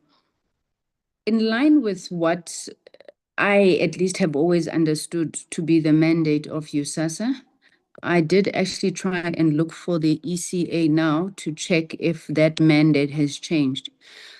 I've understood the USAF to be a funding instrument that firstly is intended to ensure that where there are connectivity gaps, anybody wishing to go into those areas, they may apply to the USAF for funding in order to connect underserved areas. I know that the statement I'm making is very broad because who do I mean by anybody? I want you to clarify that. Firstly, is that still the mandate of USAASA and the USAF? If it is, based on your, for the previous year, for example, how many companies, small businesses, telcos, has the USAF funded? Or was that mandate / strategy dished in favor of the SA Connect program? And if it has, when and what was the rationale? And according to you, what has been the impact of that? I'm asking this because part of the expectation that I have, and I know that some of the telcos have, would be that the USAF would also subsidize them in rolling out infrastructure in underserved areas. Now, do we have an improper understanding of what the mandate of this fund is supposed to be? So maybe you could just give me guidance there. In the presentation, you speak about a USAF strategic reset, and you speak about, public calls and implementation of the manual. What does that mean in English? So when you are making public calls, does it mean that anybody with the relevant license can put their hand up and say, I want to connect Bulwa in KwaZulu-Natal? It's a different area where connectivity is still bad. So maybe just unpack that. I may have missed it, CEO. And then I'm really getting tired of asking the same thing over and over again. We were told that the USAF is being converted into a digital development fund. Now, neither the strategic reset in front of us nor the annual performance plan for 2026-2027 is speaking about a digital development fund. I think the last we heard about this was, even following our oversight visit to yourselves, that this digital development fund would integrate certain things. Is there any movement towards establishing this digital development fund? And this I'm asking also in relation to what you said in terms of your alignment to national priorities. You speak about your role in the realization of the digital economy master plan. What exactly is your contribution to the realization of the digital economy master plan? And similarly, what is your role in the rollout of digital public infrastructure? Specifics, please. Then finally, when we were there, one of the biggest issues that were affecting the staff of USAASA was the instability that is created in the organization relating to whether the agency is being shut down or not and what is going to happen to people's jobs. We had requested the minister to intervene and at least provide clarity with regards to the direction that the organization is taking. Have those issues been responded to? Do we take this APP at face value, notwithstanding the challenges that Honorable Singh is raising about it? But are you pulling us and as Parliament into rubber stamping something that nobody knows? Which way it's going to do, what it's going to go, what its purpose is. I'd really want you to, CEO, and it's unfortunate that the ministry, the department, as well as your board are not here to answer this because it may not be your response to give, but at least you can give us insight in terms of how far those processes are and whether indeed you have responded to some of the concerns that your staff had. Thank you very much. Over to you, CEO.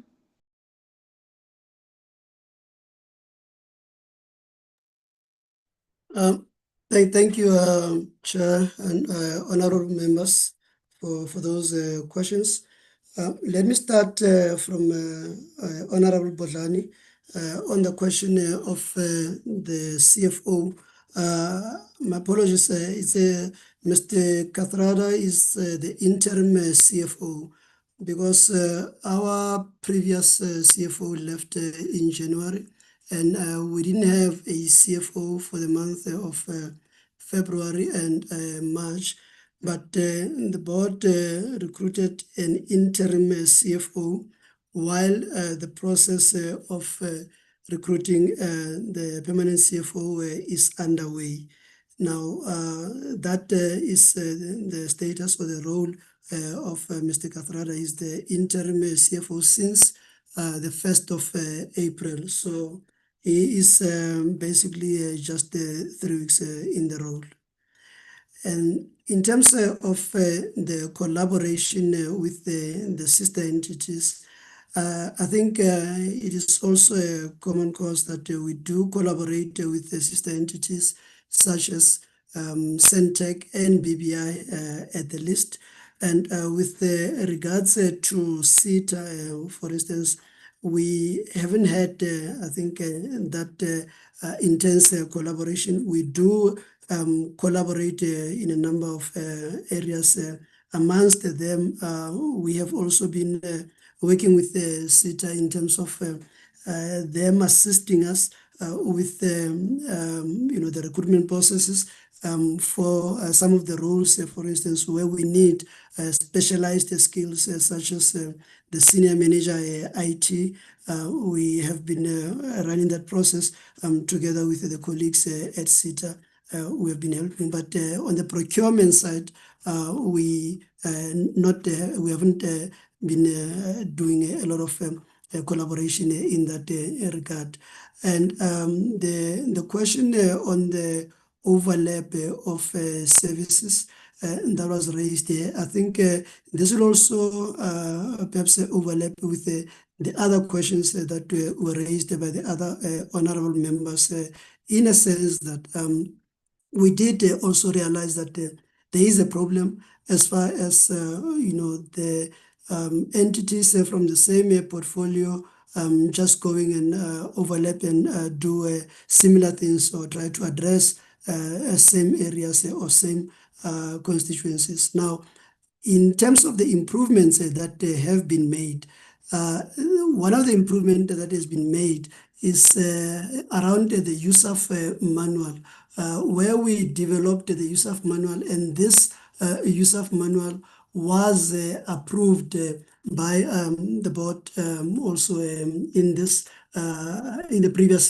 financial year, and we worked in collaboration with the department in developing this manual. If I can just be allowed, just for a second, to beam this slide on the USAF manual, which was also included as part of the annexure slide. I just wanted to take the members through what exactly this entails. So with the USAF manual, I will just maybe at a high level, I think it is the single most reform instrument that is, I think, underpinning the repositioning of the fund, because the manual has been developed in terms of Section 88(1)(a) of the ECA, as the Chair also alluded to the mandate of USAF.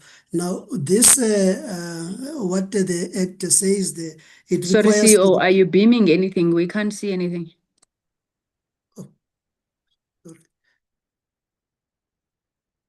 Apologies, Chair. I thought I'm beaming. This is the slide that I wanted to beam, Chair. So with the manual, we basically introducing a standardized and compliant framework that will govern how funding applications are made and also how they are evaluated, and also how subsidies are disbursed and how also the performance is monitored and verified. But importantly, the manual also basically it embeds a competitive process, particularly when you look at Section 90 of the manual, of the Act, where it ensures that funding is allocated through a transparent and fair mechanisms.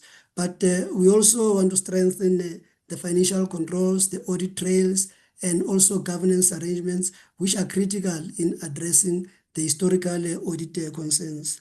But from a strategic perspective, I think the manual enables the fund to transition from a reactive and also ad hoc fragmented disbursement model to one that is structured, predictable, and also impact-driven funding instrument. Now, in the 26-27 financial year, one of the very first things that we'll be doing in the first quarter and finalize it in the second quarter, will be focusing on the implementation of the manual, including the rollout of the funding instruments and also the execution of competitive funding processes. Now that, I think it is central to us restoring credibility and also improving the delivery and ensuring that public resources can achieve measurable impact. So to maybe go to the question that was raised also about the public calls and what does that mean? I think what that simply means is that this is exactly how the fund is meant to operate, whereby the beneficiaries and people that qualify to be funded, be it is an incumbent telco or is an SME or a community network operator or whatnot, that meet the criteria and meet the requirements. And when there is a public call for funding and they go through the process and they can then be funded through that process. So that in the main is how the USAF manual is meant to come and assist us to deal with these issues of the past, where we have, USAF and USAASA has pretty much been reactive and not proactive on the interventions that were made. Now, with regards to the interventions to address the audit findings, I've indicated also there's targets both on USAASA and also on USAF side. Amongst them, where we are looking at the issue of contract management system, that was one area where we also were found wanting in the audit findings.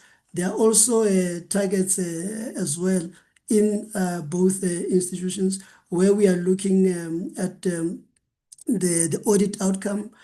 We know that, for instance, for USAF, as I've indicated, that the challenges in the case of USAF are structural, and we dealing with those issues, and we don't expect any miracles. So we will be, I think, in the current year can still land on a unqualified audit with some findings, but those will be I think drastically reduced from what they were in the previous year.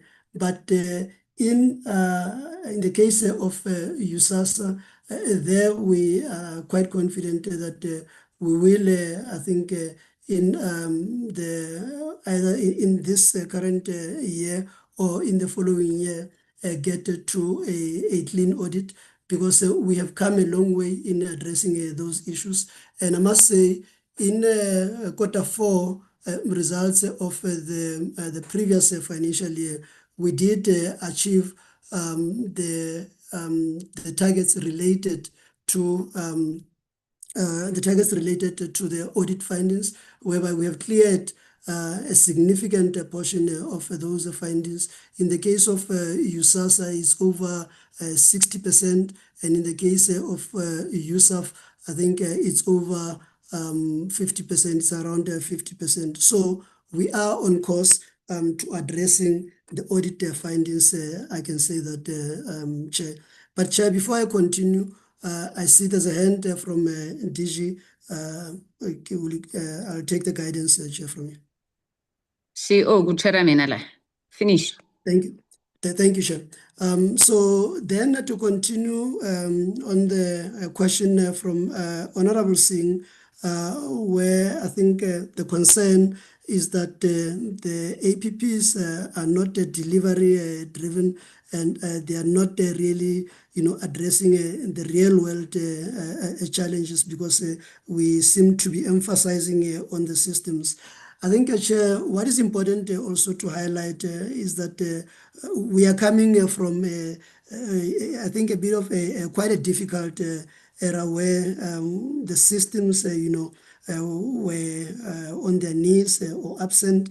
We had this, I think, adverse findings and all sorts of challenges. So we believe it is quite important to also clean house, while we also embark on this ambitious targets to address the challenges of digital inclusion. But we must also, I think, clean house and deal with the structural issues in the organizations, and with the issue of the prioritization of delivery.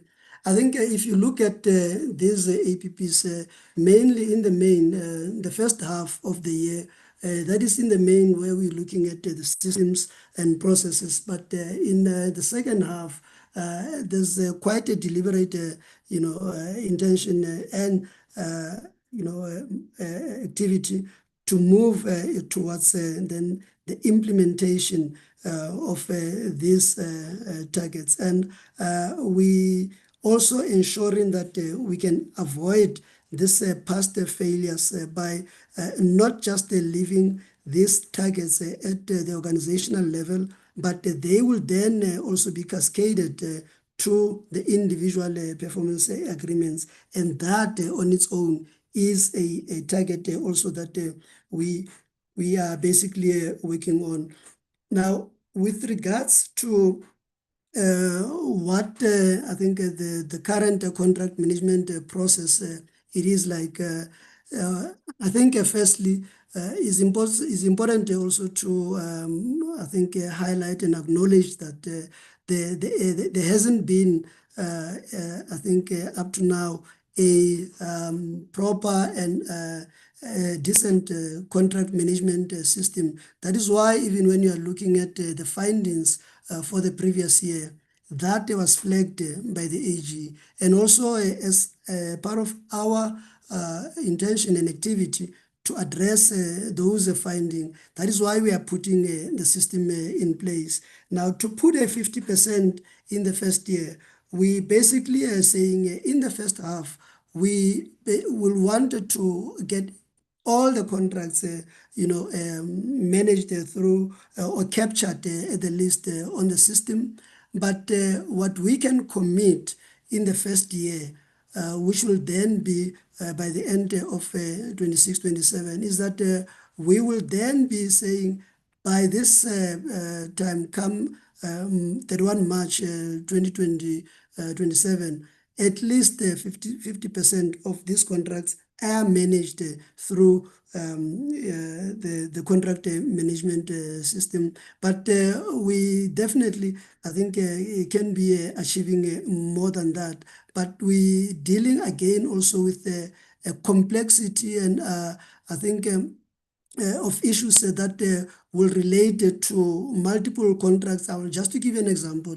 In the case of BDM, just with Centec, you will find that we've got multiple contracts that relate to the same program. Now, bringing all of those into a single management system that can be tracked and monitored easily, I think that is something that we are mindful that it will take some doing in our case, because you will have phase 1, phase 2, and phase 3, but all of that falls within BDM, and there will be at different points in time, different kind of commitments and stuff, and that is also what we wanted to bring into the management system in a manner that doesn't compromise us and doesn't also overextend ourselves when we are committed to that. So I think I've responded Chair, to the question of the funding instrument, how this funding instrument will be used to get qualifying entities to be funded. But in the case of the previous year, if you were to ask about the previous year, how many telcos or SMEs were funded.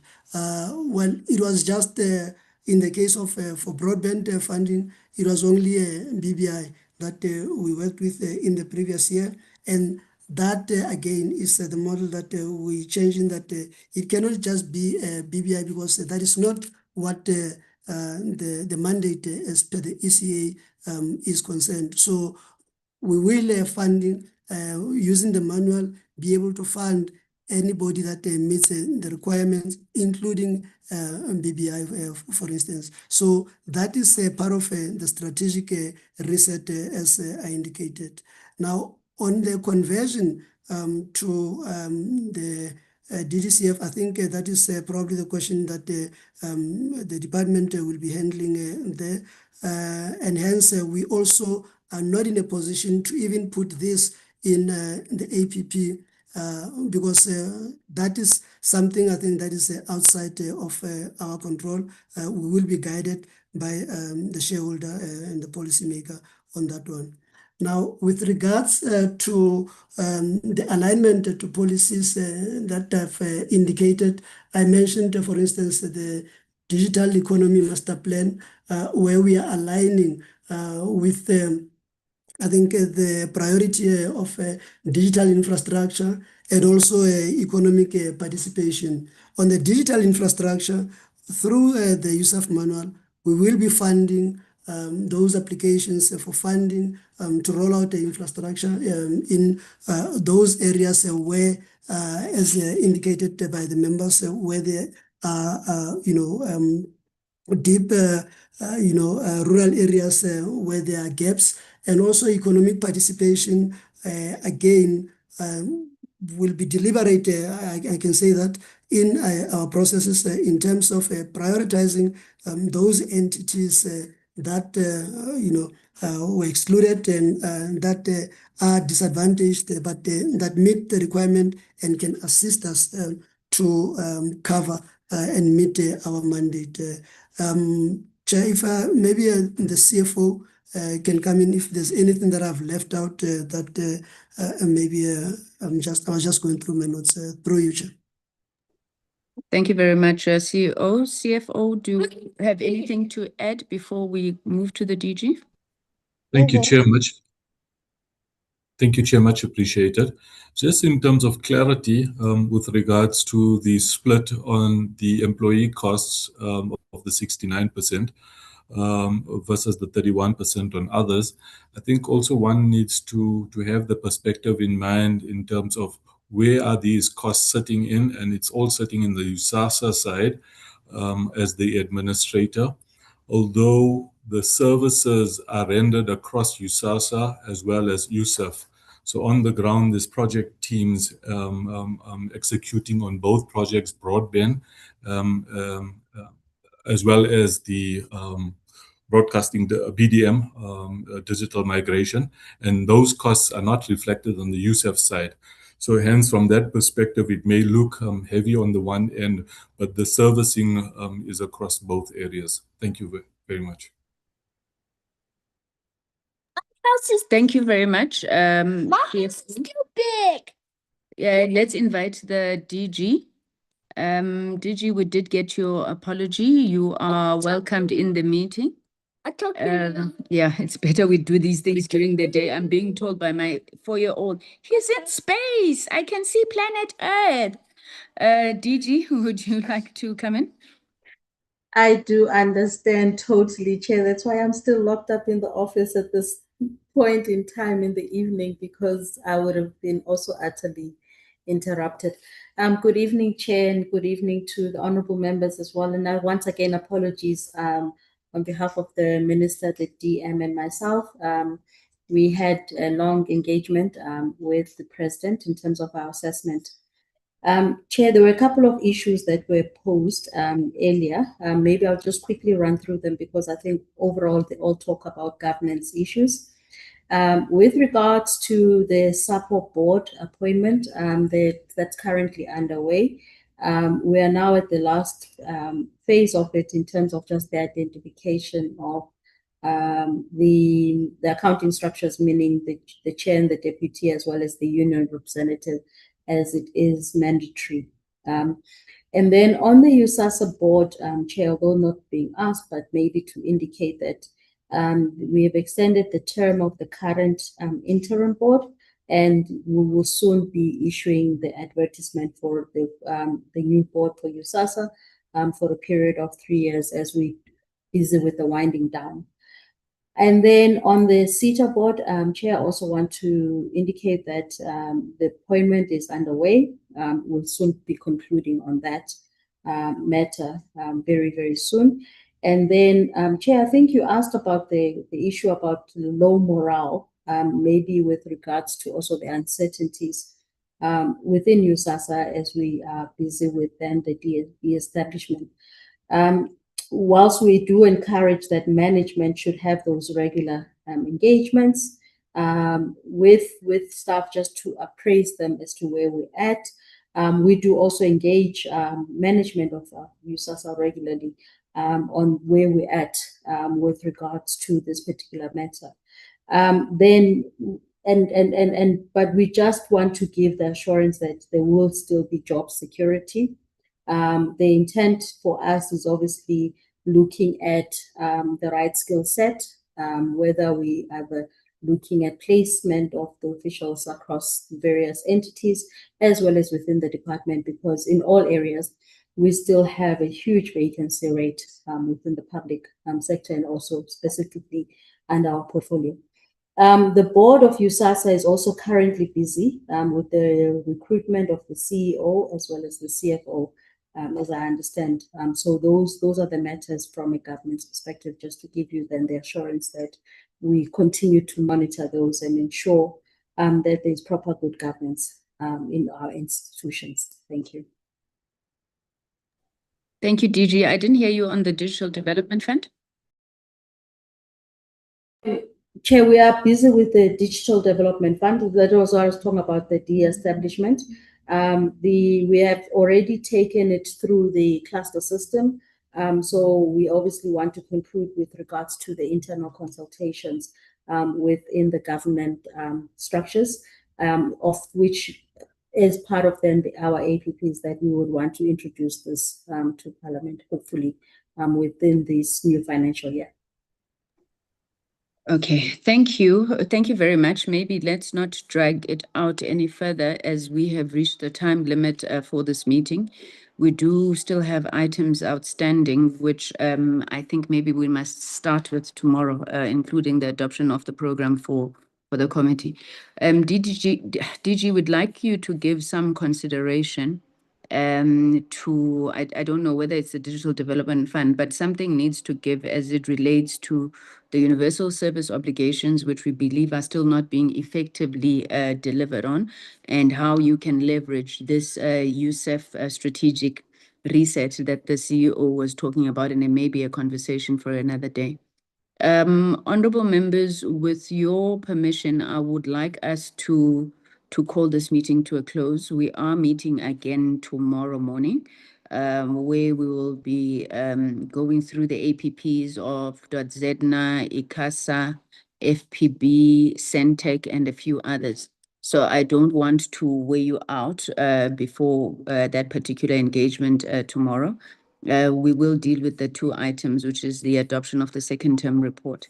I also want to remind members that we have commenced the process of the filling of vacancies at ICASA, and I trust that the Secretariat will be bringing that program to us, if possible tomorrow, but soonest thereafter for us to adopt, and to remind the committees, to remind the parties that they need to then send us the names for who will be serving on that subcommittee on the filling of vacancies.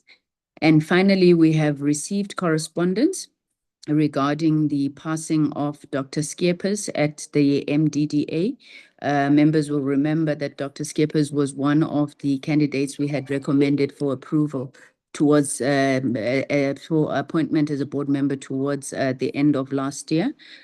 She has unfortunately passed away. May her soul rest in peace. The minister in the presidency has asked the committee to consider its next candidate, whether we would be willing to advance that candidate to fill the vacancy, given that it was less than 6 months ago. So I'm just putting it out there as a decision that we'll have to take. And then finally, we have also received correspondence with the minister requesting that Parliament should initiate the removal of one of the members of the MDDA. I won't speak to that now until we table the matter formally for the committee to consider. So let me thank you very much and thank the department and all the entities that presented today. As indicated, this is an ongoing engagement until we finalize the process. So thank you very much, and please do enjoy the rest of your evening. We meet tomorrow morning at 9. Thank you.